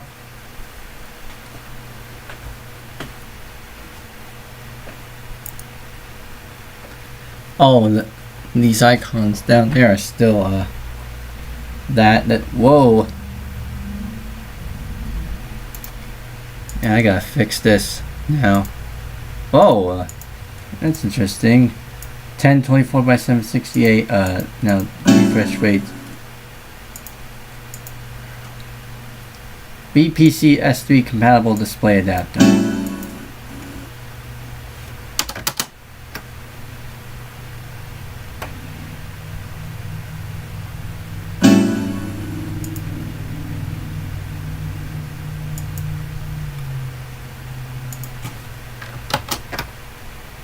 No. Alright, now I gotta fix this. There we go. That's what we want.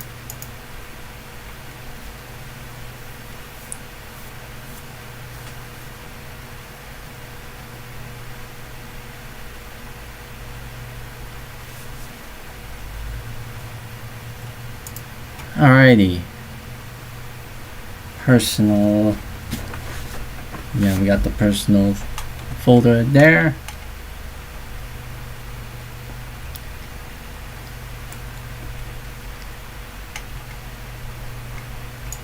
I'll move these icons to there.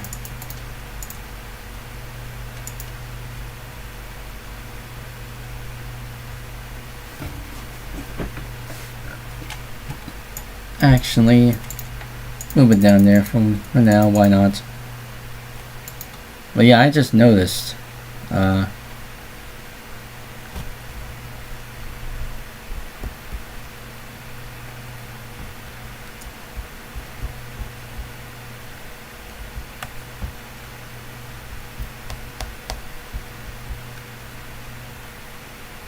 whoops. There we go. That looks better. Yeah, I just noticed I go to properties and take a look at this. Background. Now this looks a lot like Windows 98's. the way how it looks. It looks a lot different when we had the desktop update. Windows desktop update for IE4 and IE5, it changes the display properties window to be more like that of Windows 98. So we can select patterns here from within this button, and it opens up this window. Screensavers, well, we got certain types of screensavers, including the channel screensaver. Let's take a look. Microsoft Active Channels.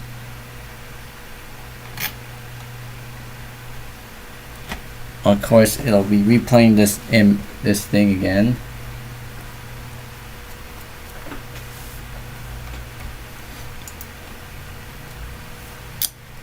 Yeah, appearance.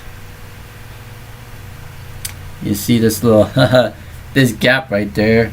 This is pretty much meant for like if it had like a gradient, you know, like in 98 and onwards, 98 and 2000. This one doesn't. So view active. Yeah. I could obviously. Oh wait. I mean, the stretch desktop wallpaper to fit the screen is there, but it's not within the display thing. But you know, still.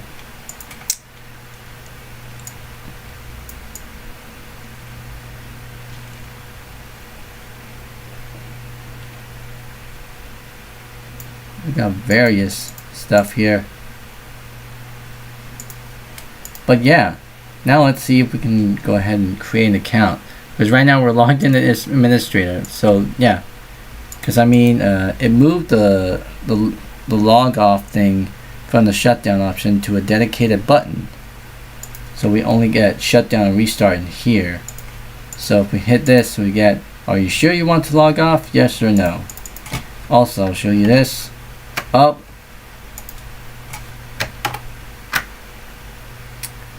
For some reason that is now let's go ahead and restart.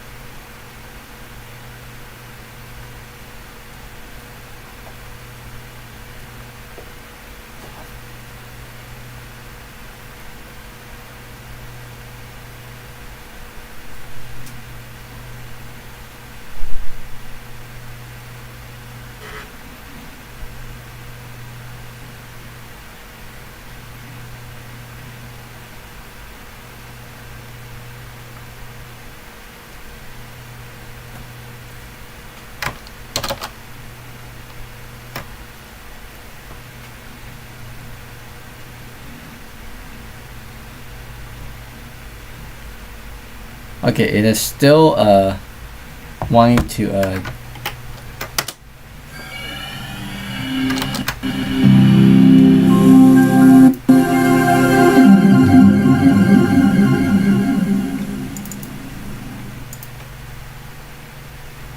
happens. I mean, we cannot really adjust it.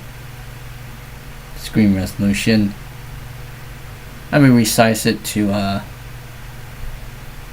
800 by 600, I should say.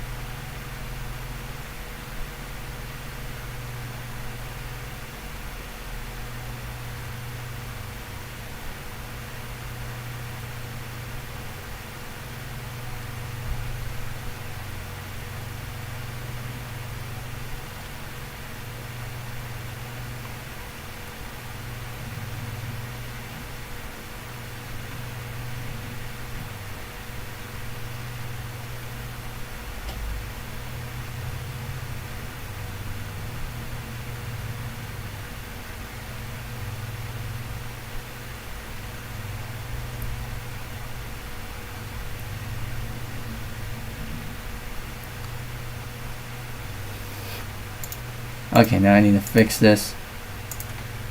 I'm setting it to 800 by 600 now.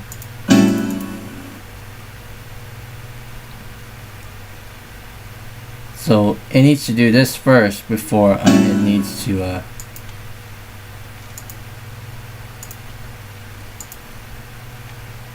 so it does that.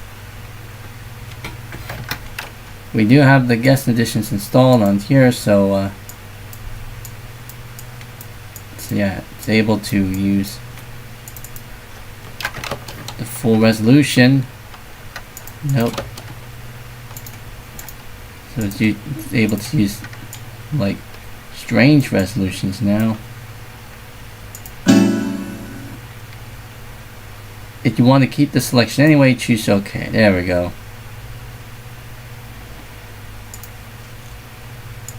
I'm gonna move this publish thing up there. See if what happens if we log up. Is it switch back to the previous resolution that is set? Yep, it does.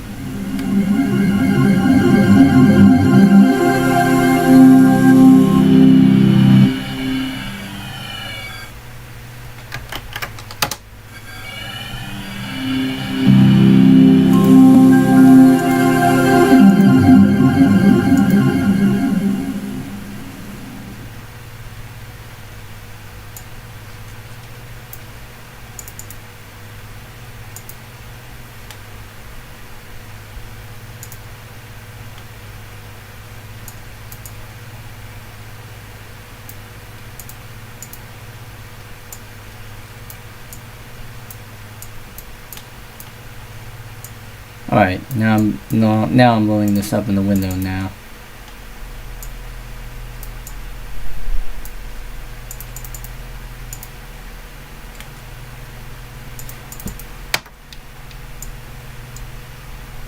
Let's see how I can reset this machine now. Loading it from a window now. On the Windows 2000. 270 views, 7 concurrent viewers now.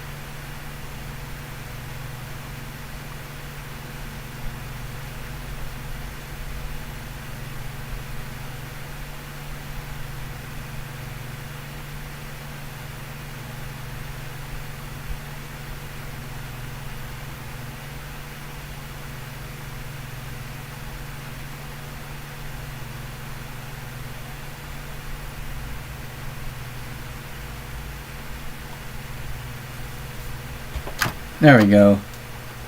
I guess that's fixed.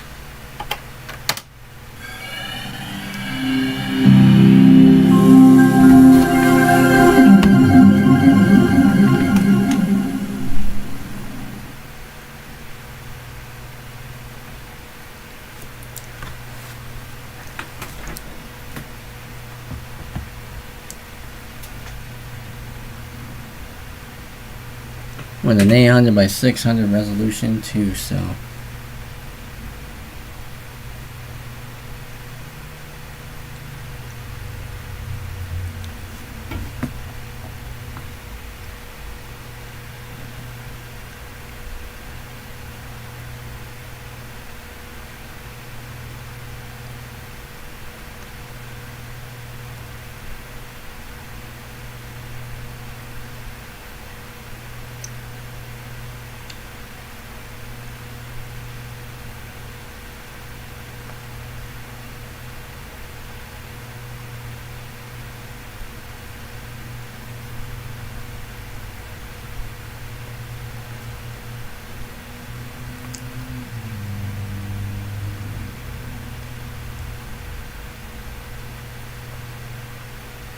yeah. No.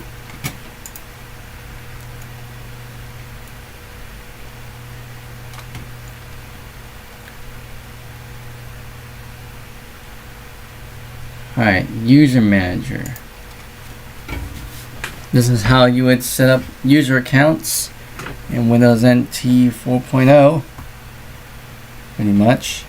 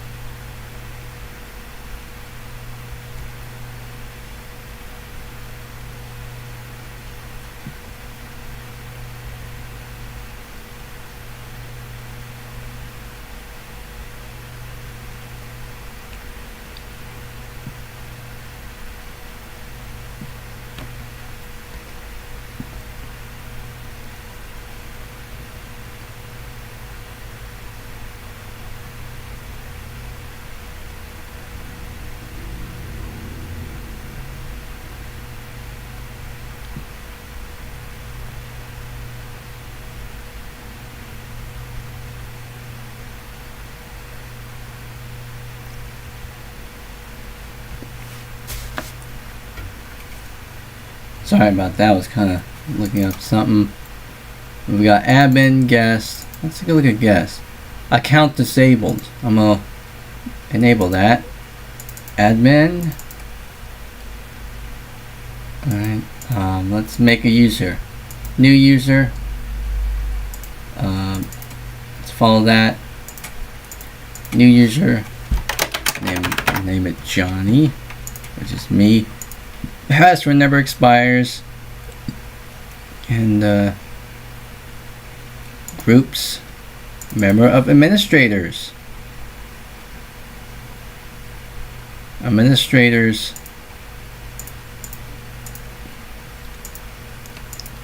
There we go. A member of administrators. So I essentially created an account, a new account, obviously. So I'll log myself off.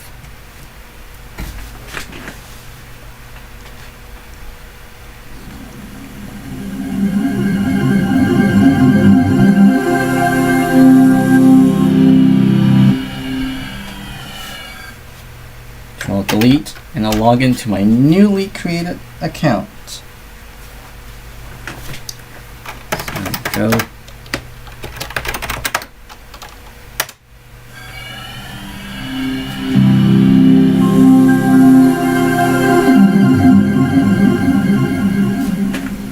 Ooh, we got an active desktop thing going on here. Yeah, this is the default active desktop wallpaper. I'm gonna change it to this one now. At least it changes the layout of this icon thing to be more like in line with 98 second edition now.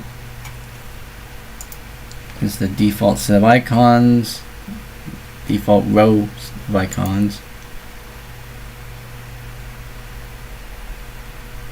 Alrighty. Well, I guess that pretty much sums up for NT Workstation 4. Me installing it. So I'll shut it on down.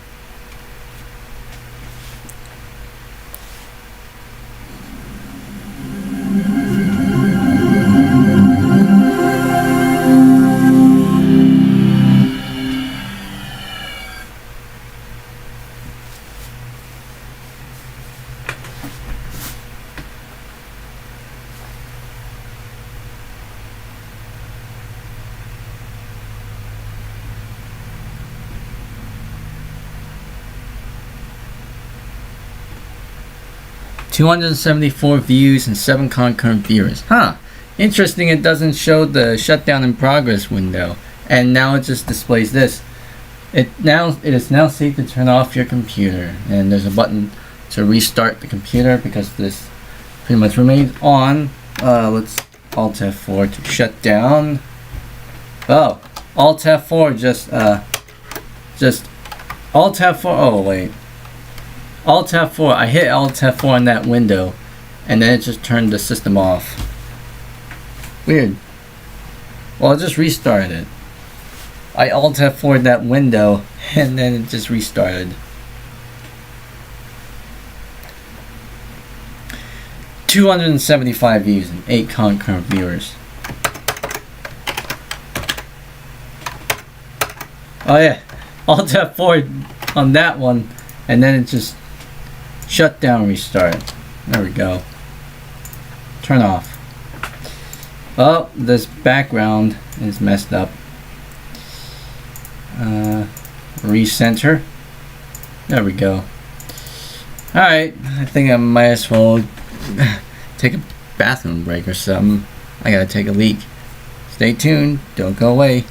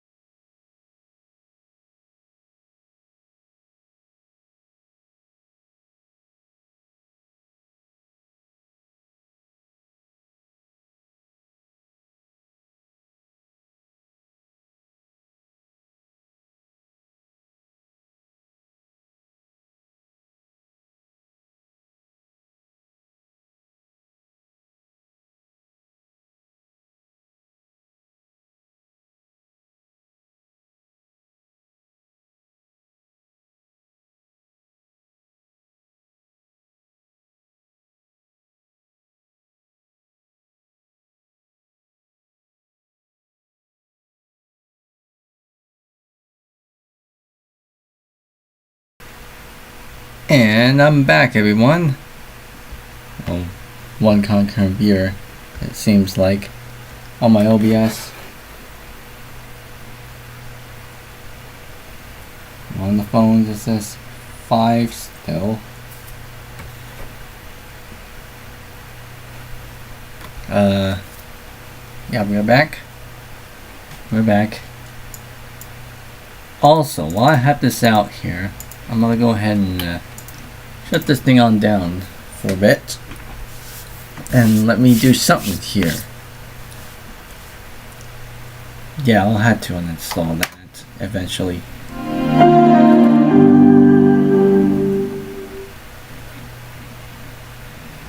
Windows is shutting down. 284 views and 4 concurrent viewers.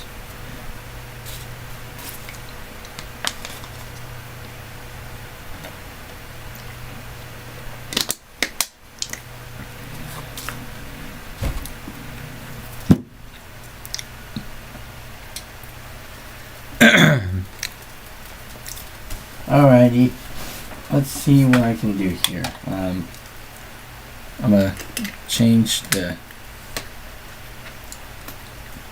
ISO on my camera back to ISO auto. PC camera.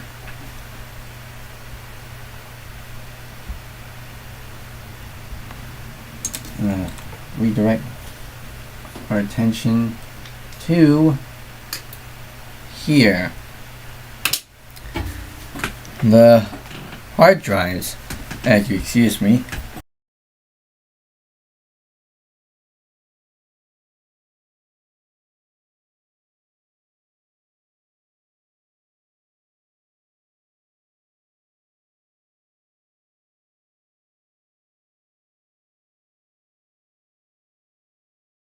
Sorry about that. I had to get something out of my throat. But anyways, I got something within there. Right now, this is the zip drive's plugged in. But I'm gonna take this out, and I'm gonna take the ID cable for it out, and pull that out, and I apologize for this, but I'm gonna probably be in the way so I could see what I'm doing. So I'm moving the ID cable down to the 160 gig Western Digital. I think it's Western Digital Caviar hard disk drive that I have in this thing, and I'll insert it in there, and that should be in slave mode, right? Because I had it set up in slave mode. Alright, and then I'll go ahead and turn on the computer here, and I'll go ahead and hit F2 to enter setup. Cover up this thing so I could switch ISO settings again back to 100, and it is. PC camera, yes, reactivate. We are sitting at over 285 views now.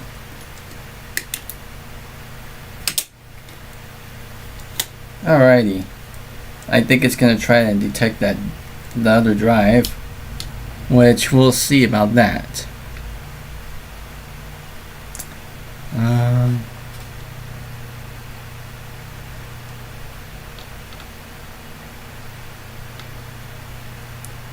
Okay, I mean, this is pretty much what I have on the system now.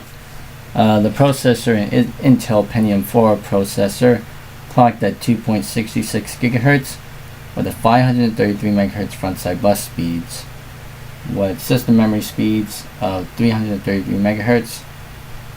Total memory 1 gig of RAM, 1024 megabytes, with two 512 megabytes of RAM sticks in both memory banks, memory bank 0 and memory bank 1. The clock is accurate, somewhat, close enough. ID configuration. Oh, not the oh. Okay, I need to get jumper settings on here. Yeah, hold on for a sec while I shut this thing off.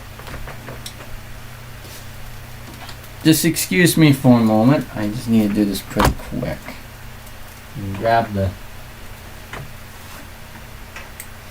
jumper cables, because it seems like one of the jumpers is pretty much on the, I think it's on master.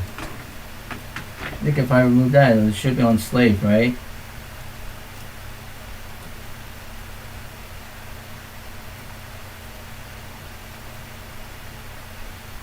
Oh man, this wire, one of the IE cables is in the way. Kind of getting a little bit harder for me to kind of grab it at an angle. Now I'm doing some hardware stuff, kinda.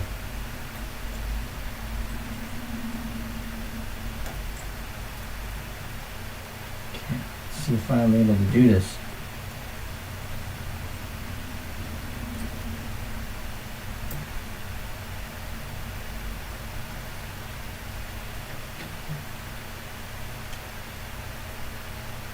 See if I'm able to take that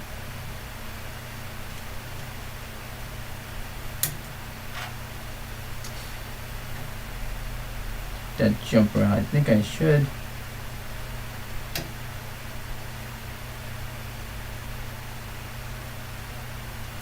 Yep, it's coming out.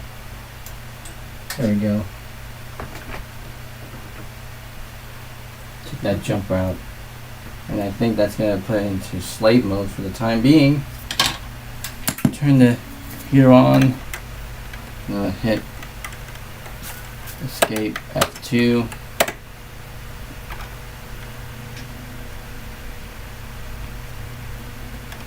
Entering setup now.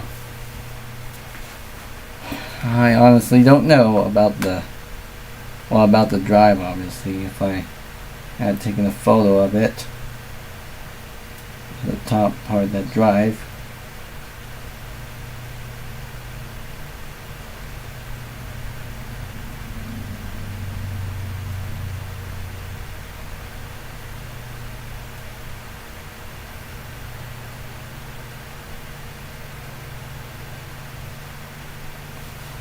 Okay, let's see if that fixed it. Oh, it still says it. Oh, I had it unplugged. Whoops. No wonder why I'm not seeing it. Okay. Plugged it back in. Power on. Alright. F2. Now I'm hearing the sound of that old hard drive.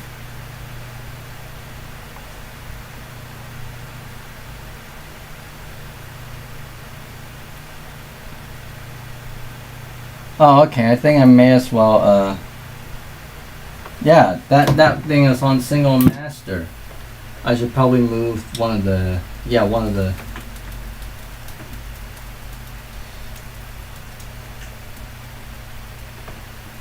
now moving it over to slave temporarily. Alright. Power on again. Right.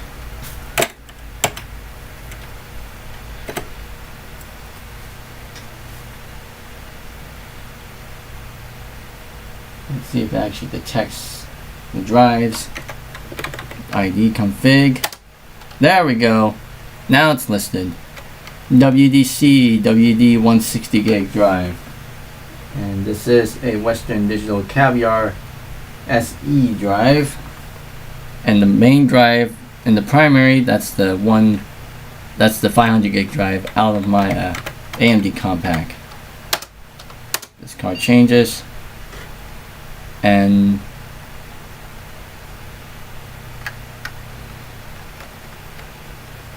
okay. I don't know why it's doing that. I don't know where it's gonna go this time.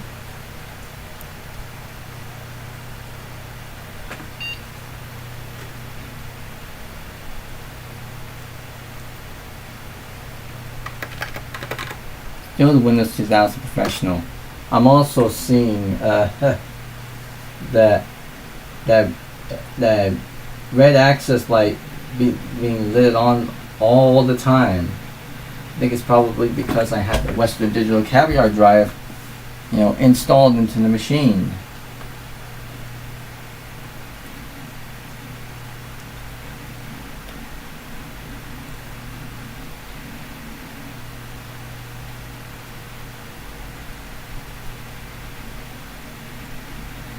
Now, obviously, I have it powered on, obviously, so I could take some stuff out of it from the 3 partitions I have on it before I completely wipe out that drive. So, we'll see about that. We'll see about that if we do it on the stream or not.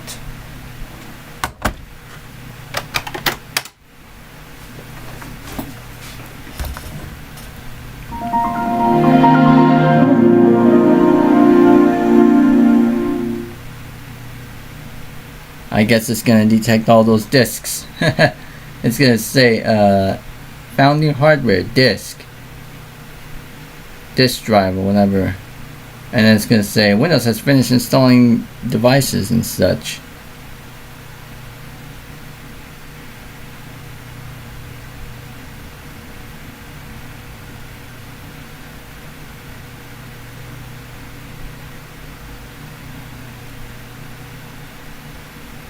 "14 viewers, 296 views."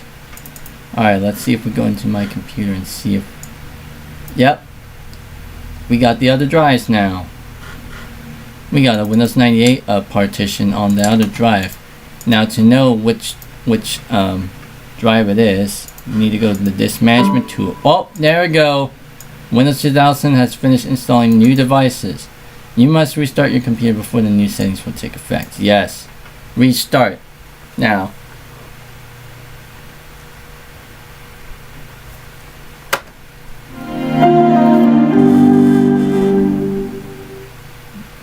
Okay, the right speaker definitely sounds like it's about to go out. It's buzzing now. Better yet, I will need to replace... Well, I mean, the right speaker obviously, but maybe both speakers because of the differences of these types of JBL Platinum speakers. You know.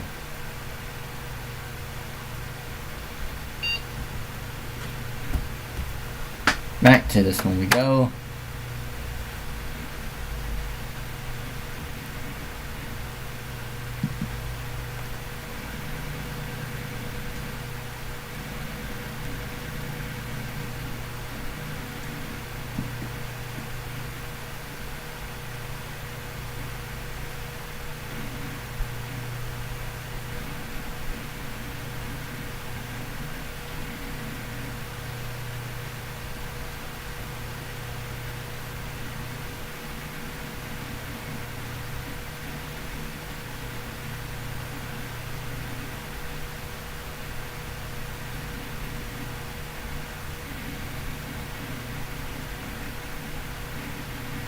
$299 views and 15 concurrent viewers now.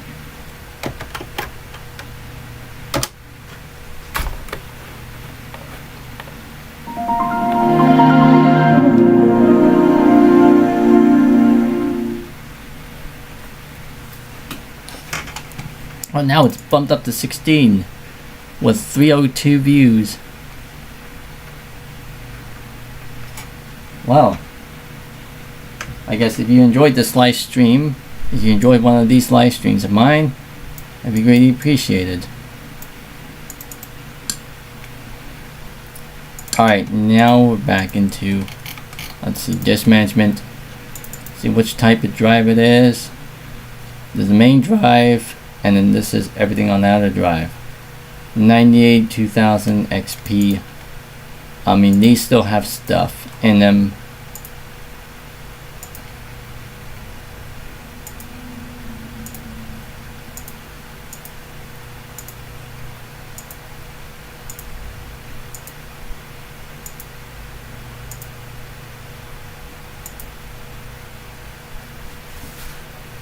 I still got plenty of stuff on the XP partition. I think I may have created a backup of it on the other drive. I think I may have. Yeah, I think I might have created the backup partition of this before I put in this 500 gig drive. That way I don't lose anything on that drive. Which, if you'll excuse me, I gotta search through the drives so that way I don't leak out anything that I have within it. So for the my document stuff, nothing within my pictures. I will grab this, just bring him over to there.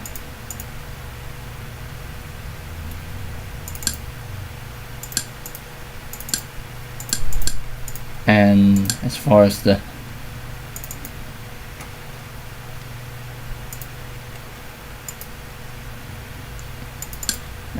Windows directory goes, I'm going to search for bitmaps. Do by type.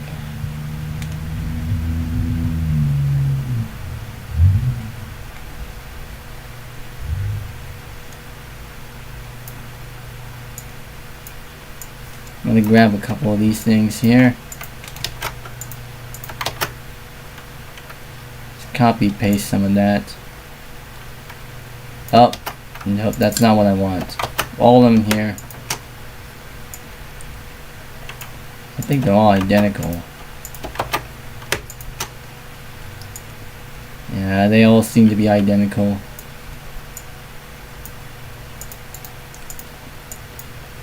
Start with my name. Help.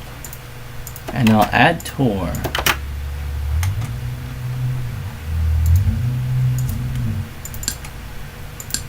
That's where the discover thing is. All users. Application data. Profiles. Profiles.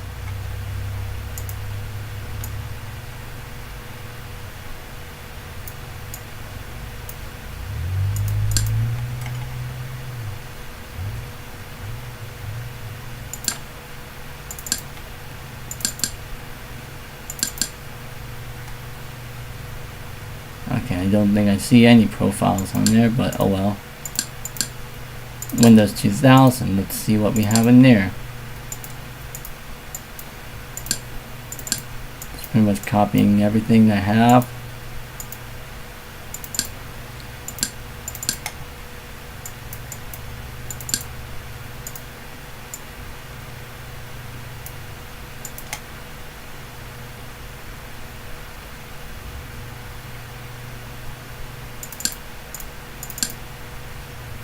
So in that folder, my documents.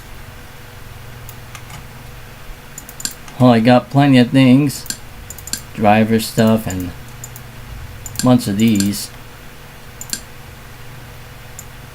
and a bunch of VM disks. I wonder if I could integrate all this in.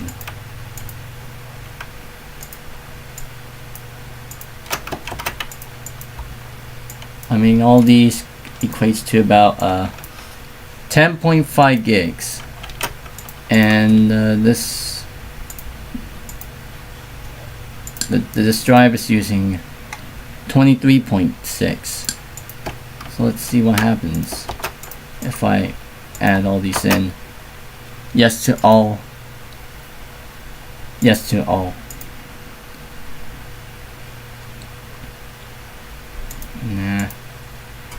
Alright, so now it's replacing everything that I have on this thing, including the NT 4.0 stuff that I've been kind of working on. So just pretty much, bringing back whatever I had on this thing before directly. Just kind of like doing backup work.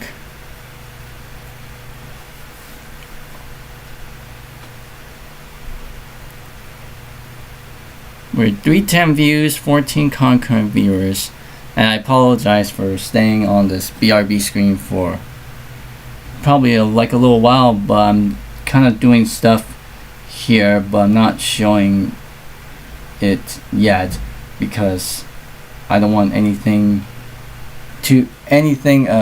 personal to leak out. Anything that's too personal to leak out.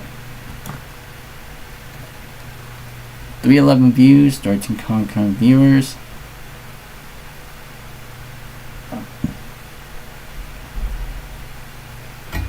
Oh, this is 5 minutes now.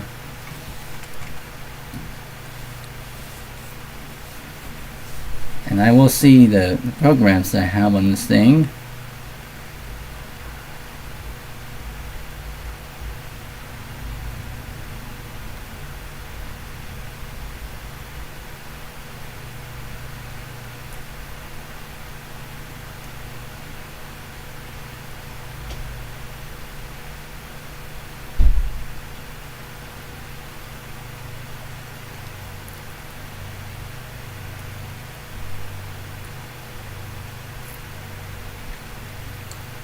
So it's copying every single thing that I have in there, including the VMs and such.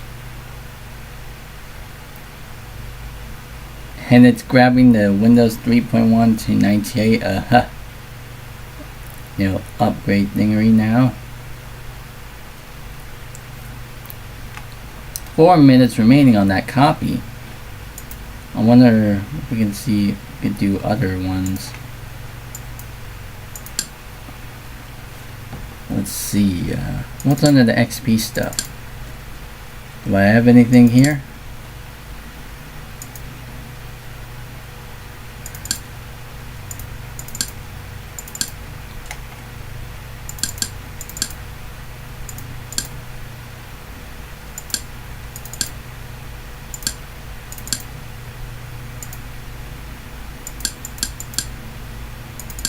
My documents. My pictures.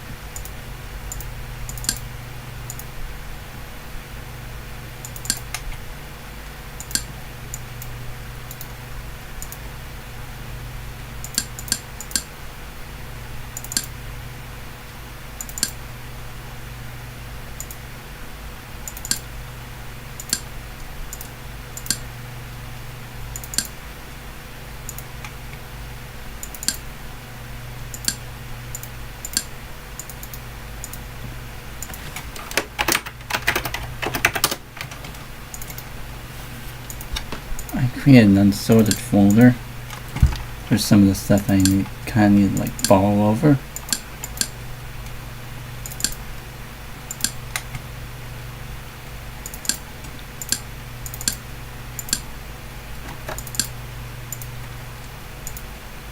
Oh, is that finished? Okay. So everything moved over fine.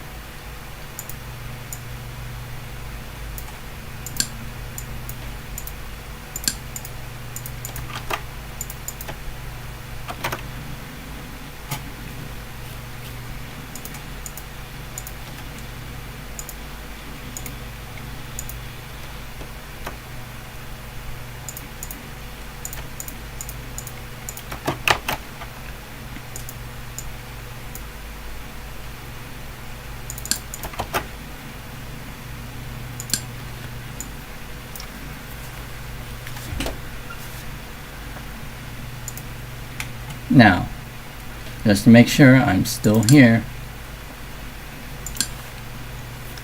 I'm just gonna make sure I need to get everything sorted out first.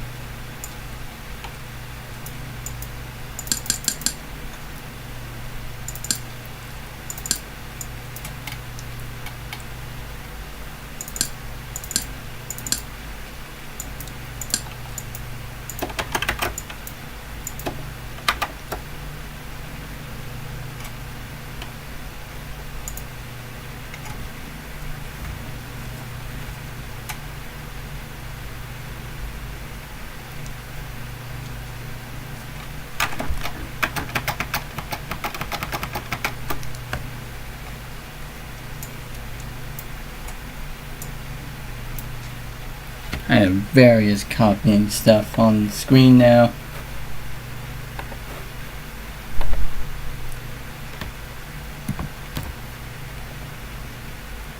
Again, I'm not showing what I'm doing here because all just personal stuff now.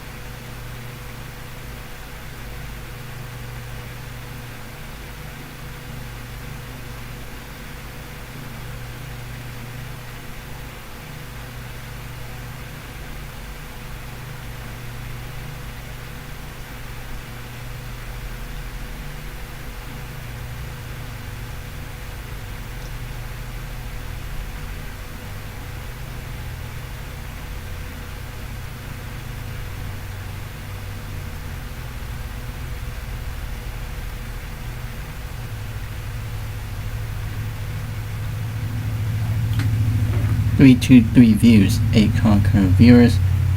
It seems like it's still doing stuff now.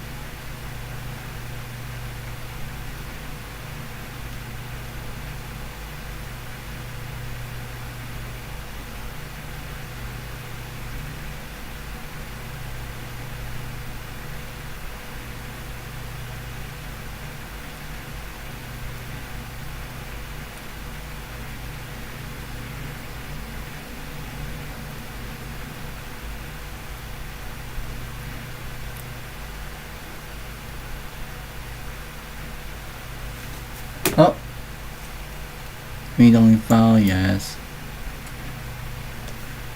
Just copy everything.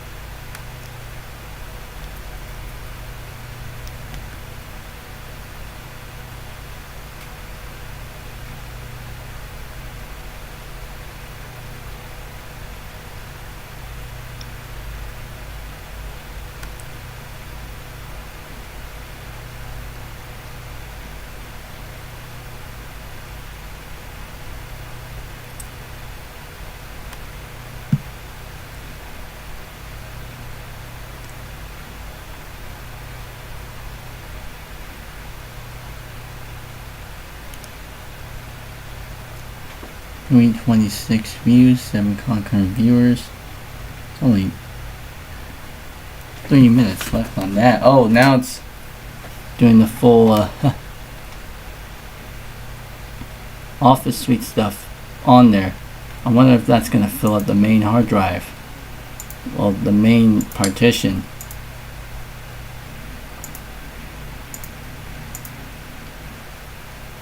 It's like what, 33? It's not even close. I think it's just like half now. Half of that. So I think it's going to be pretty equal, I guess.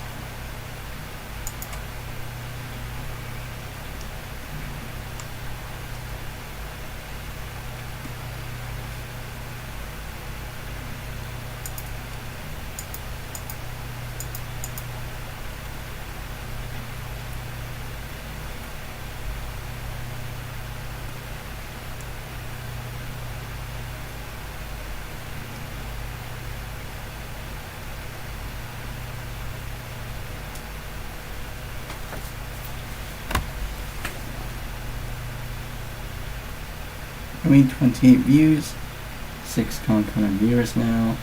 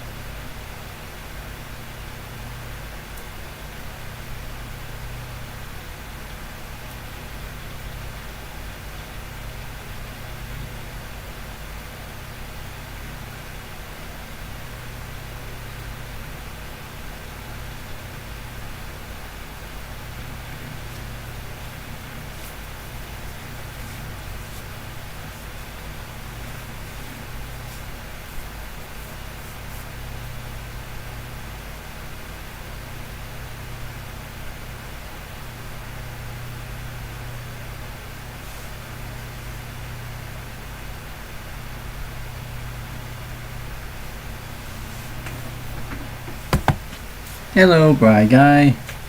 Welcome to the live stream. Welcome back to the live stream, I should say.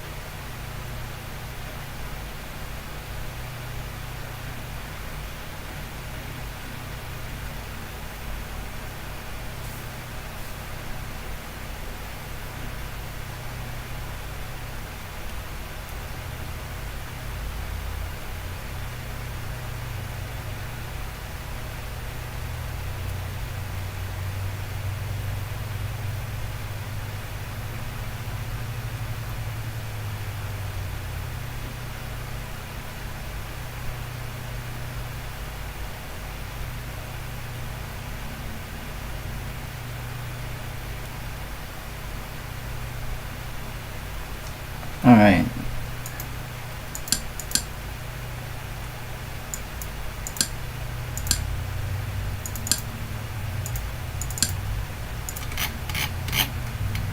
It's at least some of the stuff that I had, but I will have to go under application data, whatever that could be.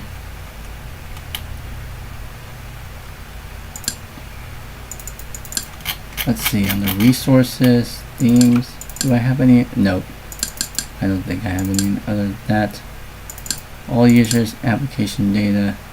These are the Microsoft user account pictures. ASP, guest. Oh yeah, I have everything in there.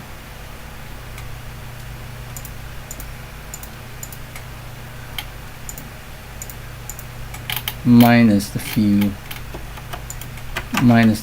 of the stuff that I had in there.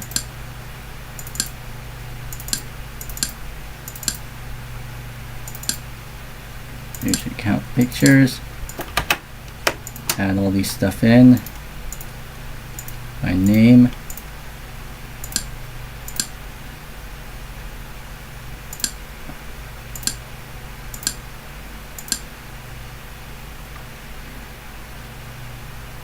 Let's see under documents and settings.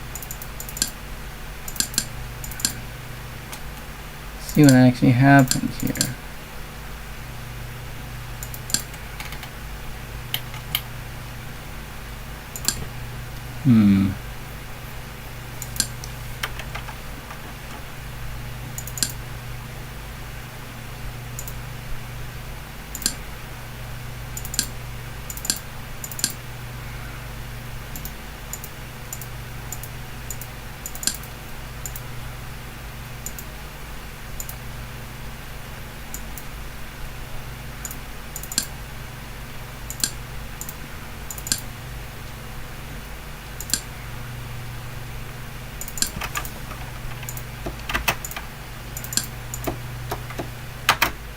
Add that in there.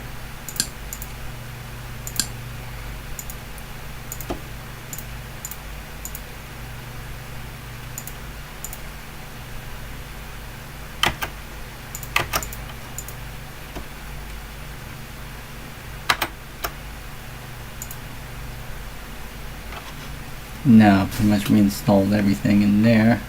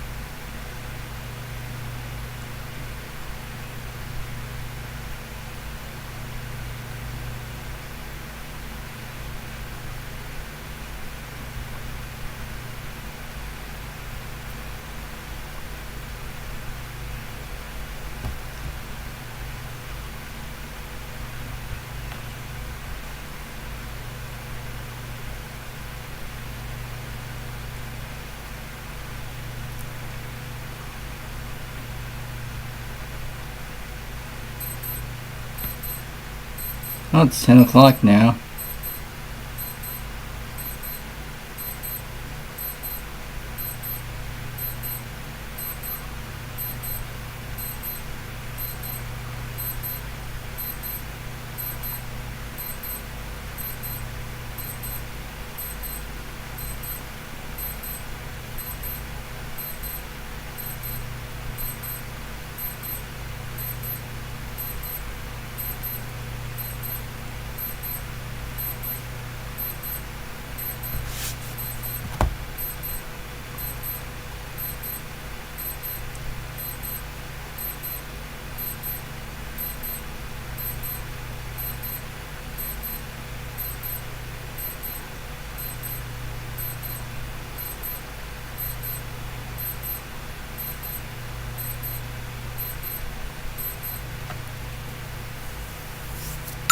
Oh, that's my 10 o'clock alarm.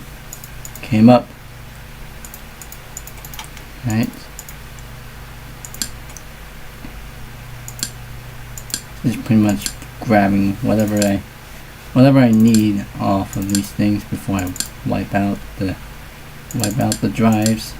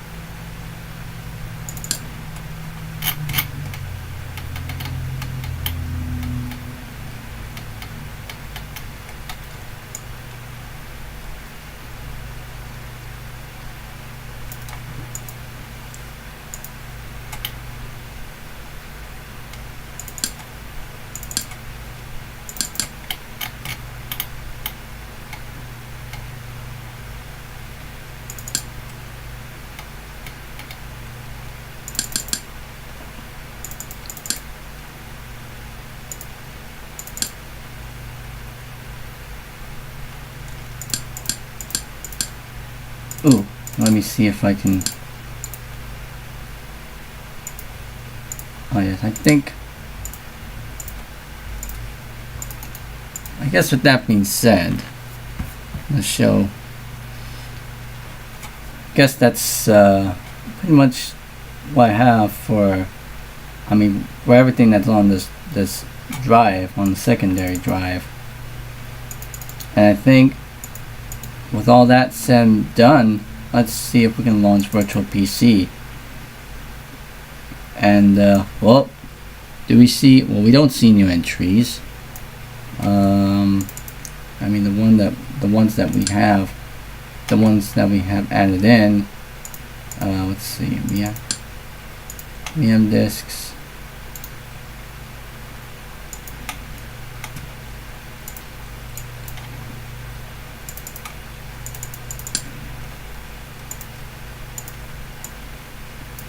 No, I don't think it's under VM disk. I think it's under virtual machines. Yeah, I gotta add a virtual machine now. Add an existing virtual machine. So we got that one. So we add that in. And then we add in 3.11. So I added that back in. Windows 3.1195 and then 3.1198 seems like.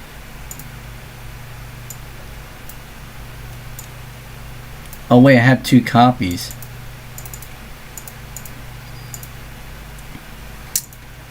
Okay.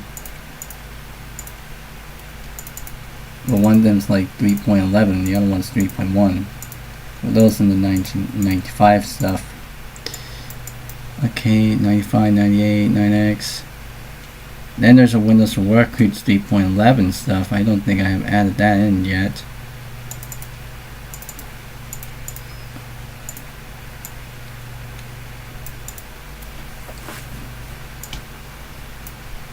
And let's see if I can add Windows XP in here. Because yes, I can probably run it on here.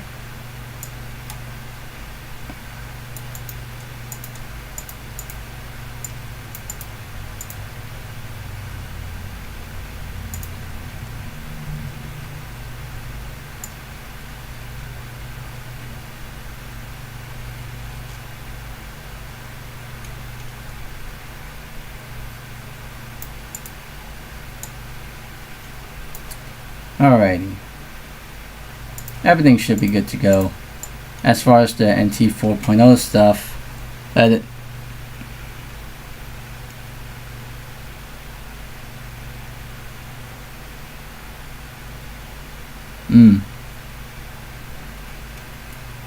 Yeah, as far as the Windows NT 4.0 stuff, that got overwritten, but we'll see what happens when we launch it. It's gonna be a bit different now. At the moment, it may look the same, and it is on Service Pack 6 with the same 256 megs of memory, but when we get to the desktop, we will see a different background, I guess. Whoa! That's a completely different background. That the image is also not mine. And it already has my account set up, so.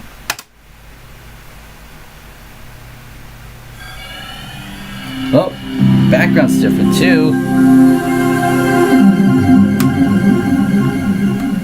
Oh, and now it has it seems like it's got Office 97 stuff installed. And we got the channel bar too. This is the same background that I've used in the AMD Compact's Windows 98 install. Again, that background is not mine. I just used it as a background wallpaper just because. Yeah, Office 97. I have everything in there. My computer. big buttons. Huh. Favorites bar. It's kind of like opened. So this works. Let's see if I can go to administrator now. Just dig in here. 336 views. 7. Oh, now it's dropped down.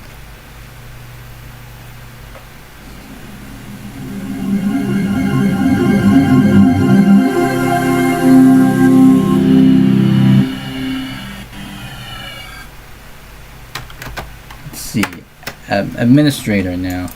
Administrator. I don't know if there's a password in there or something, but we'll see. Oh, it has a password. Hey.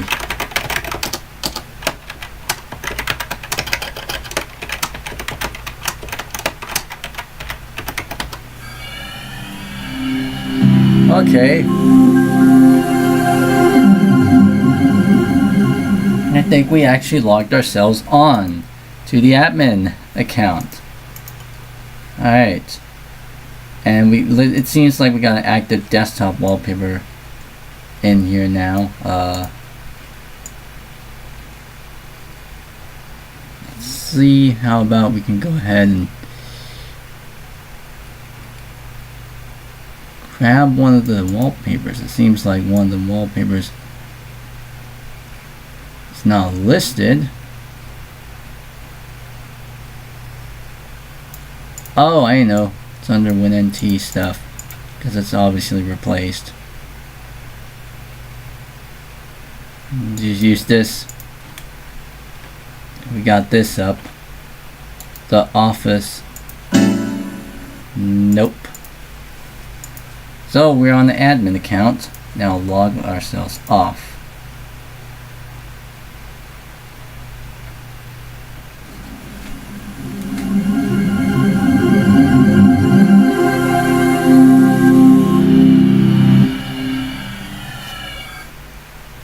Alright. Administrator. Back to my account.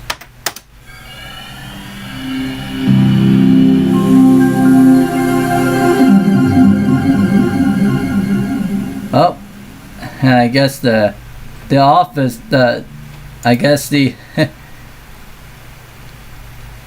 okay, seems like the toolbar is gone. Office startup. Yeah, the shortcut toolbar is gone. Oh well. I'll get that figured out soon. But I'm gonna shut this down. As I said, to not automatically start when I launch.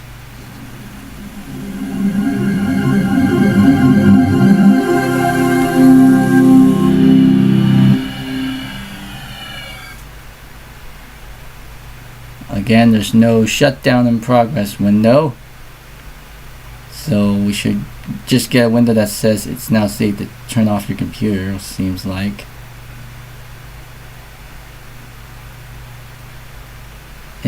If we see that window pop up.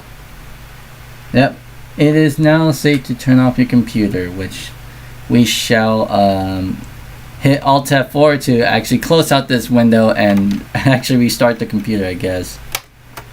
Yep, it's doing that now. Turn off. There we go. And let us go into the Windows 95 VM. Launch that now. Starting Windows 95. 6 hours and 41 minutes now. Man, I reached a peak of 16 concurrent viewers today in this live stream. It's probably the most that I can get on the stream. You know, on a stream like this lately.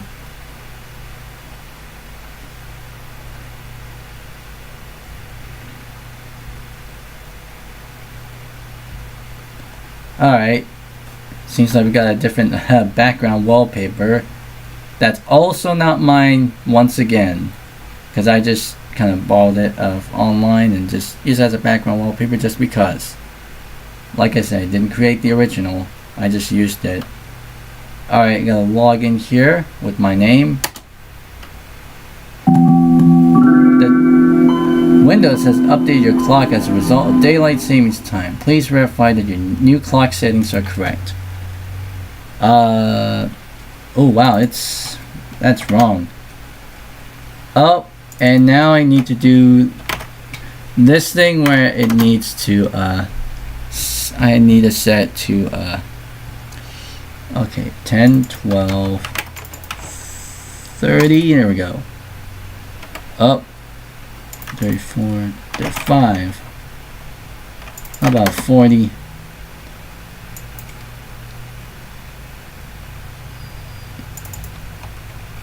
Okay, that's 50. 49, 50. Okay, that should be synchronized at least. And we are in the correct time zone. Just dragging through the desk. Yep, synchronized now. I think this is the same VM that I've used in that most popular short form video of mine, just with a different background. Like, I would think I had to go back into that original short.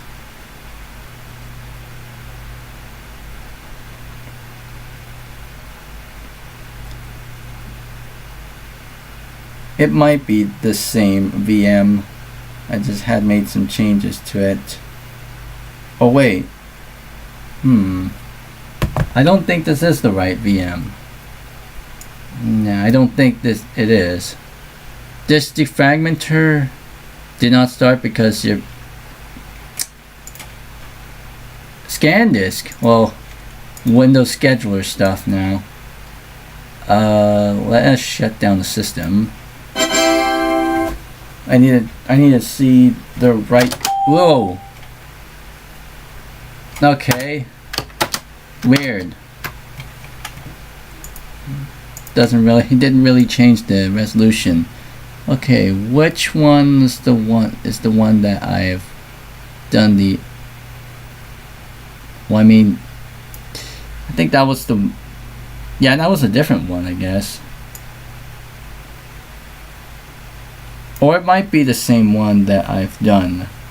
It might be the same VM that I had in that one short. I don't know. I don't exactly know at this point now. What about this one? 3.195? What is that? I wonder what that is. Starting Windows 95? It might be Windows 3.1 to 95 upgrade VM that I did.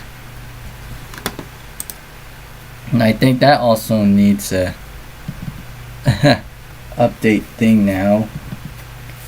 The DST thing now, pretty much. I guess we'll see. Yep, this is the upgraded. This is the Windows 3.1 to Windows 95 upgrade thing. Ah, yes, the same thing again. 10. Now I gotta reset the clock now.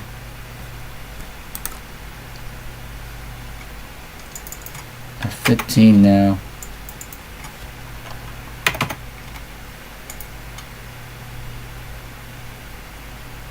Alright, now it should be synchronized.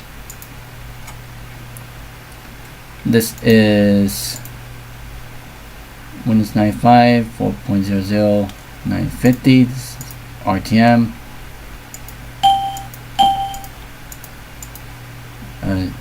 Shut down. Oh, this thing again, where it does not refresh the window. Turn off.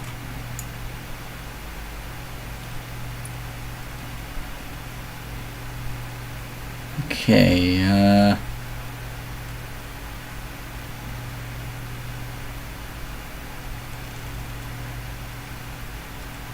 I mean,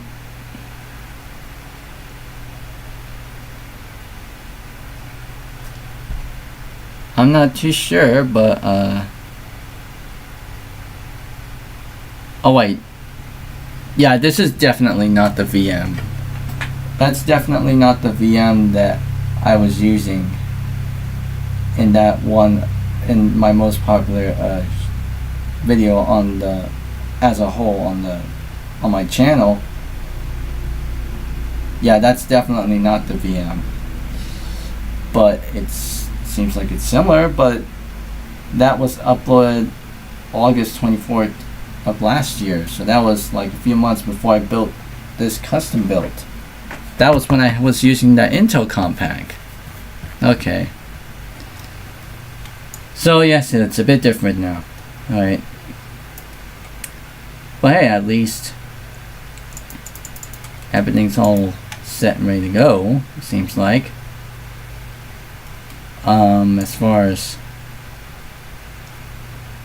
you know, putting everything back to how it was, well, grabbing some files out of these things before I completely reformat everything on it. Alright, I think I shall go ahead and shut this thing on down. I will unplug that drive and move the jumpers and see how we go from here. Yeah, I'll uninstall that.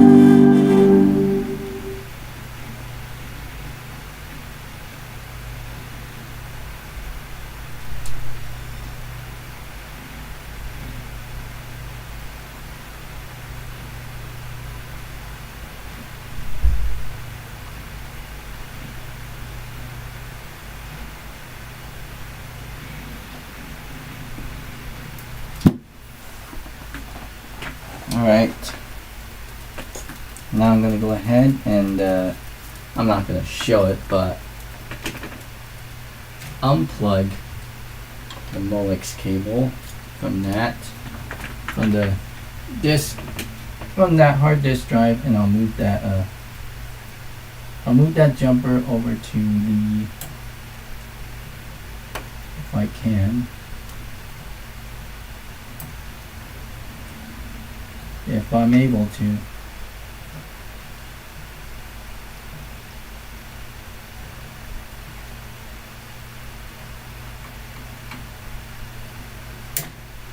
Come on.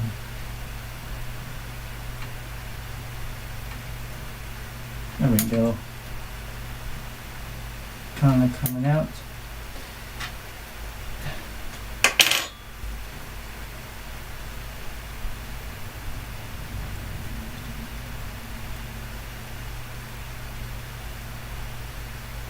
There we go. It's coming out, and I'll move it over to the other side.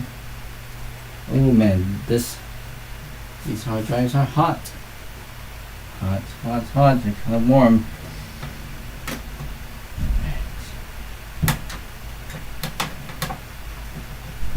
Take out this ID cable, and I'll move it to where the zip drive is. Inserting that in.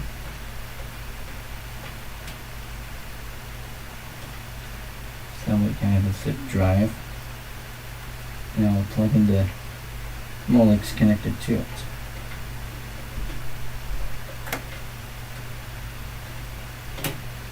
There we go. So everything's kind of back to where it is. And I will, if I had the time, because I don't think I have time today, I might as well go ahead and swap out the drives so that I could wipe out the 160 gig drive for experiments.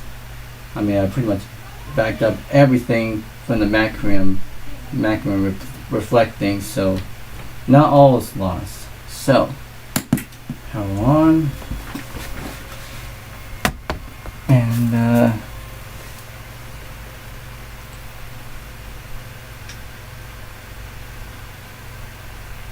yep, and that hard hard drive access LED light is now working as intended. I'm gonna go to Windows 98 now. I mean, there isn't really any reason to kind of like be going into Windows 98, except just to kind of like check to see what kind of operating systems I have on this thing, obviously.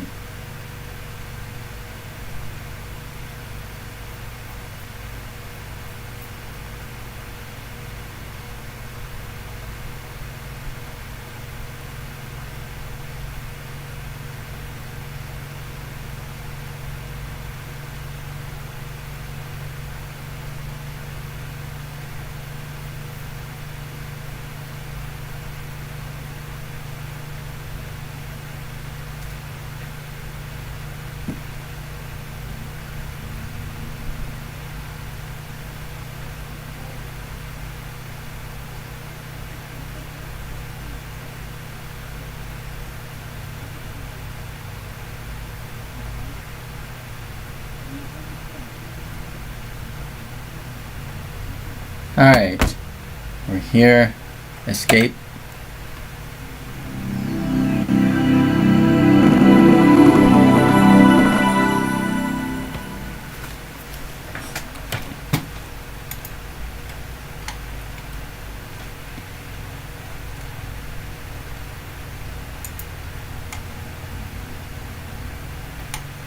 Alright. I mean, everything is in here, minus the fact that hard drives usage space has gone a bit bigger because we added more files.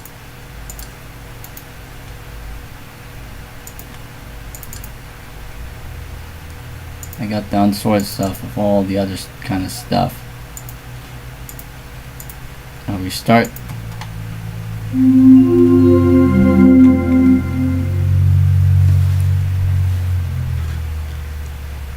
352 views and 7 concurrent viewers now. Seems like.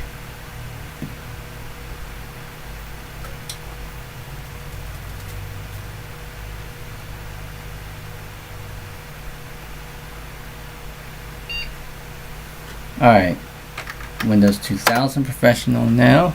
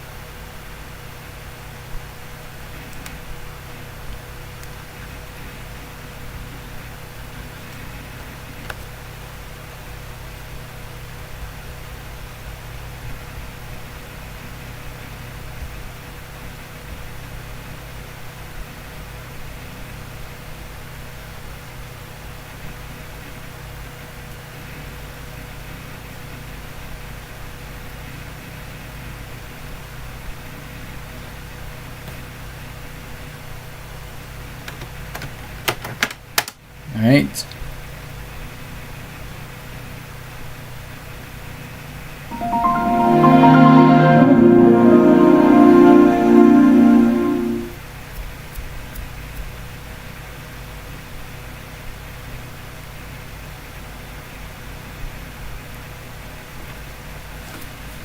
$353 views, 7 concurrent viewers, and that's just what I said. Everything's there. Restart now.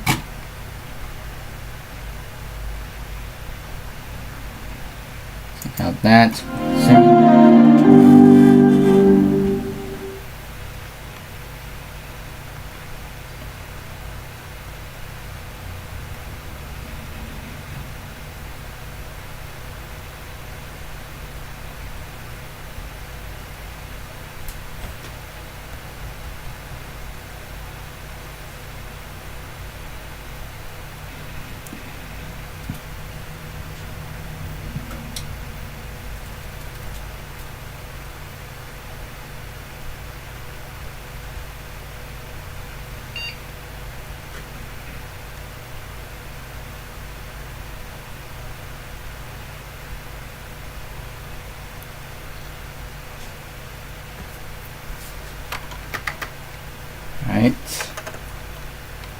is XP Professional.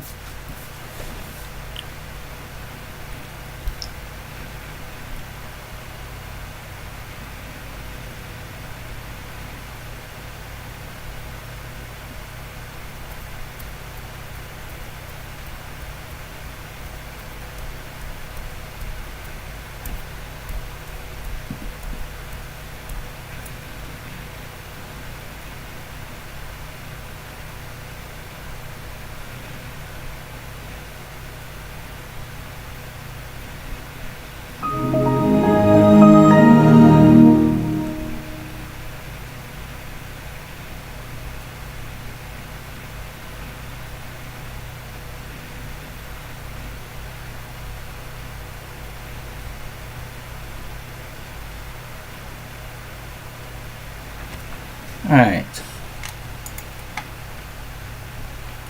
Well, we got everything in here. And, yeah, oh, I just remembered I had this unplugged. This is what usually goes in the back of the computer, but it seems like it's not. Let's see how I can do something about that. I'm just gonna shut it off first before I plug it in, seems like. Well, I know it's plug and play, but still, you know.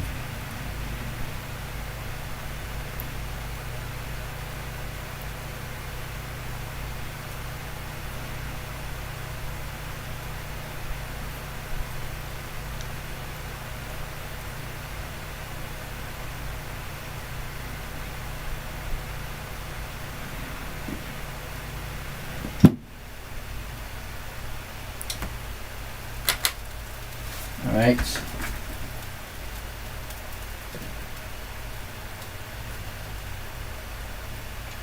See. And one of the USB ports. Just plug it in, turn it on.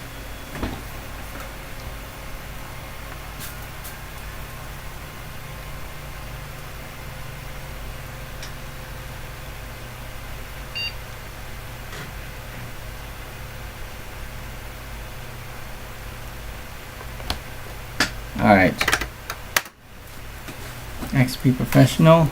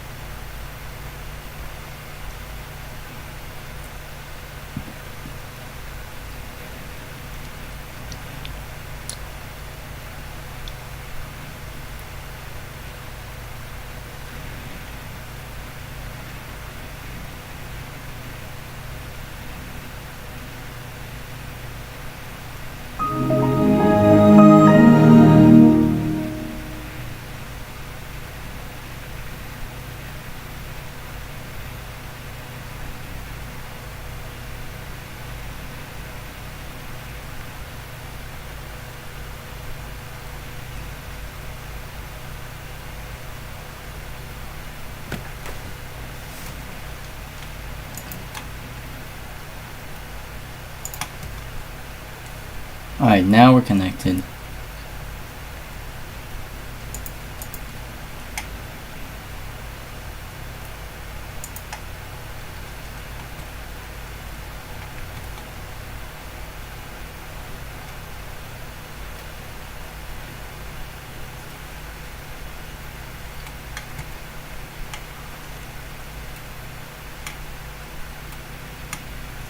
Yep, everything is here pretty much.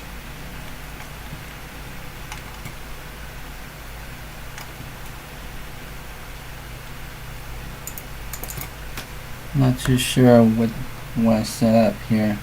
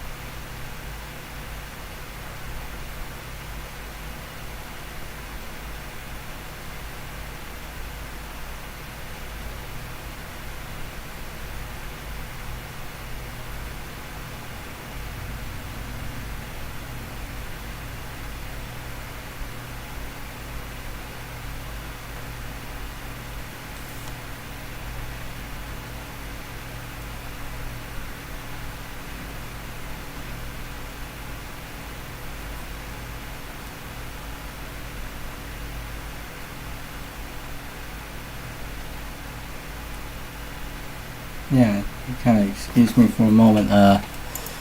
Just kind of scrolling by to see what I was doing with this thing on the last stream. It's kind of like backtracking here.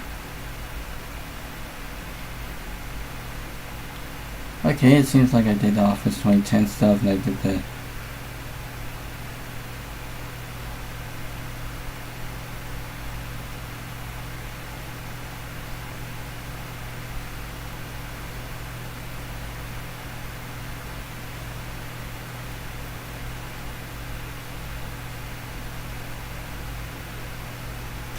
I mean, okay, I did set up everything on here, obviously, like already.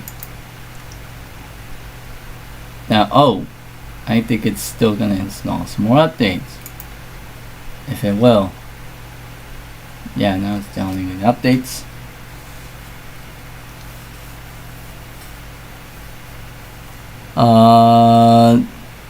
Moray Hanaselfanabilia, welcome back to the live stream. 362 views and 5 concurrent viewers now.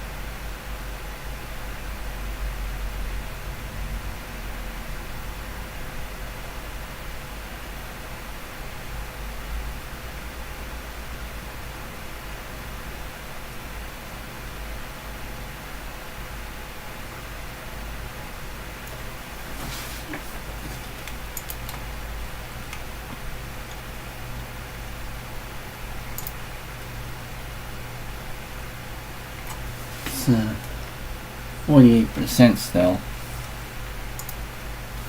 I guess. Let's see what I'm gonna be doing here. I'm gonna find something. My pal.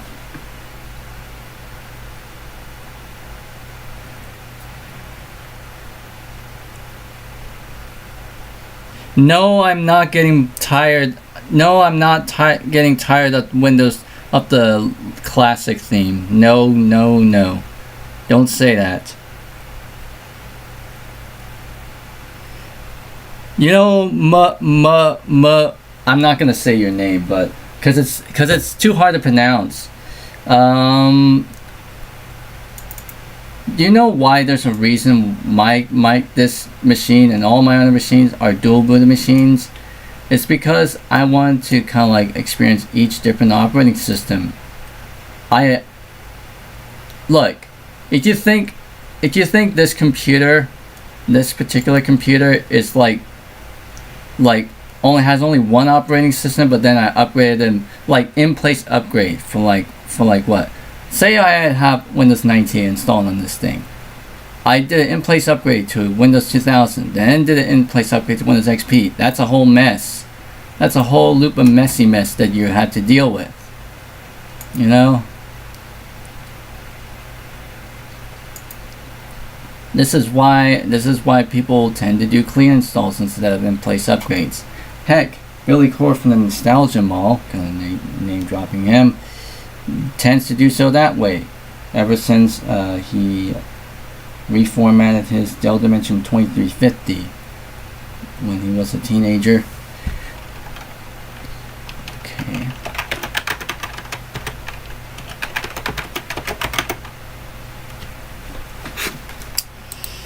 Sorry to burst your bubble there, whoever your name is in the chat, but that's just my personal opinion.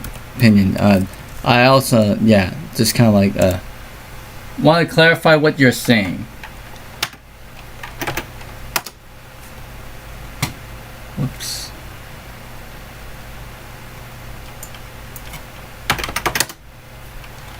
Is it?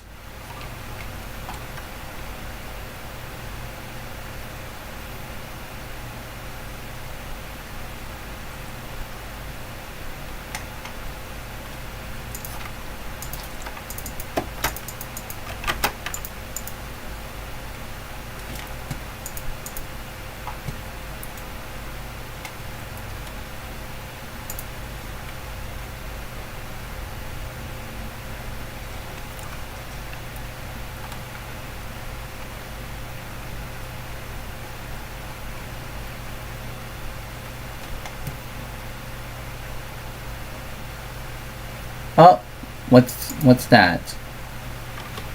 What's that? The system zone is now exceeding 50 degrees Celsius now, again. It's on alert status now.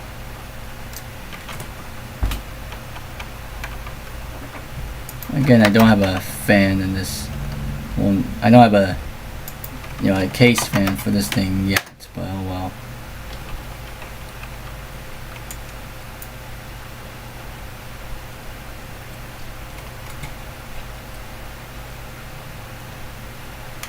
%, still on that one.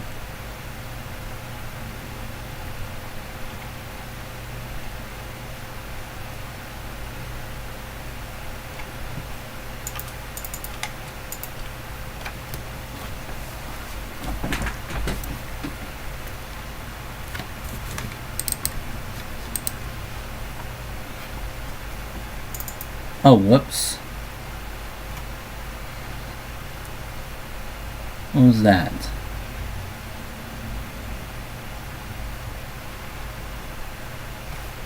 See if I can launch my pal again and type in that thing again.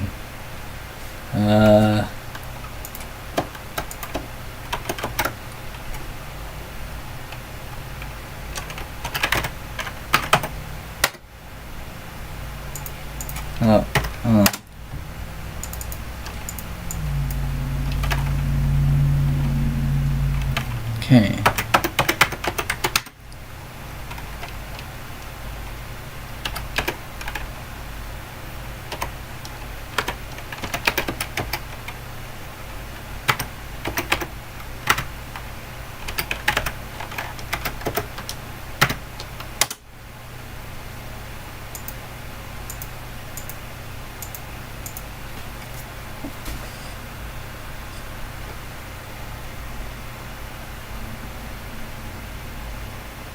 Okay, it seems like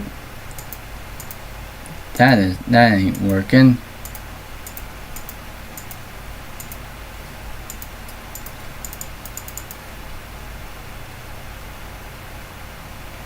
I think those systems have been pretty much changed now. I think it has been just recently updated.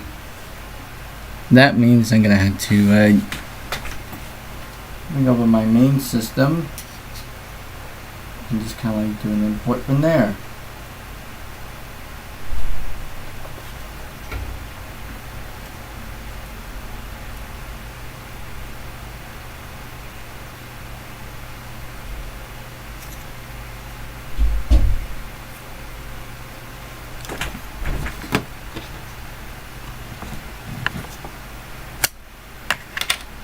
And to take out the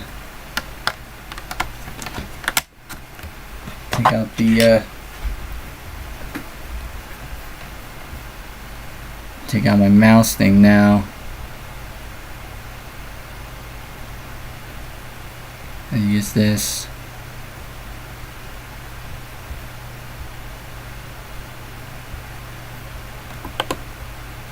I use my trackpad now. Only 745 megs on this thing. Yeah, that's not enough for whatever I need anyway. That means I'm going to use the other one, maybe the green one. But that's also, I guess, also out of space. So I think these flash sticks are only like what? 8 gigs, yeah. So this one's also doesn't have that much. So I guess I'm gonna have to use that other one. I think that's the 64 gig one. If I had that lying around somewhere. Nope. I think it's pretty much on my computer, yes. Okay. And maybe I shall see. I mean, if that's even inserted, I don't think I have it around here.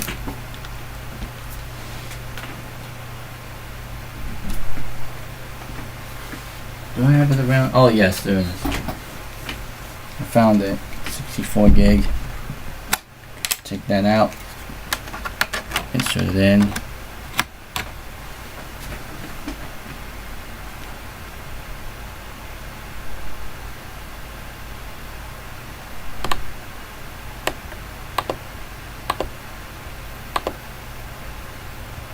Alright, now I gotta re-update all these things now.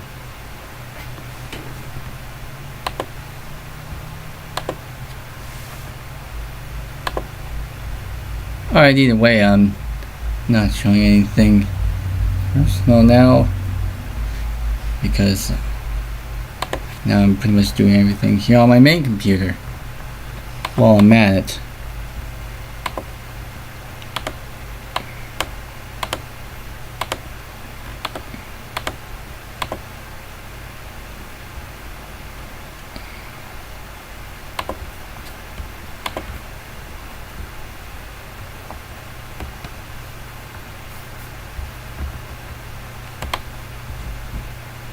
See, get that.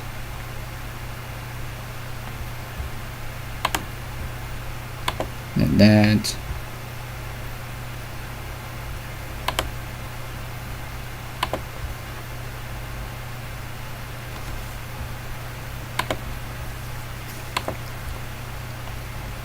And then the VLC codec.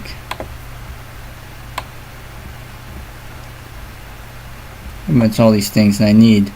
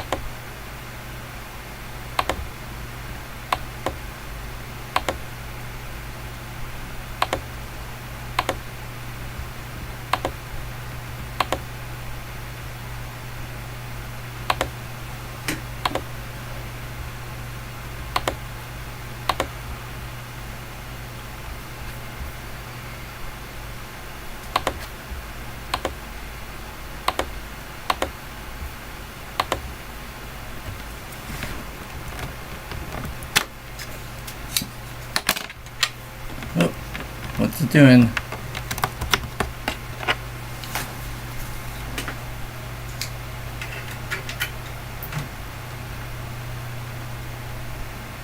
Okay, I inserted that USB stick in.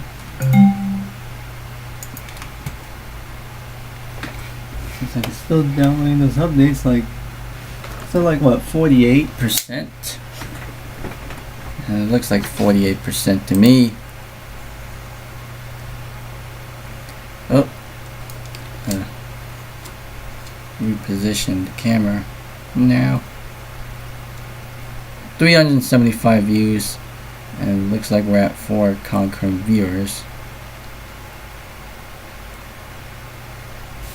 As of now, 7 hours and 25 minutes.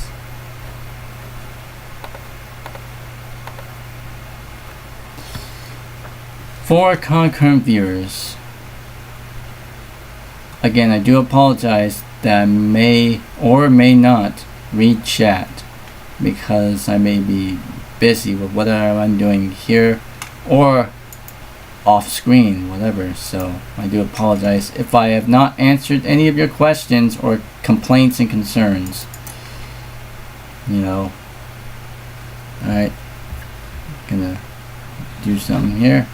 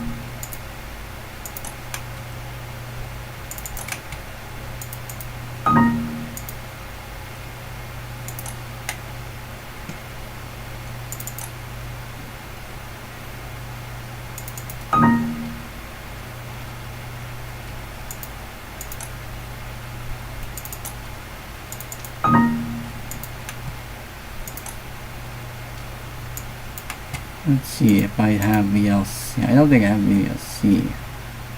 Oh, wait, I do. It's under plugins. It's on the codec.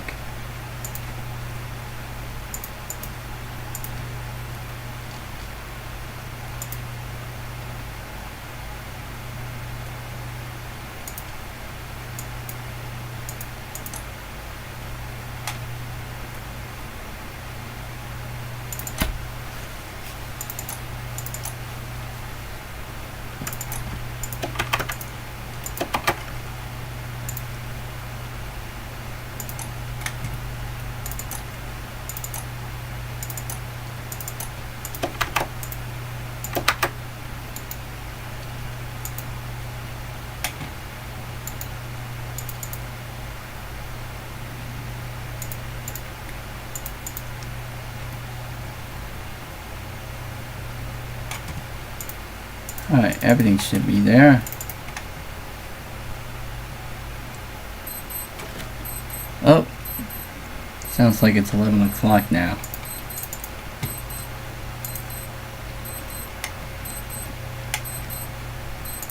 Alright, now with that done out of the way, let's see how I can go ahead and test this out now.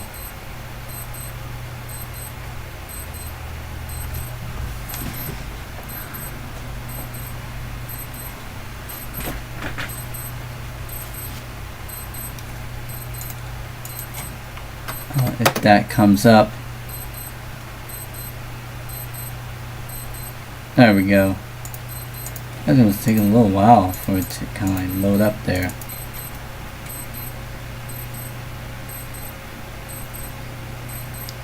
Yes, those things are still carried over. And I also got this.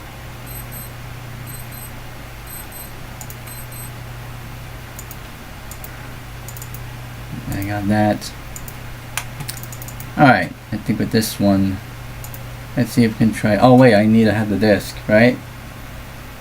I think I know what to do. Maybe I could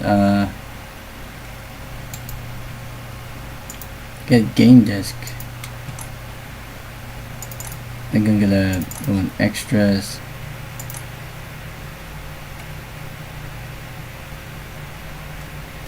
I think this will probably go into my documents folder.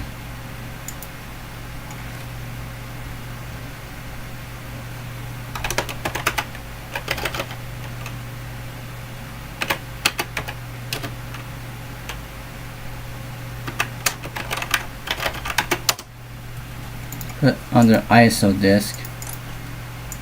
That way, I use image burn, and I'm gonna go through a couple of the games that I have, just in case if I don't have the actual disk.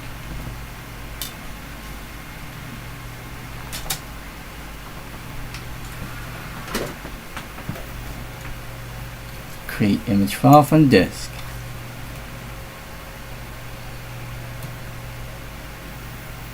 Here we go, and I'll put that under ISO disks. Make it read. I will mute the audio here, just in case it doesn't blast us with that, with that image burn complete thingery. 378 views, 5 concurrent viewers at the ready.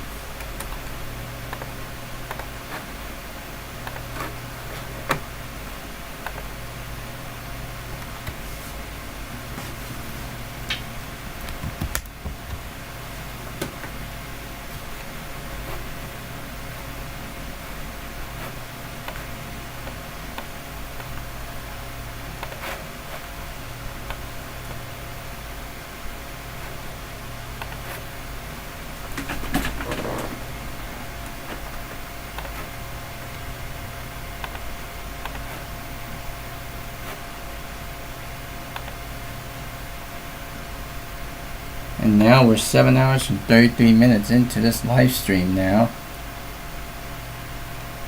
with 378 views and 5 concurrent viewers at the ready.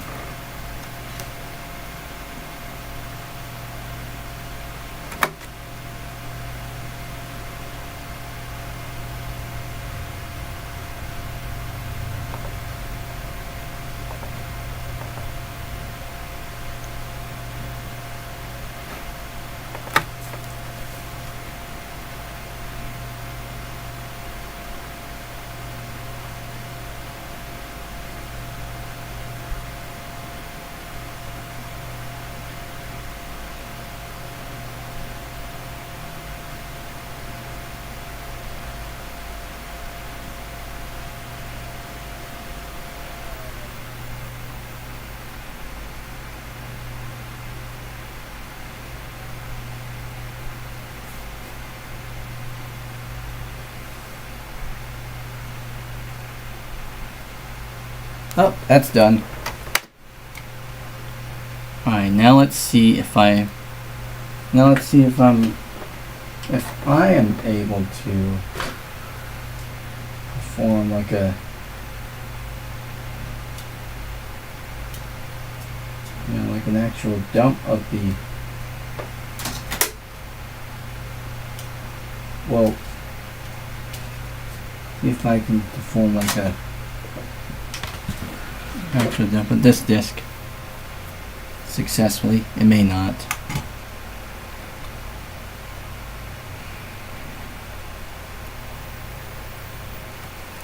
See how this goes.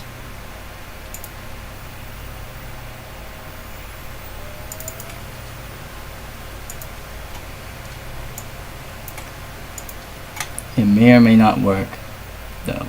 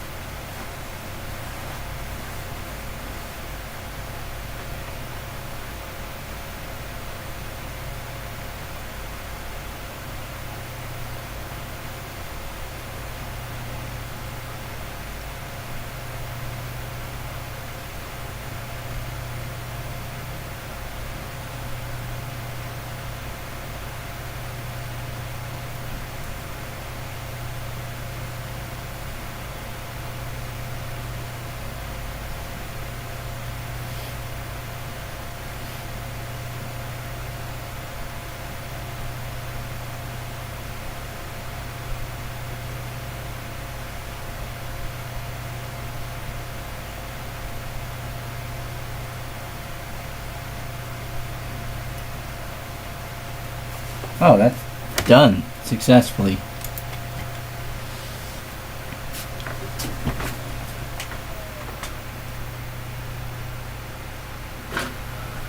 Now, as far as the other disk, that this might not work.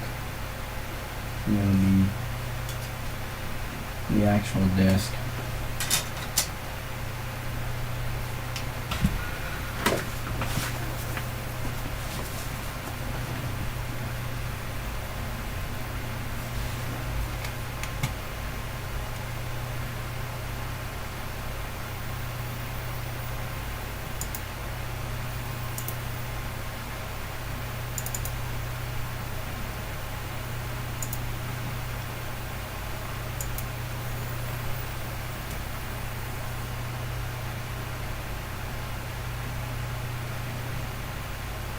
Yeah, I have a high chance. There's a high chance that this will fail.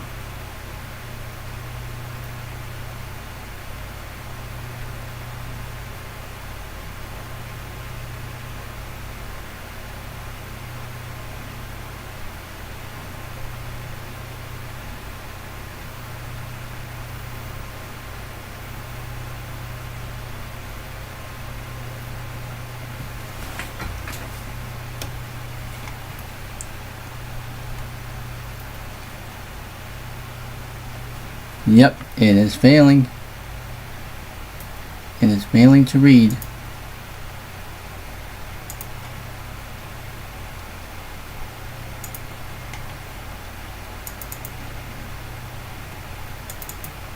Now let's see if I can try to attempt to rebuild it.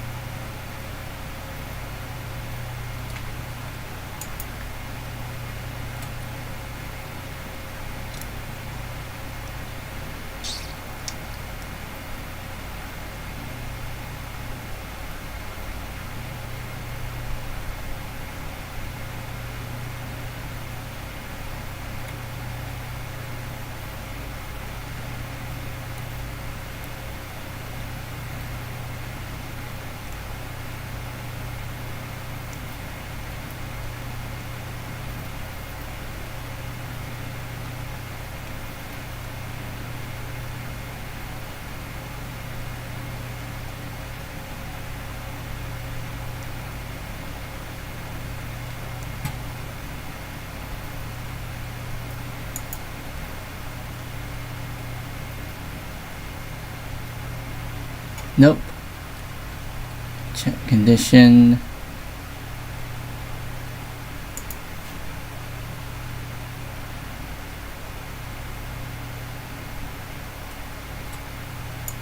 Okay, now it's doing this thing again.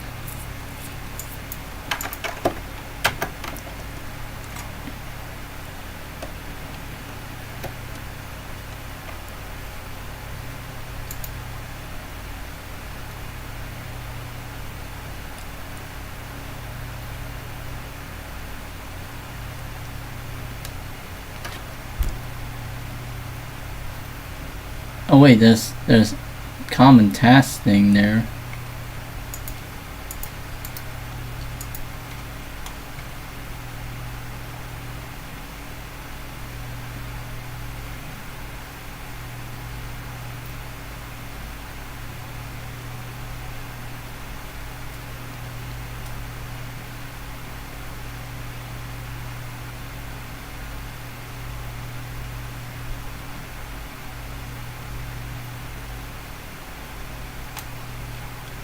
What's this?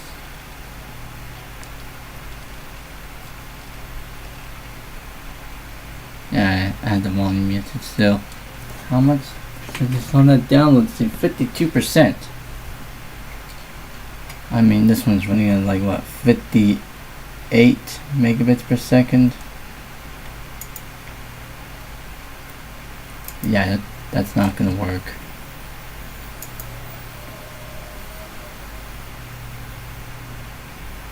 It is not going to work because of the copy protection schemes.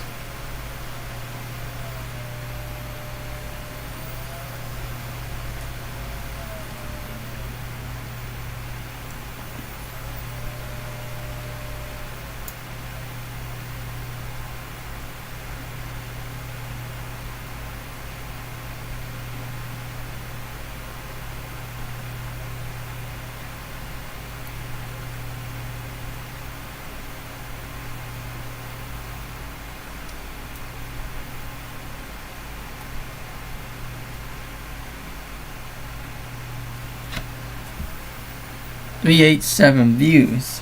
We just passed 386 views now. Now with 3 concurrent viewers. Now, excuse me. This might take a while. Well, I'll leave this running.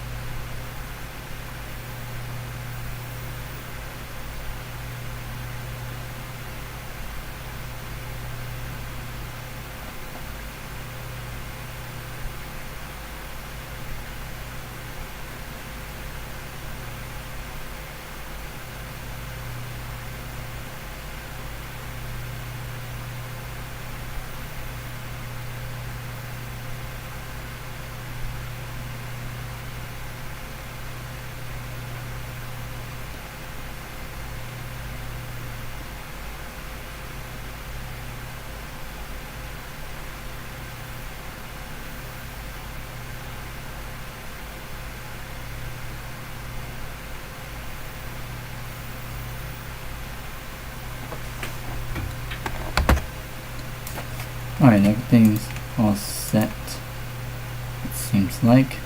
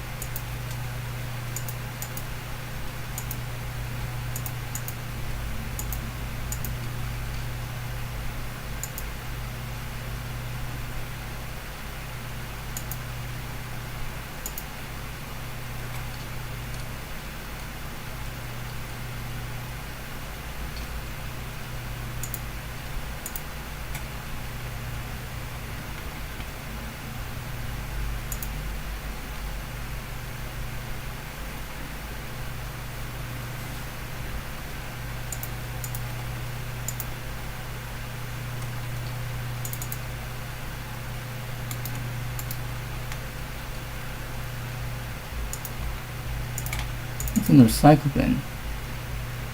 Oh, these things here. I gotta empty it.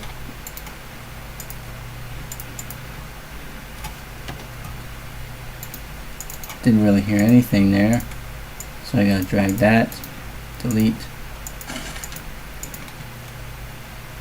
make that sound.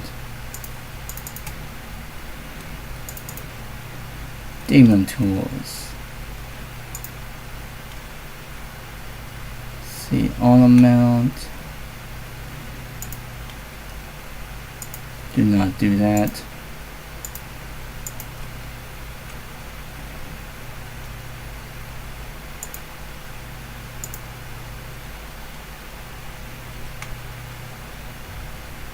Tray agent.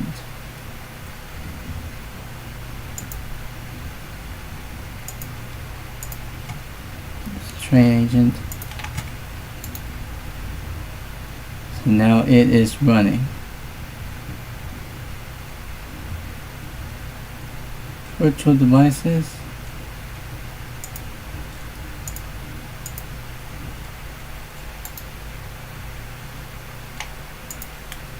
Demon tools light.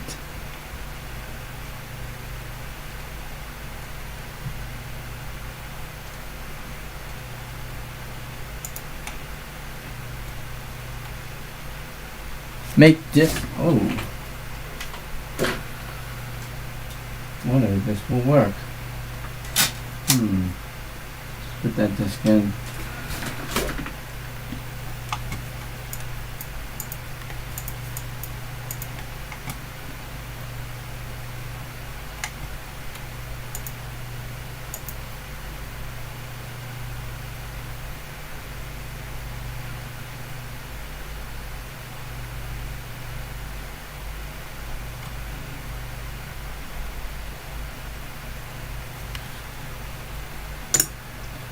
Well, my OBS is hiccuping a bit. Well, I guess we are back still. Alrighty. 7 hours and 50 minutes now.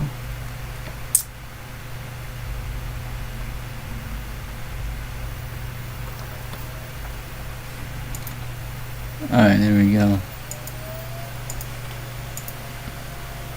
Close that out.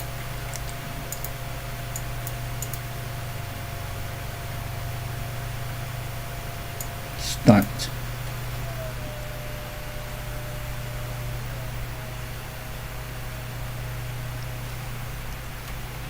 I mean, I know this might not work either.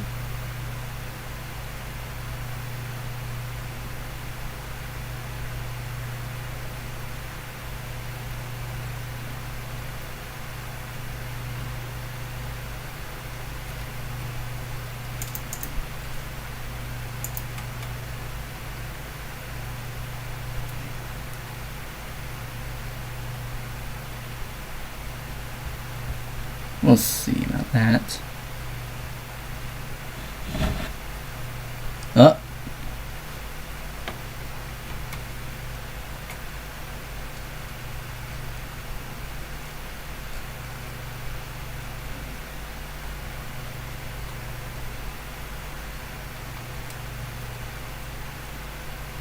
Failed, eh?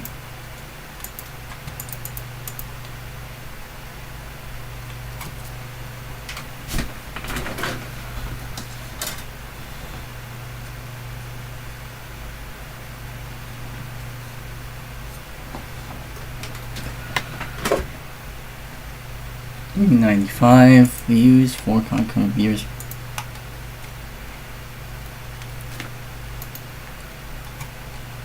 Quick mount. Let's see if I can mount this.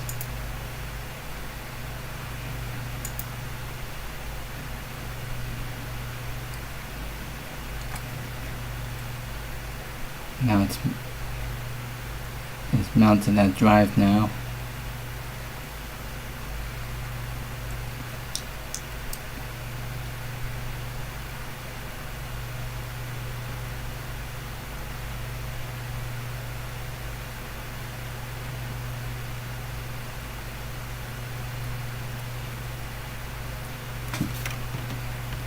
There we go. Successfully mounted.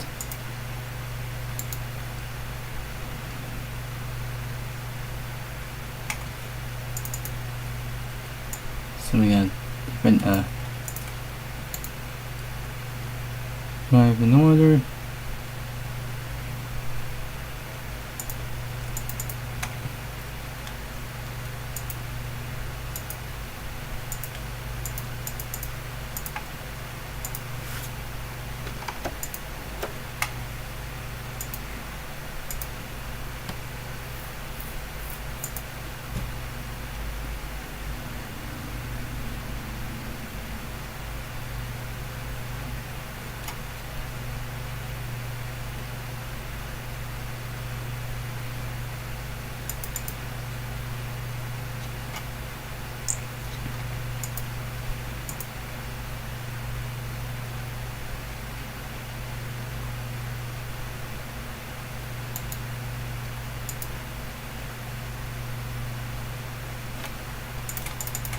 Alright, let's see how this works.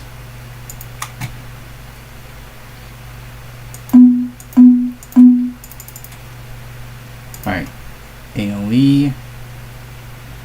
See if the MIDI still. Oh, wait. Before I do that, I think I have to go back to here. Audio. Yep, still on net. Let's see how this works.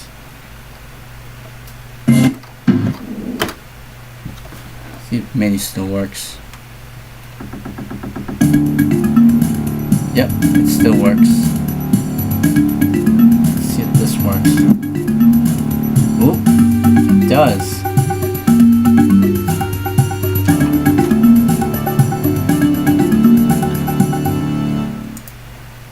We got Damon tools working here. That works. Whoops. Now it's sounding a bit weird.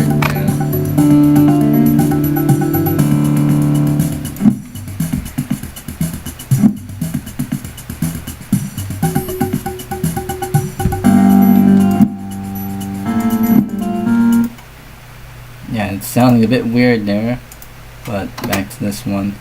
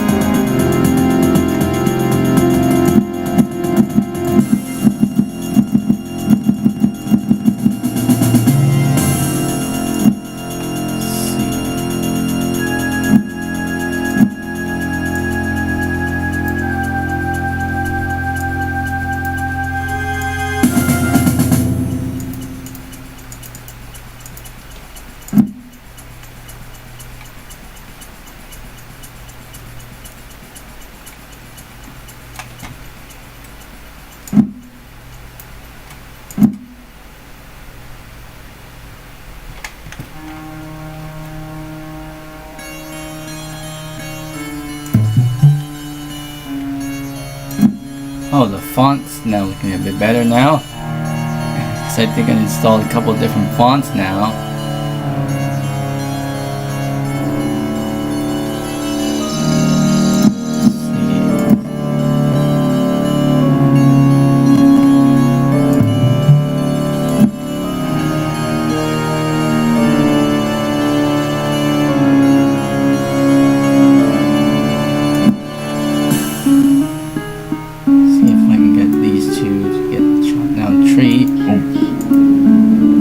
Testing out MIDI functionality here.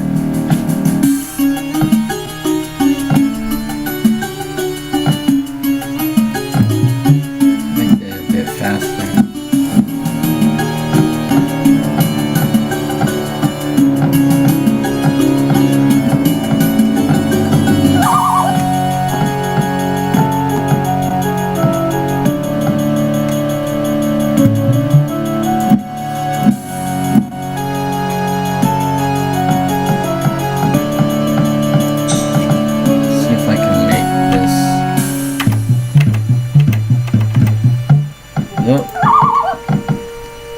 I do.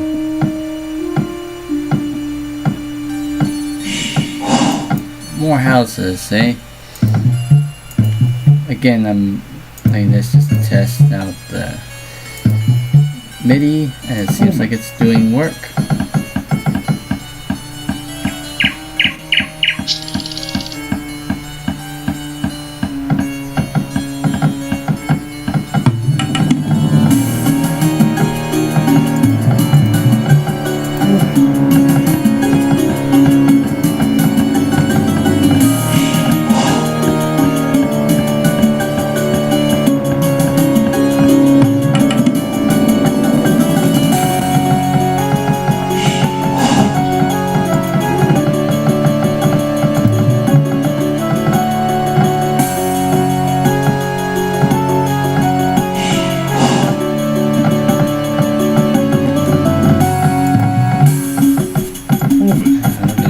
That does.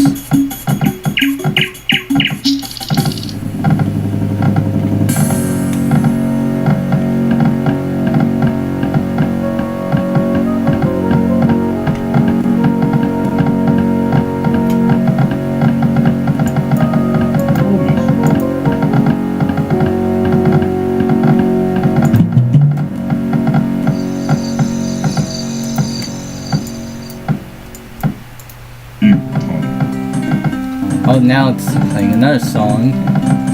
Now obviously I could play all these with an immediate player obviously, but I want to see how it sounds like in game. I think it's pretty much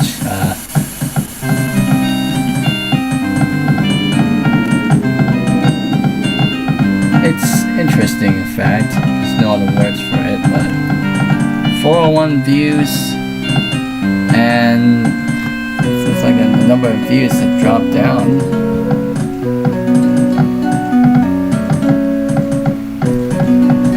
Oh, we're 8 hours into this live stream.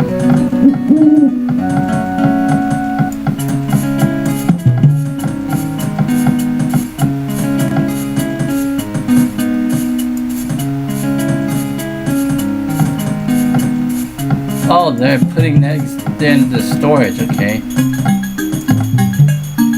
Okay, I think I shall save progress. Just name it as game 1, why not? I only did this just to test out music.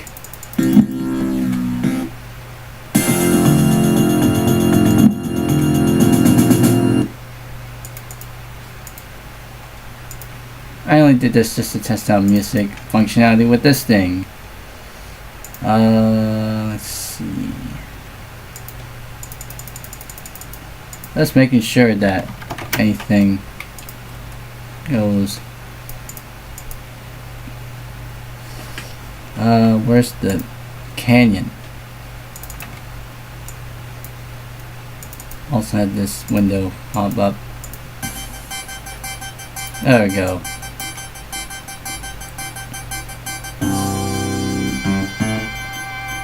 .404 views, but still looks like I got 0 viewers on Studio and on my OBS for some reason.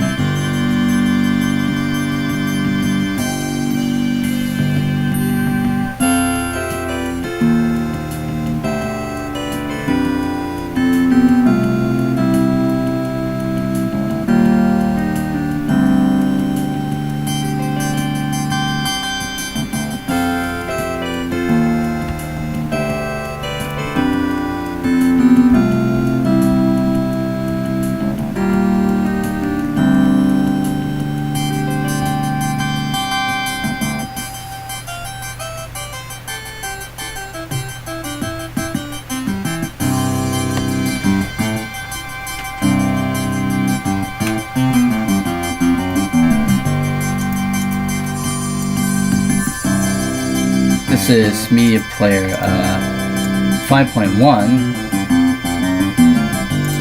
It's basically just a standard 3.1 Windows 3.1 base media player, or the Windows 9.5 one, obviously.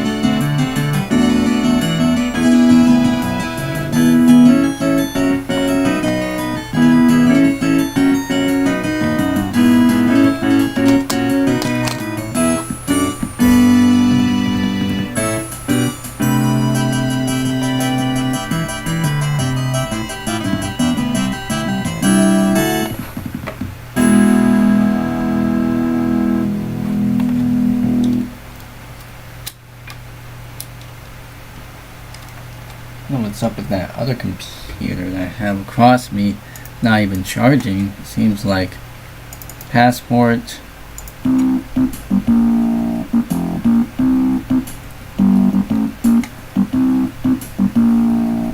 Again, I had this set just to replicate Ableton Sound Blaster 16 FM synthesis emulation. Seems like it's doing itself pretty well, especially on a Pentium 4 system at 266 gigahertz.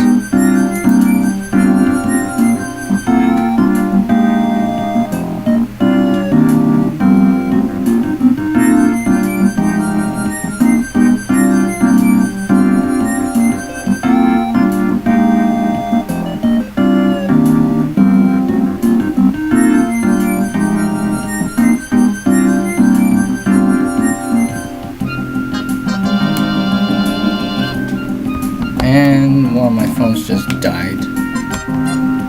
It was already dead. My main phone's dead. So to plug it back in.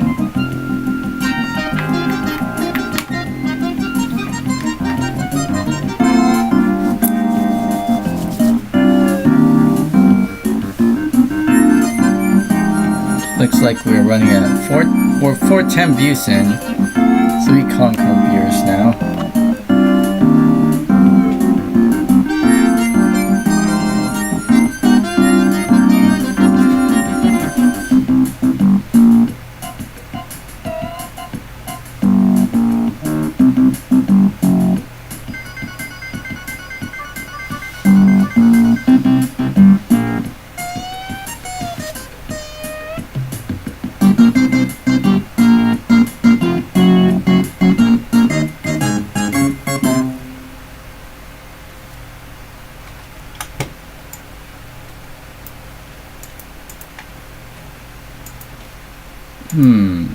There's one thing that I want to install.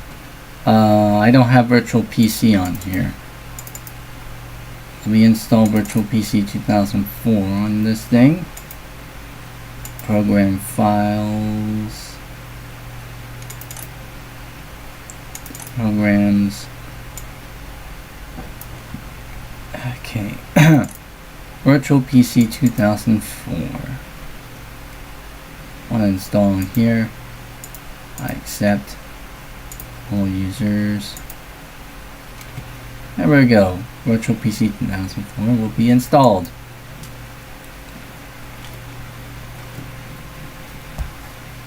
See how well it does.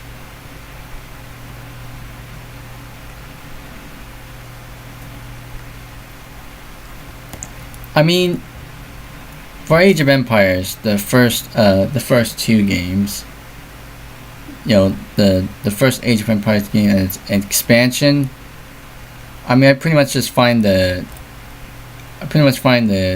CD for it, you know, online. You can search that up, and I think using the, if I had it burn on disk, because it just needs the disk itself. There's no other copy protection stuff on it, not like with Age of Empires 2 and such. But I got those two.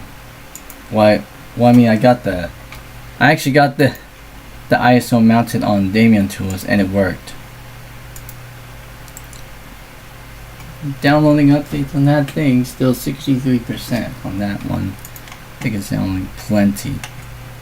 Oh, Microsoft Virtual PC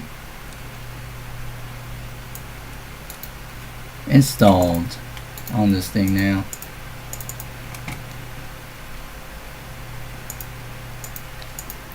Add an existing virtual machine. I'm gonna bring the one from Windows 2000, obviously. My virtual machines, Windows 2000. Just bring that in.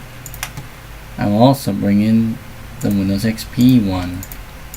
So my virtual machines, Windows XP. There we go. Just the two of them there. On XP Professional. Oh, I'll also bring in the Windows 95 VM.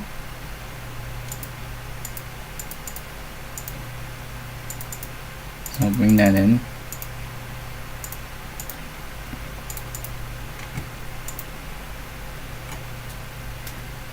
Oh, it's doing full screen now. Okay, fair enough. Especially on this thing.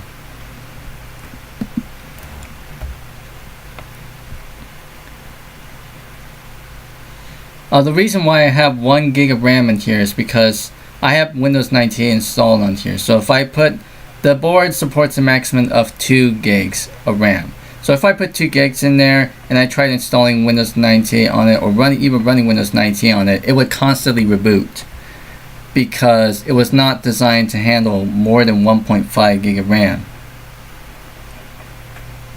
So that's why I had the 1 gig RAM limit as the safe spot, the safe sweet spot, I should say, because Windows 98 and even Windows Millennium Edition, Windows ME, could support up to a maximum of 1.5 gigabytes or 1 gig of RAM. That's pretty much what it is.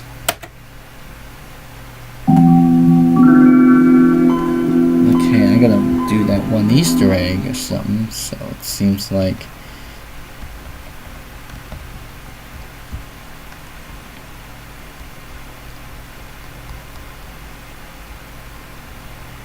doing the dev credits.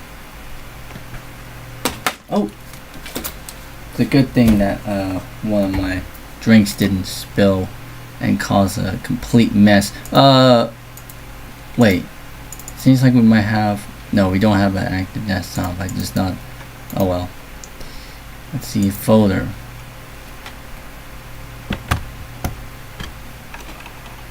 This might not work though, because I think we are running, well, I think we are on RTM. Oh, there's still custom OEM info on there too. Nice. So even that's retained. Where's Winver? Yeah, this should be RTM. It definitely should be, yeah. Alright, now. And now, the moment you all been waiting for.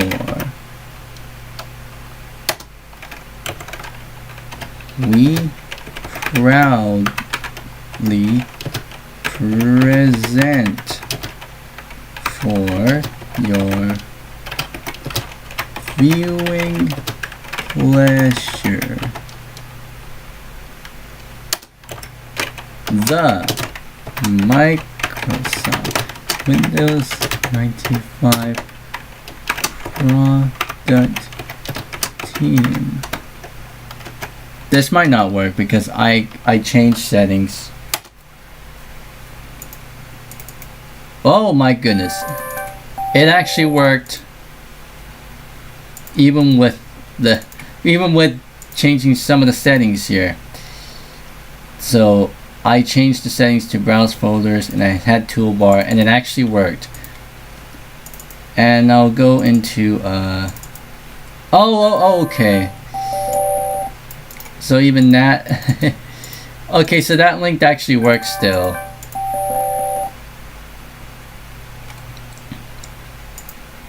Okay, I think that might remain though.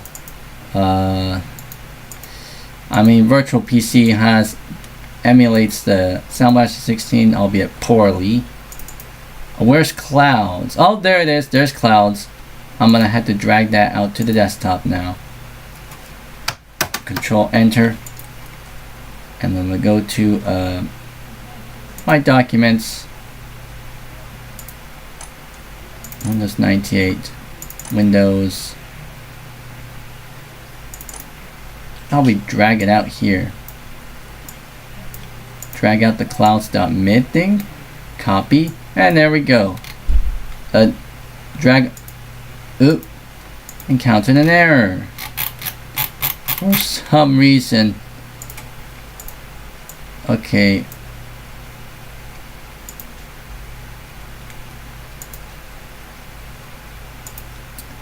An error in Virtual PC.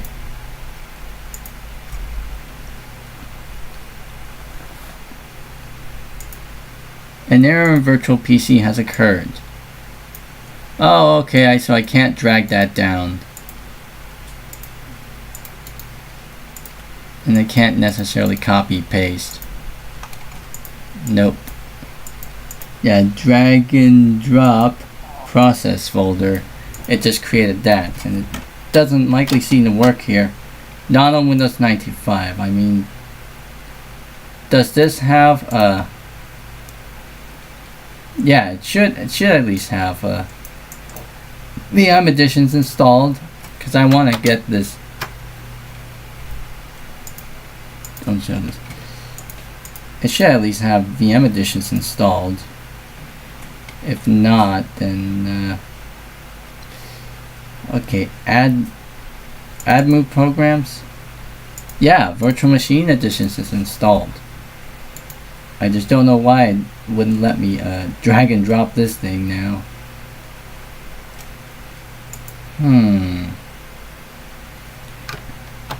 Wonder what I can do about it.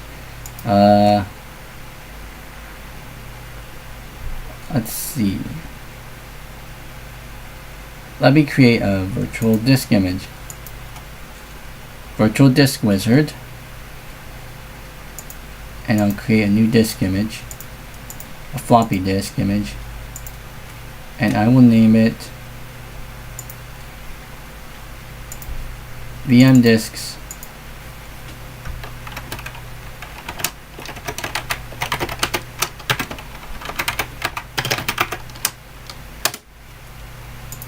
There we go. Capture that. Wait, is that? Yeah, W95 files. And then I should probably copy paste this into there. There we go. So we got both Canyon, Passport, all the RMI stuff, and Clouds, which was added to by this one.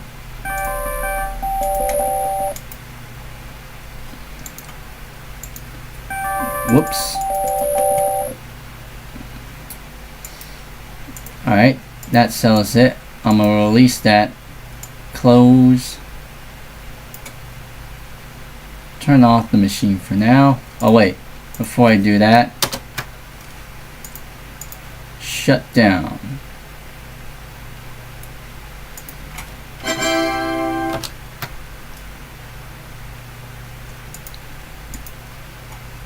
And I haven't launched this Windows XP one. I wonder what this is.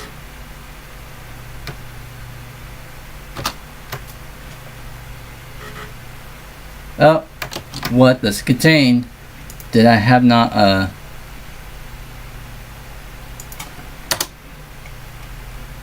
pretty sure I have not set this up yet. Whoops. For Windows 2000, I'm gonna run this. See if I can try and launch whatever that's on this.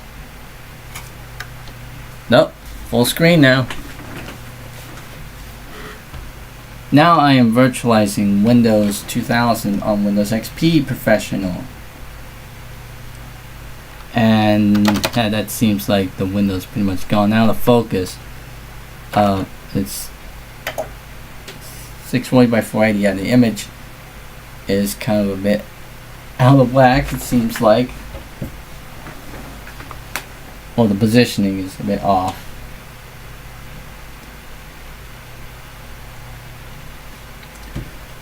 And I wonder if it's gonna go through. Oh, okay. Basic Windows 2000 Professional installed, seems like.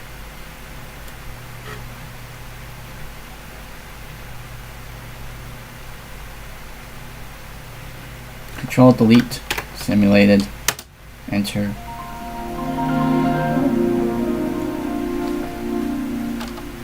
Alright. Simulated one. W95 files. Open up my computer. And I should see clouds.mid. There we go. Now I'm going to attempt to see if I can drag and drop this thing. For realsies. I gotta make sure that's on icons view. Alright, drag and drop this thing. If I can.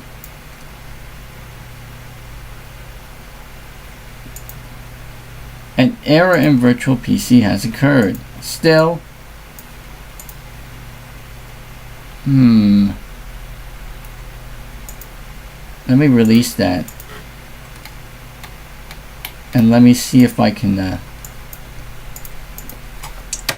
try and use Windows 2000 for that purpose. Also, so downloading some updates. Let me see if I can try to turn the system off.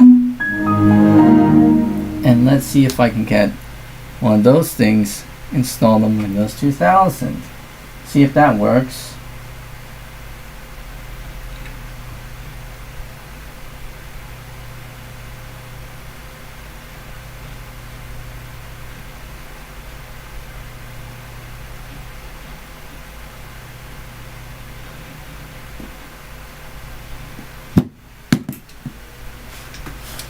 Turn it on.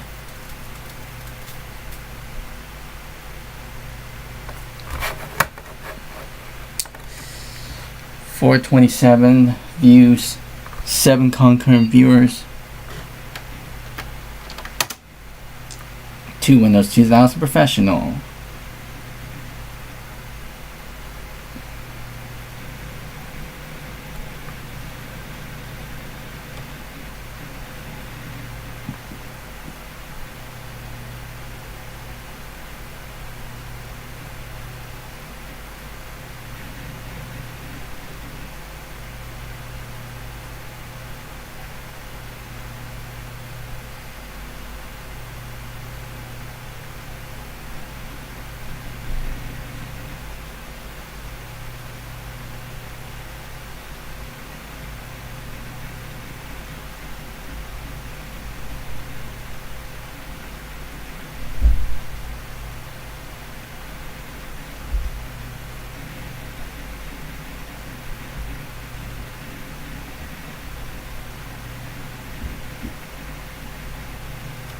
Control delete.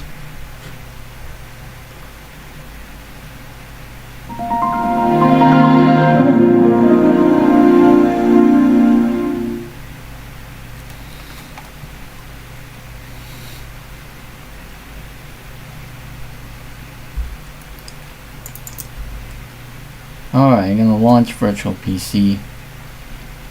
See if we can try to get it going under here. Though it might not work though. So, alright, 95. Start toe.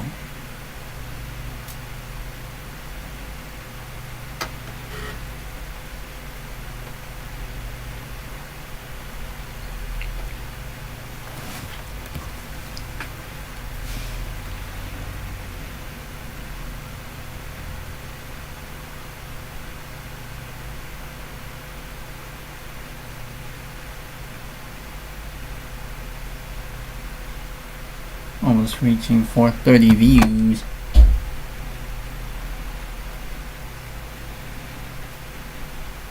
That was so quick. Went into that there so quick.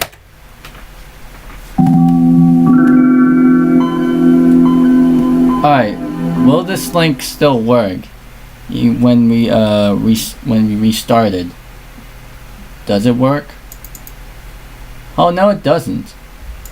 Literally just a blank folder. Well, let's rename it. And now, the moment you've... Okay, let's see if I can make a notepad stuff.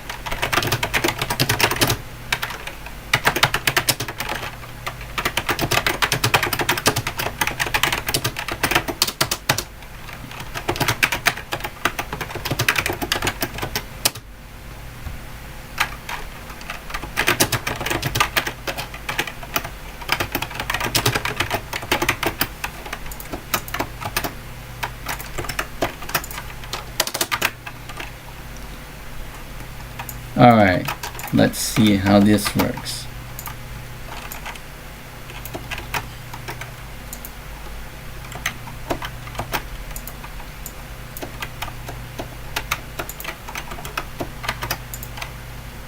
Does this work?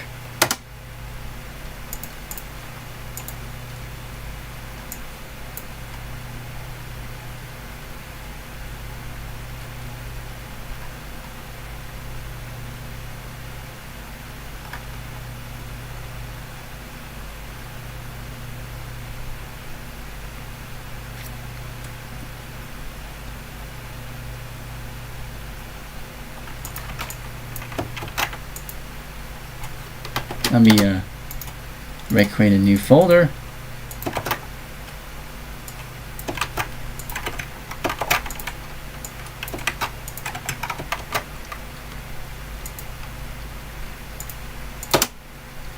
Oh, that worked. That worked. You just need to create a new folder. Where's the My Documents folder? It should be under... I don't really like how these are arranged. We got My Documents folder. Text document.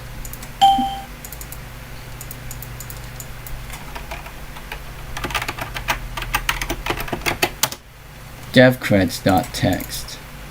There we go. Auto range.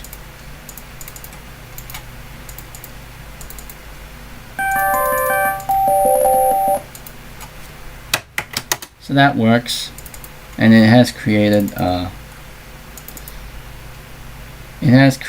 a clouds.mid file, which let's see if we can attempt to drag it onto the desktop.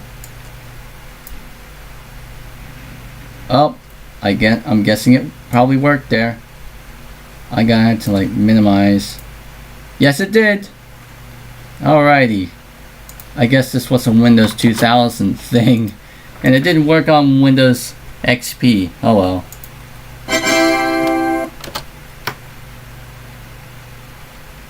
Alrighty, now I gotta. This one's the original file. So that is normal.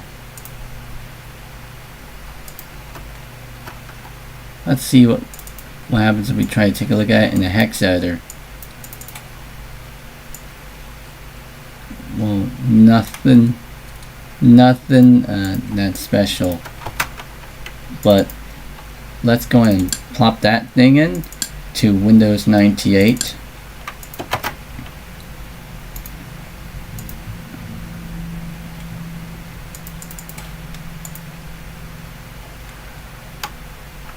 And well, let's see, how about this? Let's see if I can try to get this to install. So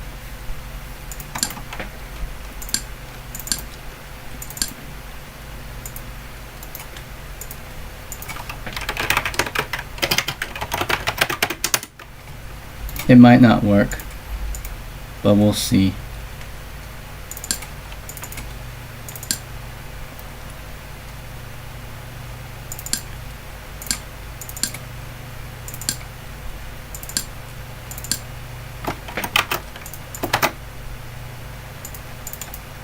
Install. Says successfully installed, and I see it there. I see an option there. Set to that one, hit apply multiple times.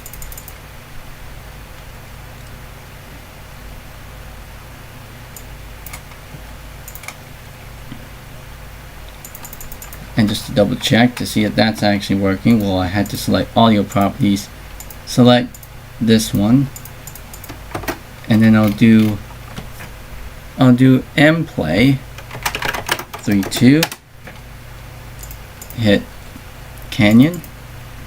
Let's see if this works. Yes, it works.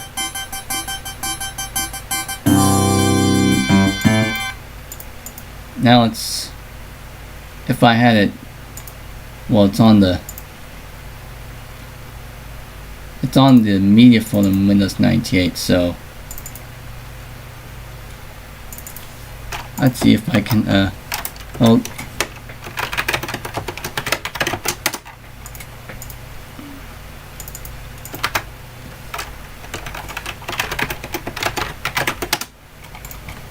bring that over here, clouds.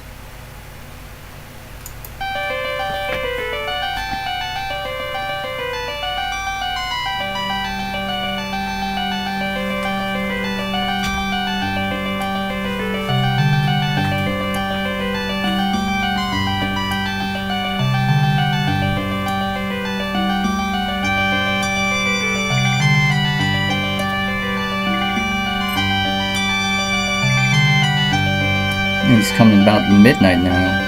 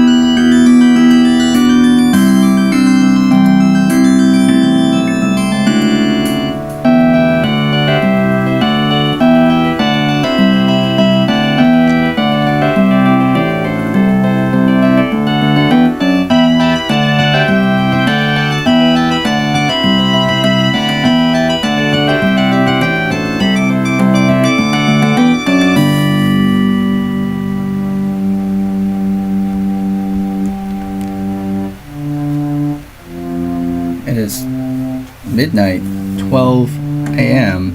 It's literally the next day.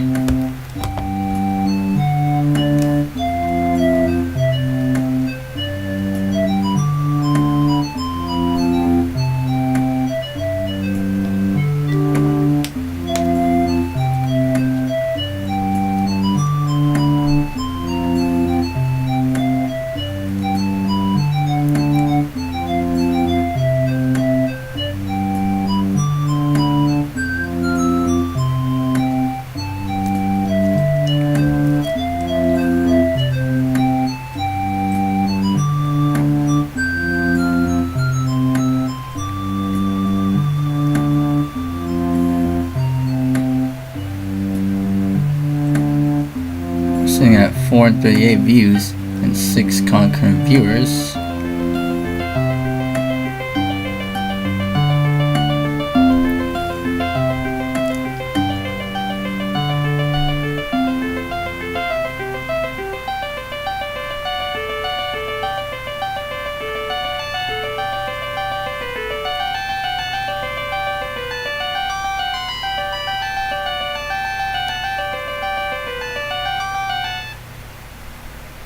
So that works.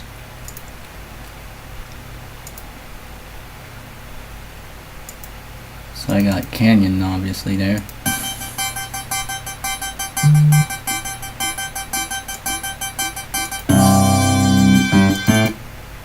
And then Passport 2.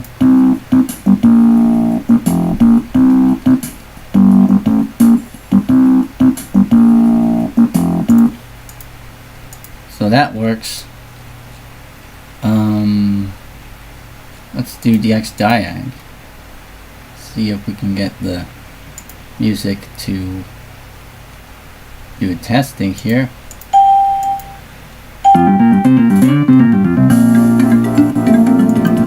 Yep, that works. However, I don't have it installed, but yeah, I don't think I have the game installed. I mean, that doesn't necessarily work with the Windows 2000, the way it handles things, but it does seem to work with the M-Play stuff. Well, at least we got to hear that. 4 hours and 39 minutes. Okay.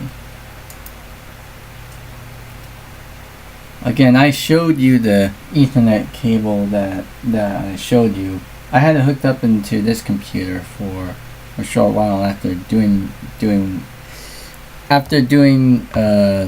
my testing out that network infrastructure that I had set up, which I will have a video of it soon. So yeah, it was able to do something with it, but I guess you'll have to wait and see for that video to come out. You know, with that video coming out, you'll have to wait and see what that video comes out. Kind of said that a little bit weird now. Okay, 440 views and 5 concurrent viewers.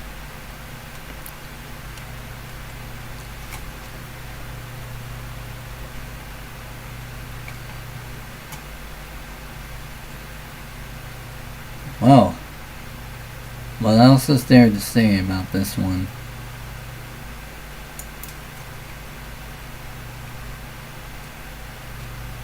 Gonna go ahead and restart this thing.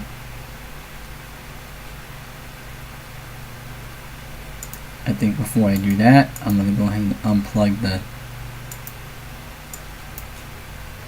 Oh yeah, the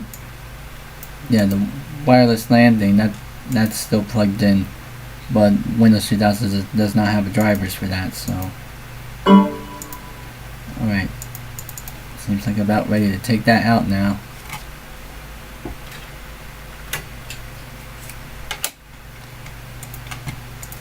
Restart.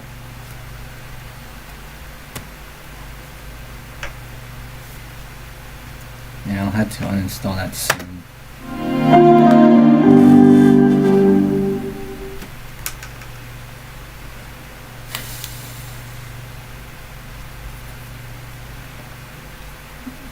See, back to Windows XP we go, I guess.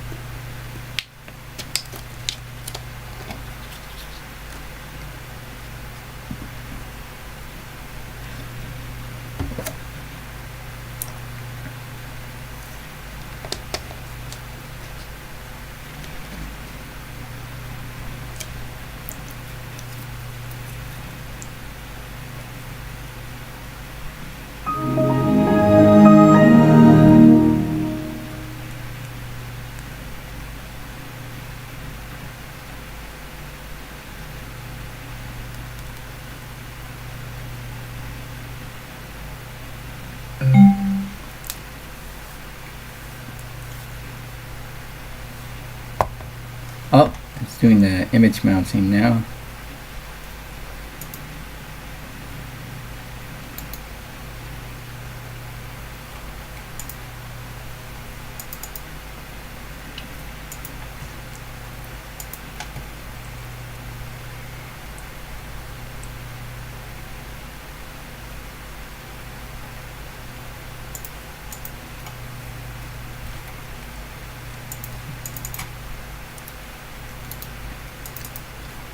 Alright, I'm gonna unmount it. Unmount all drives.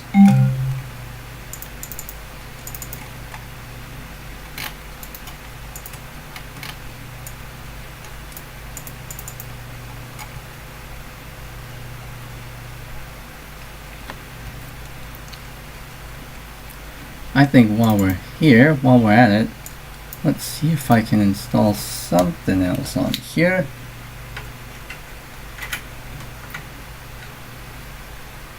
Just to see if this actually still works.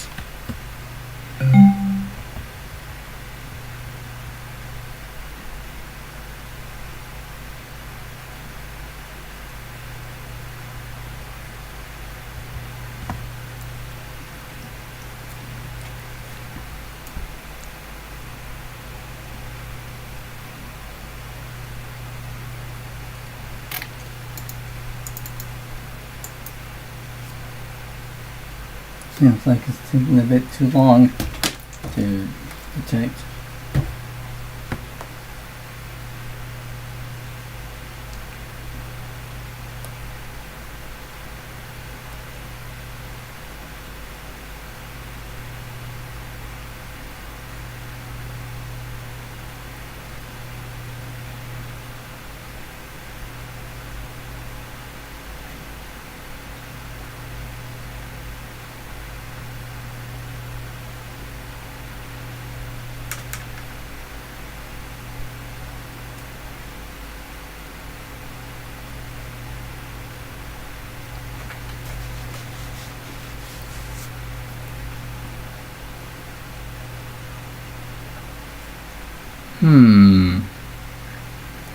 Seems like I'm backtracking to the stream, and it seems like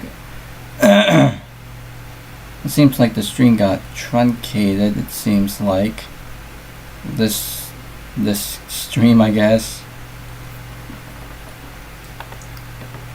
So I guess I'm probably gonna have to like end the stream here for now.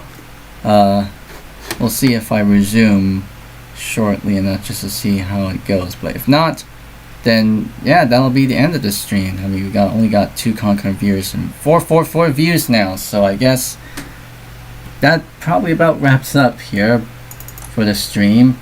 But before I go, let me do this. Let me find this. See if this actually works. One more thing before I head out, especially since it's midnight, 12:10 p.m. Set up the .exe. See if this works. It's probably going to place an icon on the desktop. I actually kind of saved this from when I was doing stuff like this. Well, during my free time, you know, back in like high school or some middle school, whatever. I just hope to see if this thing still works. I mean, better yet, this is a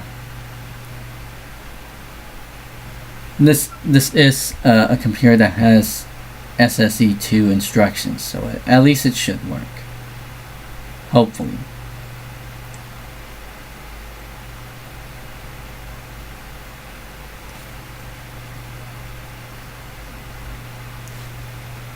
I think it might. I think it might not.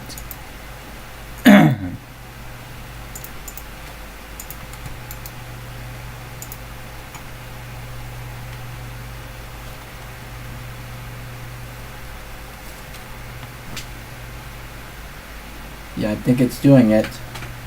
If I see that icon pop up on the desktop, then I think we good.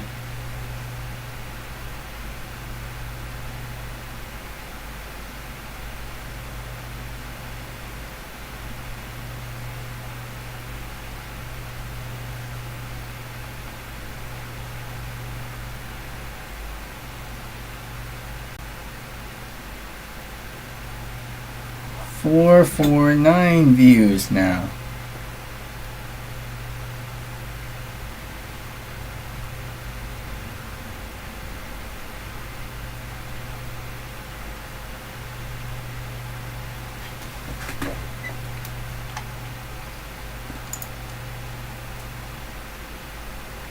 That looks like 76% on the downloading updates thing.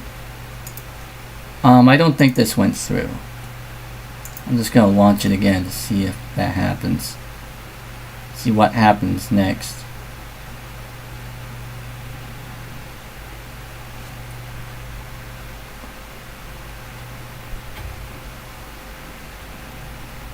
Will it place a shortcut on the desktop? If that works.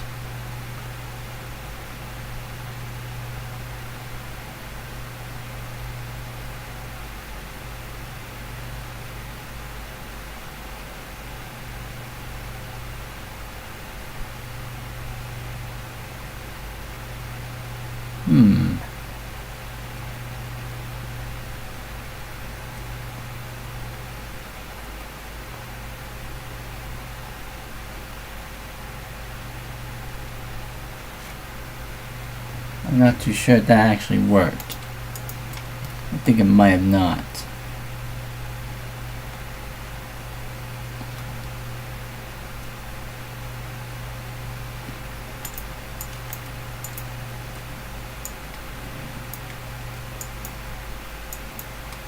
Okay, I think that's set up. It's still running. Wait, there's like 2 instances set up. I don't know which one.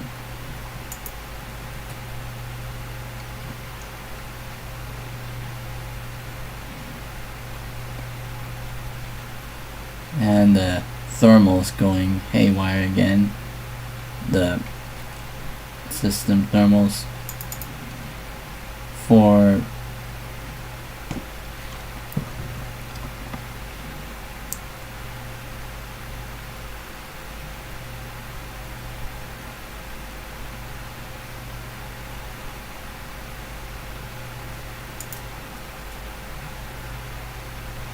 wow, the CPU is maxed out. Yep, the System Zone 2 thermals are going haywire again. Capping out at 50 degrees Celsius yet again. Let's see if I can launch this one again. Oh, now I'm loading 3 installers.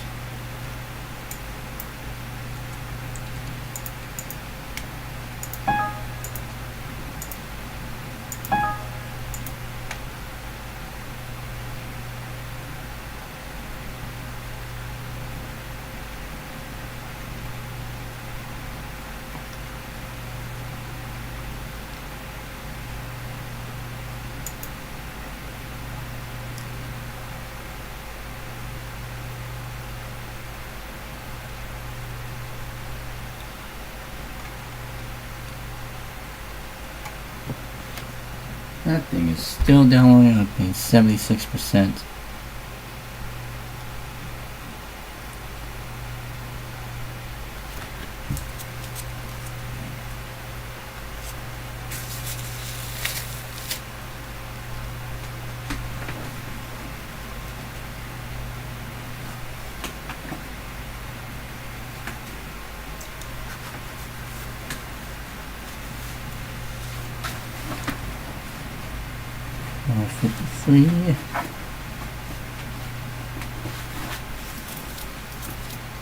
I don't know what kind of setup programs are installing right now.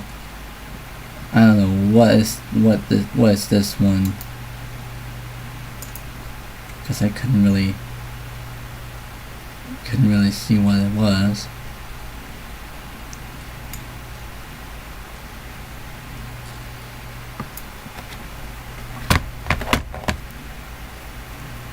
Oh my gosh, the icon actually appeared. Let's see if that actually worked. Will it open? But it's down there. Let's see if it actually works. It should be the latest version that this operating system supports, because I know it worked on a couple of some XP machines that were still around in my middle school.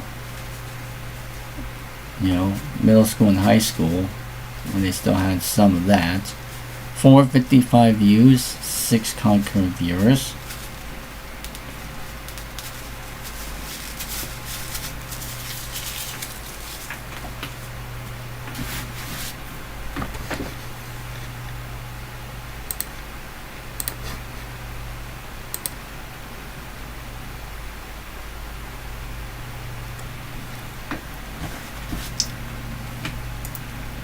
Okay, that setup thing is still going. As well as it trying to get all the updates down there, it seems like. 76% still on that.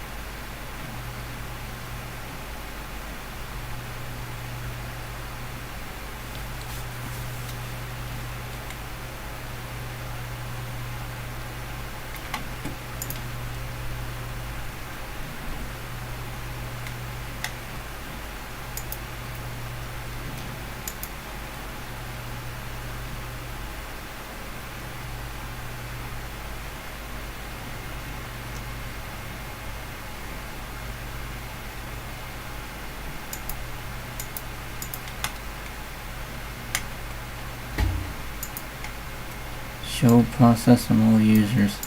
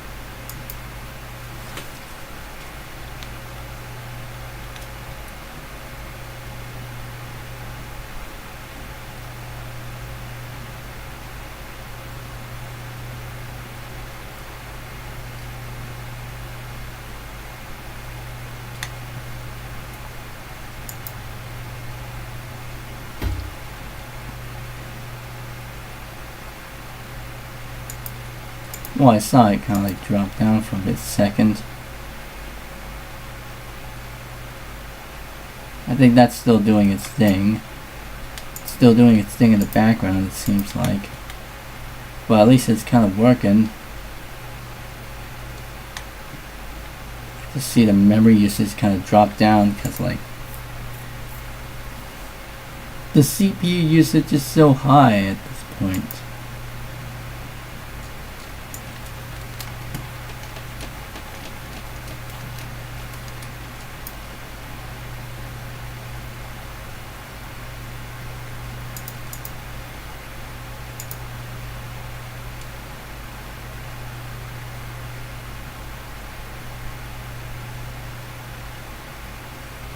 That thing is still on 76.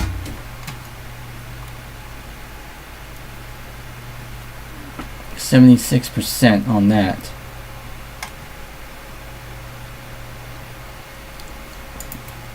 I mean, this is like automatic updating, right?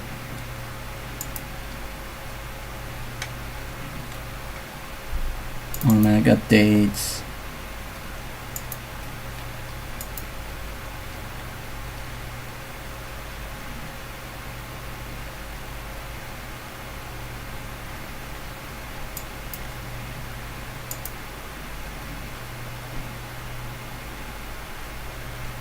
Yeah, it's set to automatic.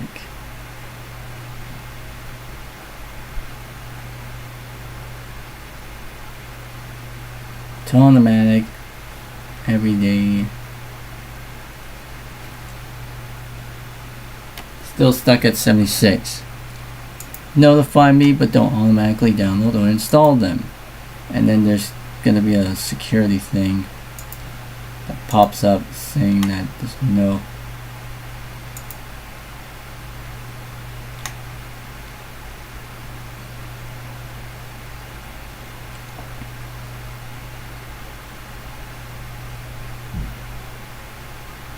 And because we are connected, obviously, to the network, you can really tell it's taking a little while now to download all these things. It's doing it automatically here. 76%. I wonder what happens if we try to reset. Oh wait, it's gonna do this thing again, right? Where it wants us to install some of. Yep, it's gonna do that. Let's see if we try to shut that off. Shut that off and restart.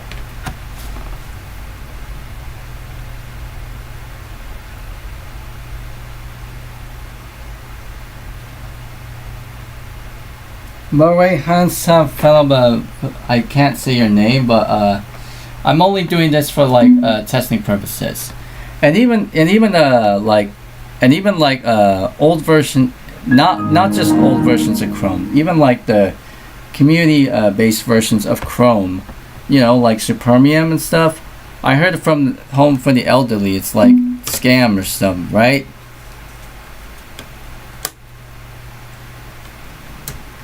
But I know you're trying to keep me safe from all that happening. But you know, if you're someone like that, just get a new PC. Just get a new PC with a supported operating system, okay? Why would you use like a 2002 era computer and with a 2001 era operating system in a modern day? Get a new PC.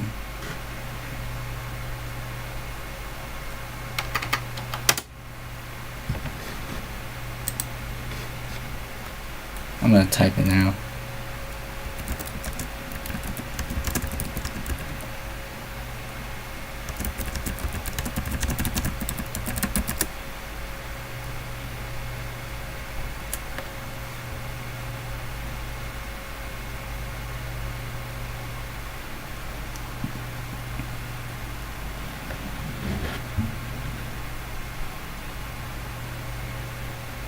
Honestly, this guy in the chat is kind of racking up my mind.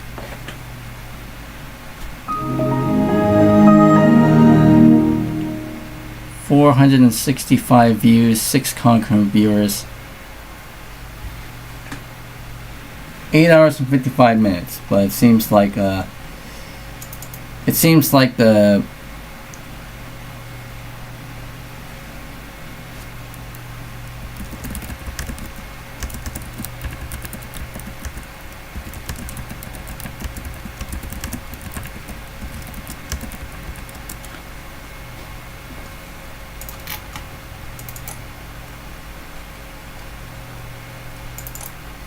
I'm gonna have to redo this thing again. Hopefully I disabled the automatic downloading of updates, because that was really that was really slowing the system down. So I said to notify me, but don't automatically download or install them. I think it's just still gonna do that automatic check though.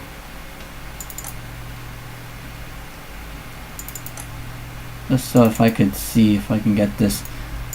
Load up the task manager now just to make sure. Yeah, that's running. I think it's just resetting that thing up again.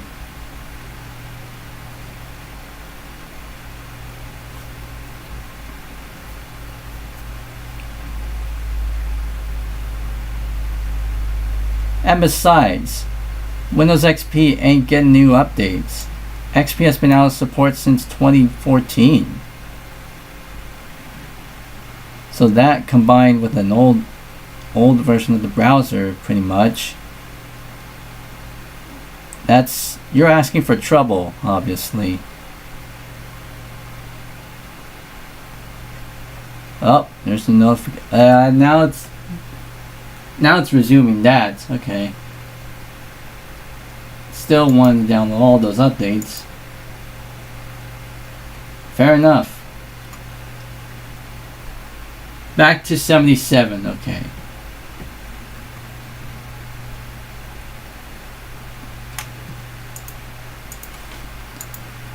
You know what? If I had it running XP on this thing, I should probably let this go.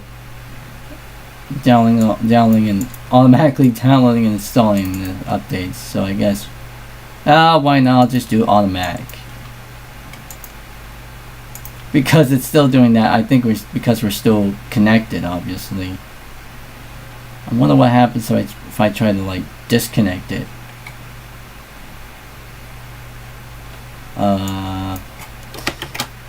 See about that. Disconnect. Just by taking out that Wi-Fi thing.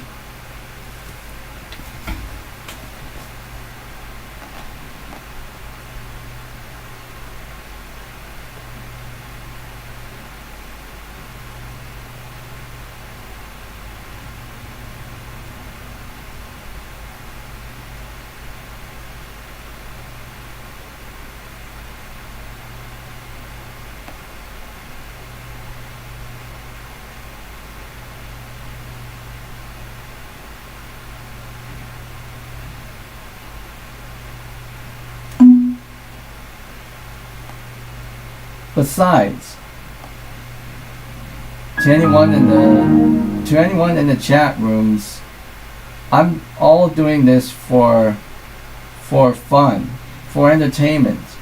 You know, not this is not a how-to video by any means, obviously. So this is just some random dude on YouTube just fooling around with things.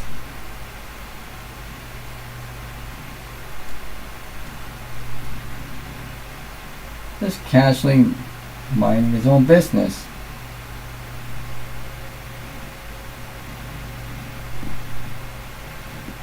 Alright, I'm gonna take out that. Definitely take out that thing now. Turn it on. Just keep it disconnected for the meantime, so I can pretty much stop those downloading updates thing from the automatic updating thing. Start back up.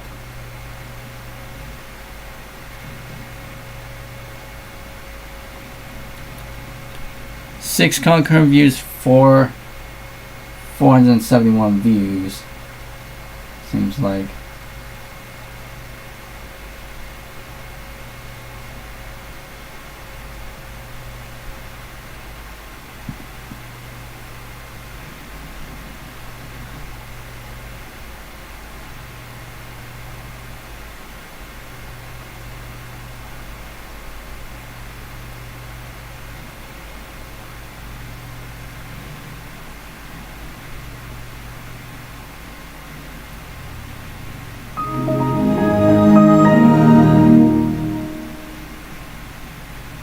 Alright.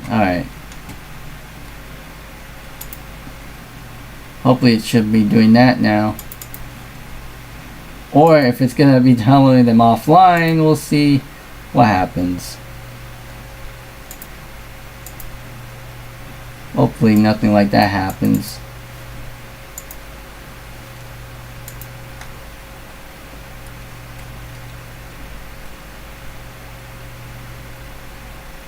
I'm just pretty much waiting for what's next. Okay, I think because we're not connected. Yep. I think all's well. That ends well. Now I'm going to try this again. See if I can get this one to work. Just try to get it installed without any of that Windows Update thingery. Got us bogging down since I was like taking up all my CPU usage. Plus, this is a single core, single threaded system. A single core, single threaded CPU, so if I had something like what, like a single-threaded, single-core, dual-threaded CPU, like a hyper-threading CPU, maybe it'll go by a bit more efficient, I guess. Who knows? Now it's doing that again. Well, I'm doing it again. See if I can try to get this thing to work.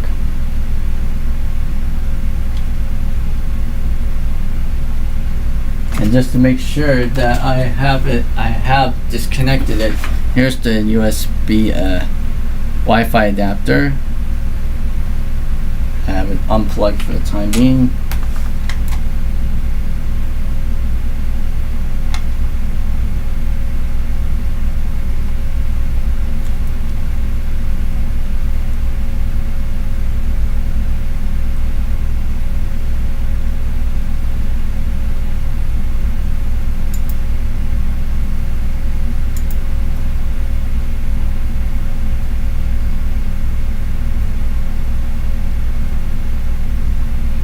Hopefully I should see that icon yet again.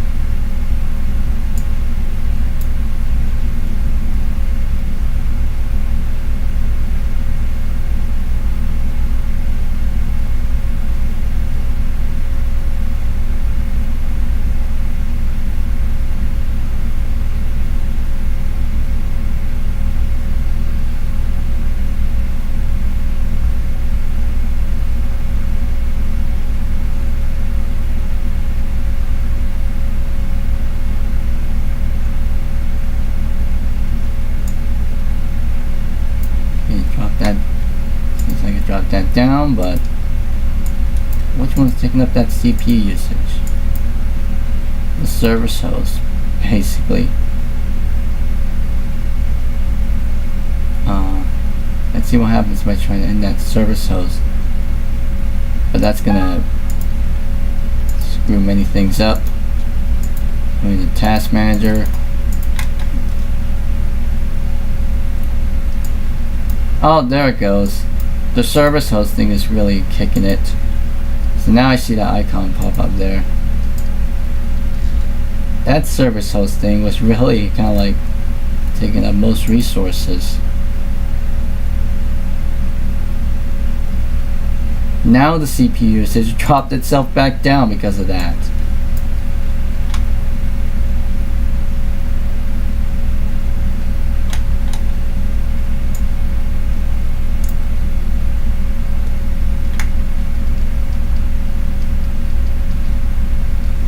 Okay, made that link yet again. Another link. Doesn't auto run for us, but well, at least it just placed the desktop there. Place the link on the desk. Oh, whoa, whoa, whoa! I think, yeah, the theme service is just restarting now.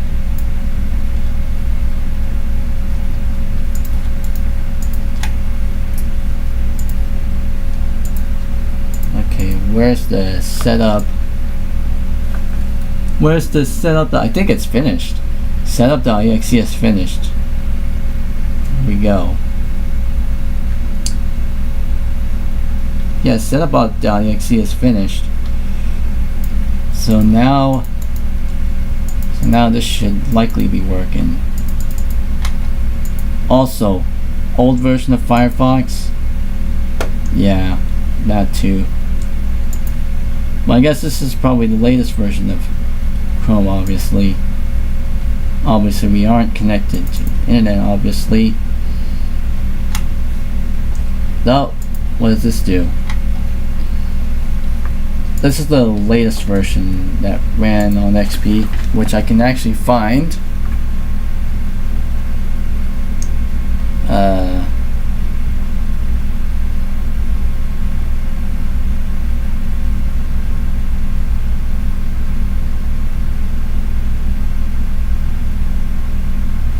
See.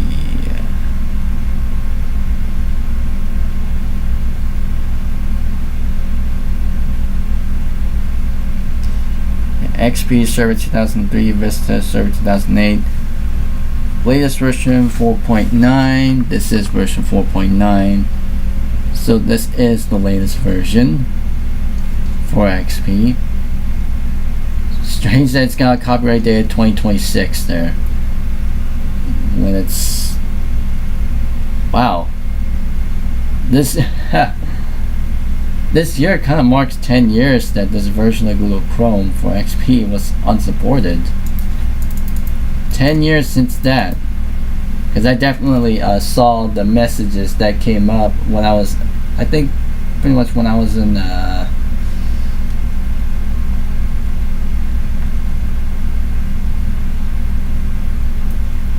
yeah, I think it was around April 2016, and the last version that it says is 4.9.49.0.2623.112, which is exactly this version that I have here. That was April 7th, 2016, and somehow got re-released in April 11th, 2016. I think probably because of problems or whatever, but oh well. But yeah, latest version that ran, because I do remember, yeah, I think this was definitely when I was in middle school. I saw that message. I saw that message, you know, just like this, when I was using one of the XP computers that they had at my middle school at the time. Obviously, I remember that message, and I screen printed the screenshots, obviously, back in the day, to see how that goes. But hey, it's there. And possibly being an older version of Chrome, it doesn't support other newer standards. Well, some newer websites nowadays. Alright. Now I am restarting and see if I can well, I'm gonna replug in this.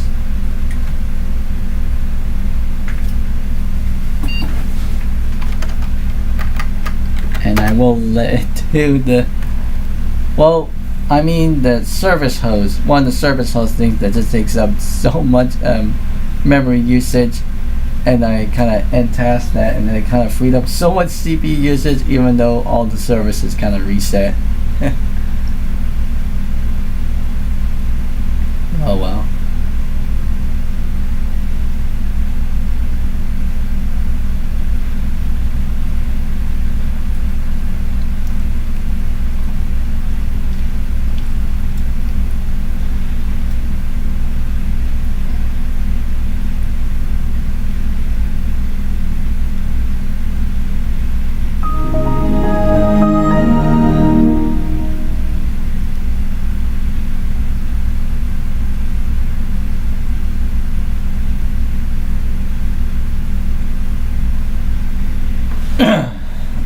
Okay.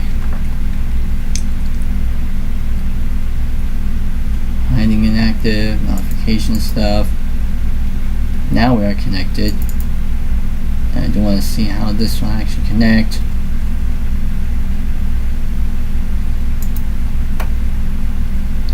I mean, we aren't signed in, but I guess it's okay. About, what's this? Oh yeah, that's this.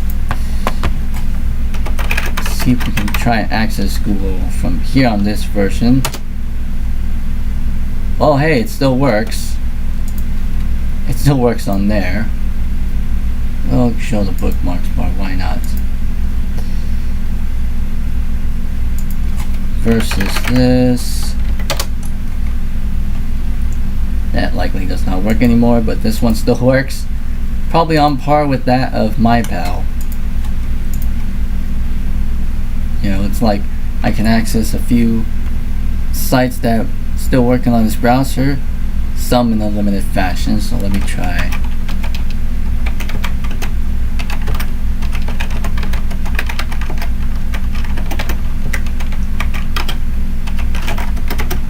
Let's see if this actually works. Let's see if I can try to get that to work.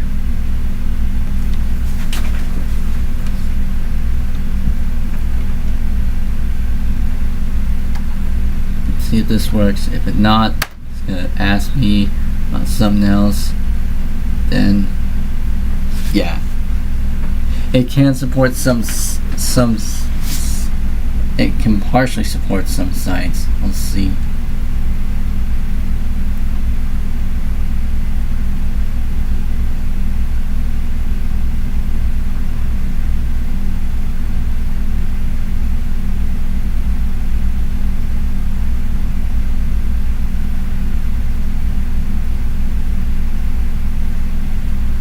Oh, still saying the same thing, it seems like.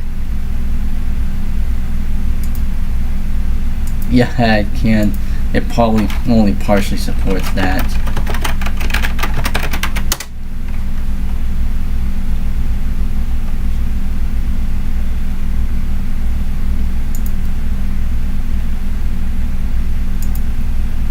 Go to my history.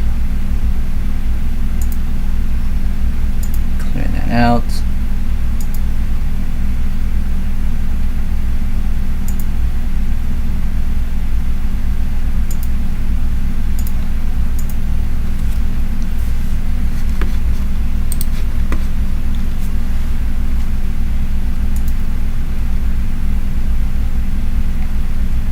And then we got this. That's doesn't really show anything.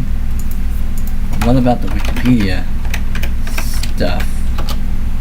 Well, that seems to work. It should be. It should at least work. Just pretty basic there.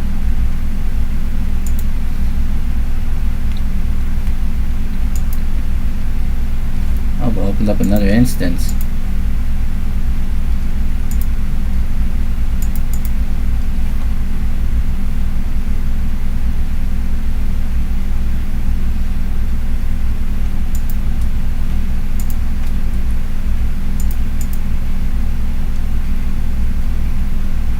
Okay, it seems like that's resuming. 78%, so that was not finished. But still, it's still fetching updates. Can't provide a secure connection. Oh wow. So even this version of Chrome has a, well, I think it, yeah, I don't think it supports like a TLS, an unsupported SSL TLS connection. But MyPal has a supported TLS connection that allows Wikipedia to be displayed.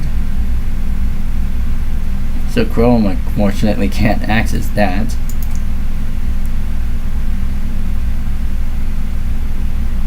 But this one does.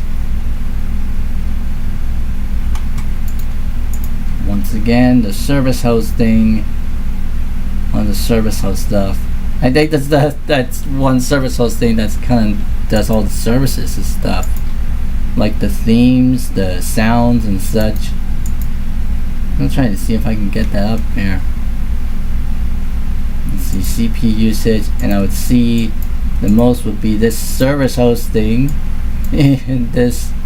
And if I disable, and if I end process on this one, then the theming service will be temporarily disabled. The sound services will be disabled, but then the theming service will kind of restart afterwards and whatever. Maybe even the sound service.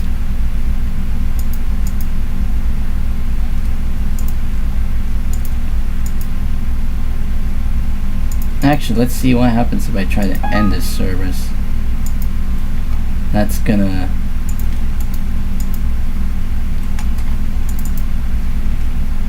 yep, the parts of the theming services is disabled. Well, the task manager does not have any themes now. But as you can see, now that we had that disabled, the CPU usage gone down slightly.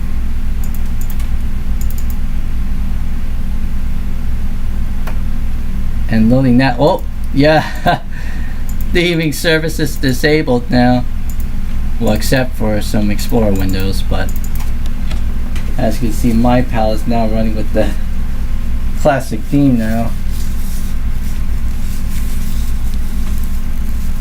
Like for a brief second. And I wonder what happens if we try to, well, I mean, launch this with that. Well, that still opens. So, oh, and I guess the theme service is restarting now. Well, trying to. I think it just barely went halfway. I'm trying to restart the theming service.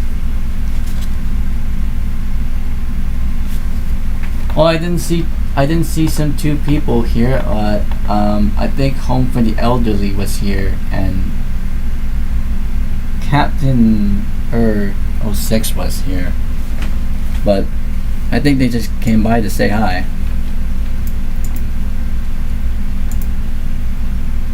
Okay, one of the service host stuff.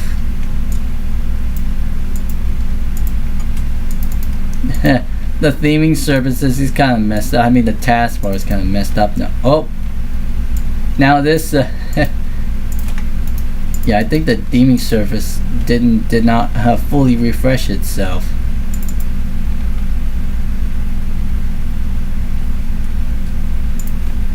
So now we got Explorer windows messed up.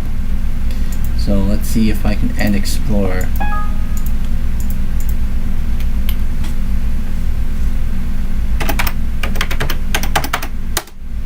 Restart Explorer. There we go. And that seemed to fix itself, the theming problem. So pretty much restarted the theme service. And now everything kind of runs, you know, a bit faster now. Well, I don't know what has happened to the Windows Update stuff. I think that probably went away or something. Or is it probably doing those, is it probably gonna do that downloading up things thing again in the background? Well, I think because I ended that service host thing that was taking up so much CPU usage and memory, I think I kind of stopped it, I guess. Yeah, I think that kind of stopped it. Kind of stopped it abruptly.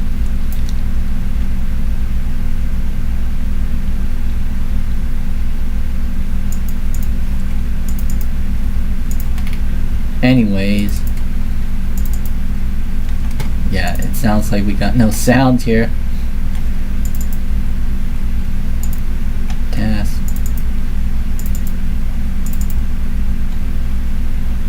Oh yeah, I already have it in here, so I really don't need my stick. A USB stick for that, but everything's in here.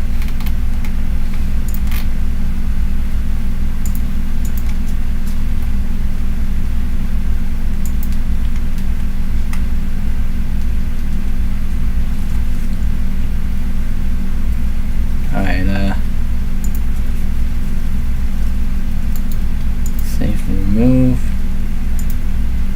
Stop.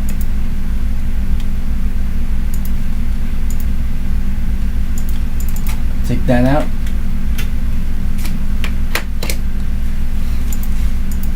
Turn off. Maybe restart. Oh, now we got sound. That's really, really strange. Oh well.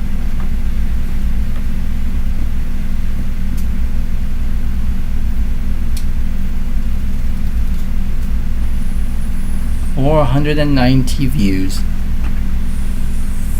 4 concurrent viewers, and we are sitting at around 9 hours and 21 minutes.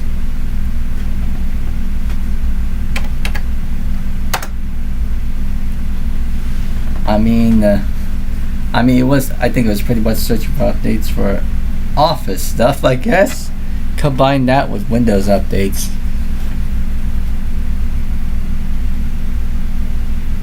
I mean, well, I guess we'll see.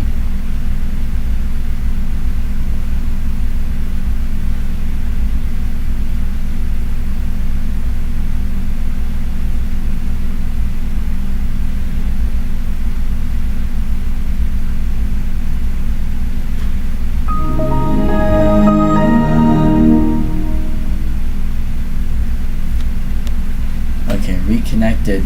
Now it's gonna do the downloading updates thing again.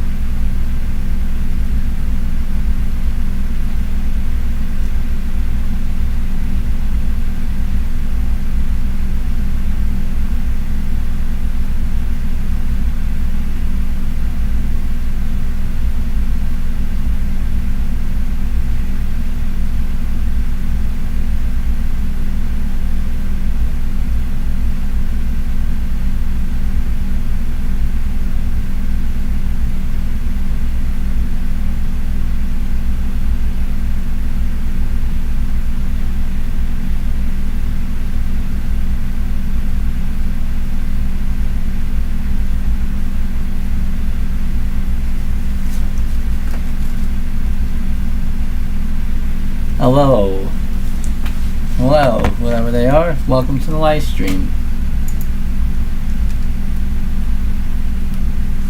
Oh. Almost there, 84% on that one. And I guess when it reaches like 90, 95, 100%, they'll ask me updates are available. I wonder how many are there. I guess we'll just have to wait and see.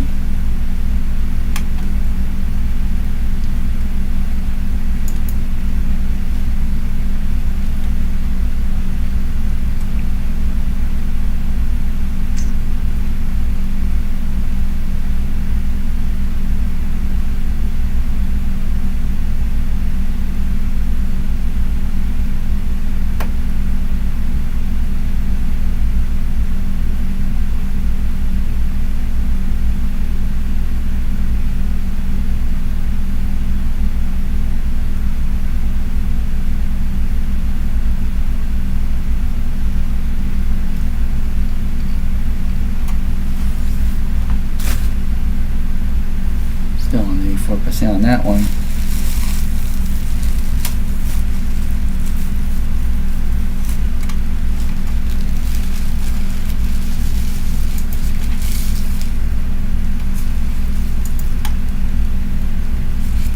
I think there's plenty of services kind of running in the backgrounds.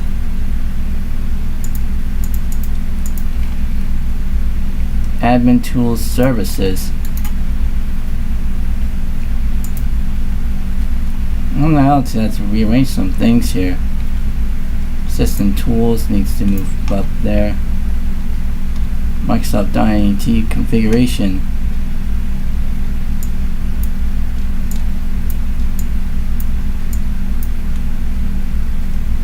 It's kind of like rearranging my layout. Services. I think there's plenty of services that is running right now. So all of them that are started are lots of these things.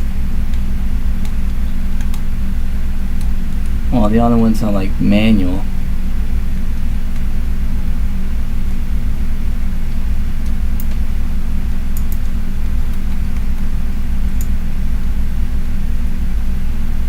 Yeah, we got a bunch in here.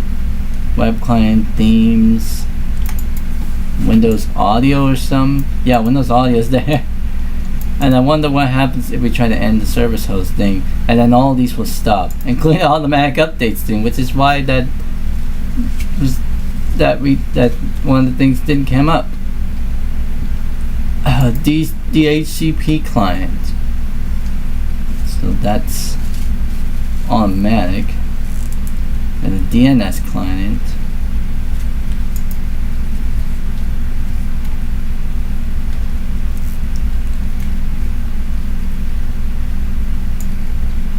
I think like plenty of them that are automatic, just like all these things. Automatic, all these things. NVIDIA display driver service and all these services running here. Compute browser. Plenty of services running on this thing.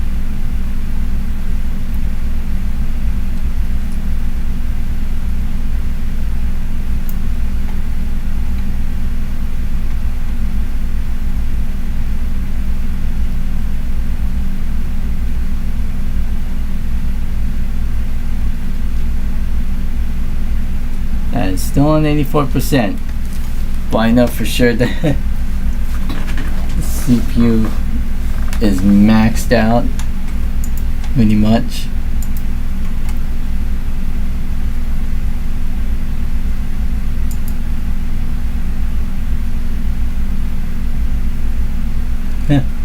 Help and support service is also enabled. If I end the service hosting that contains all these services, then this would probably stop, I guess.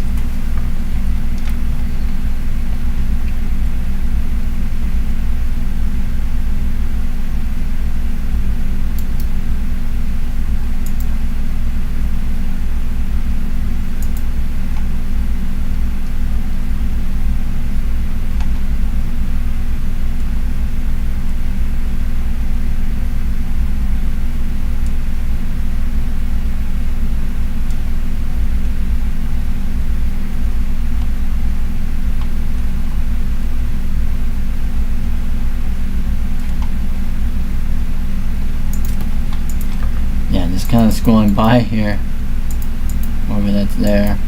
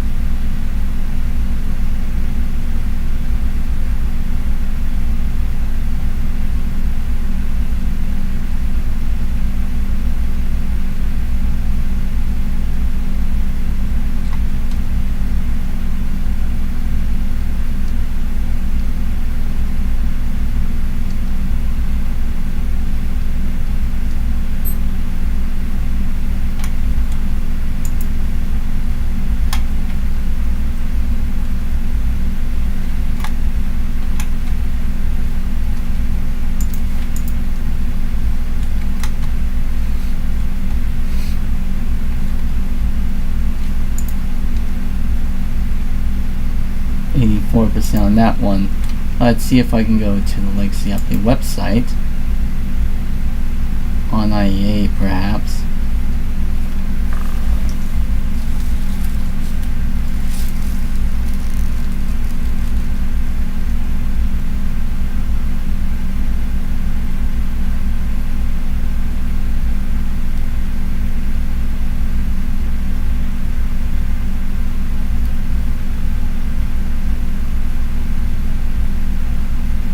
Oh, it's reading 1 o'clock on that computer now.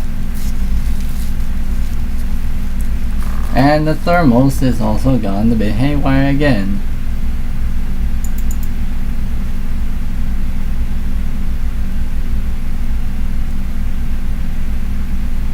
And it's already capping out at 50 now.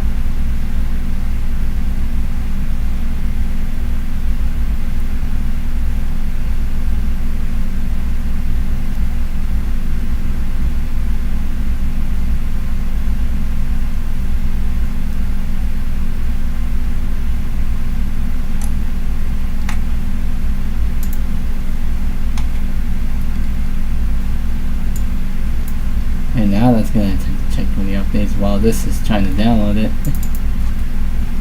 I think we have plenty now.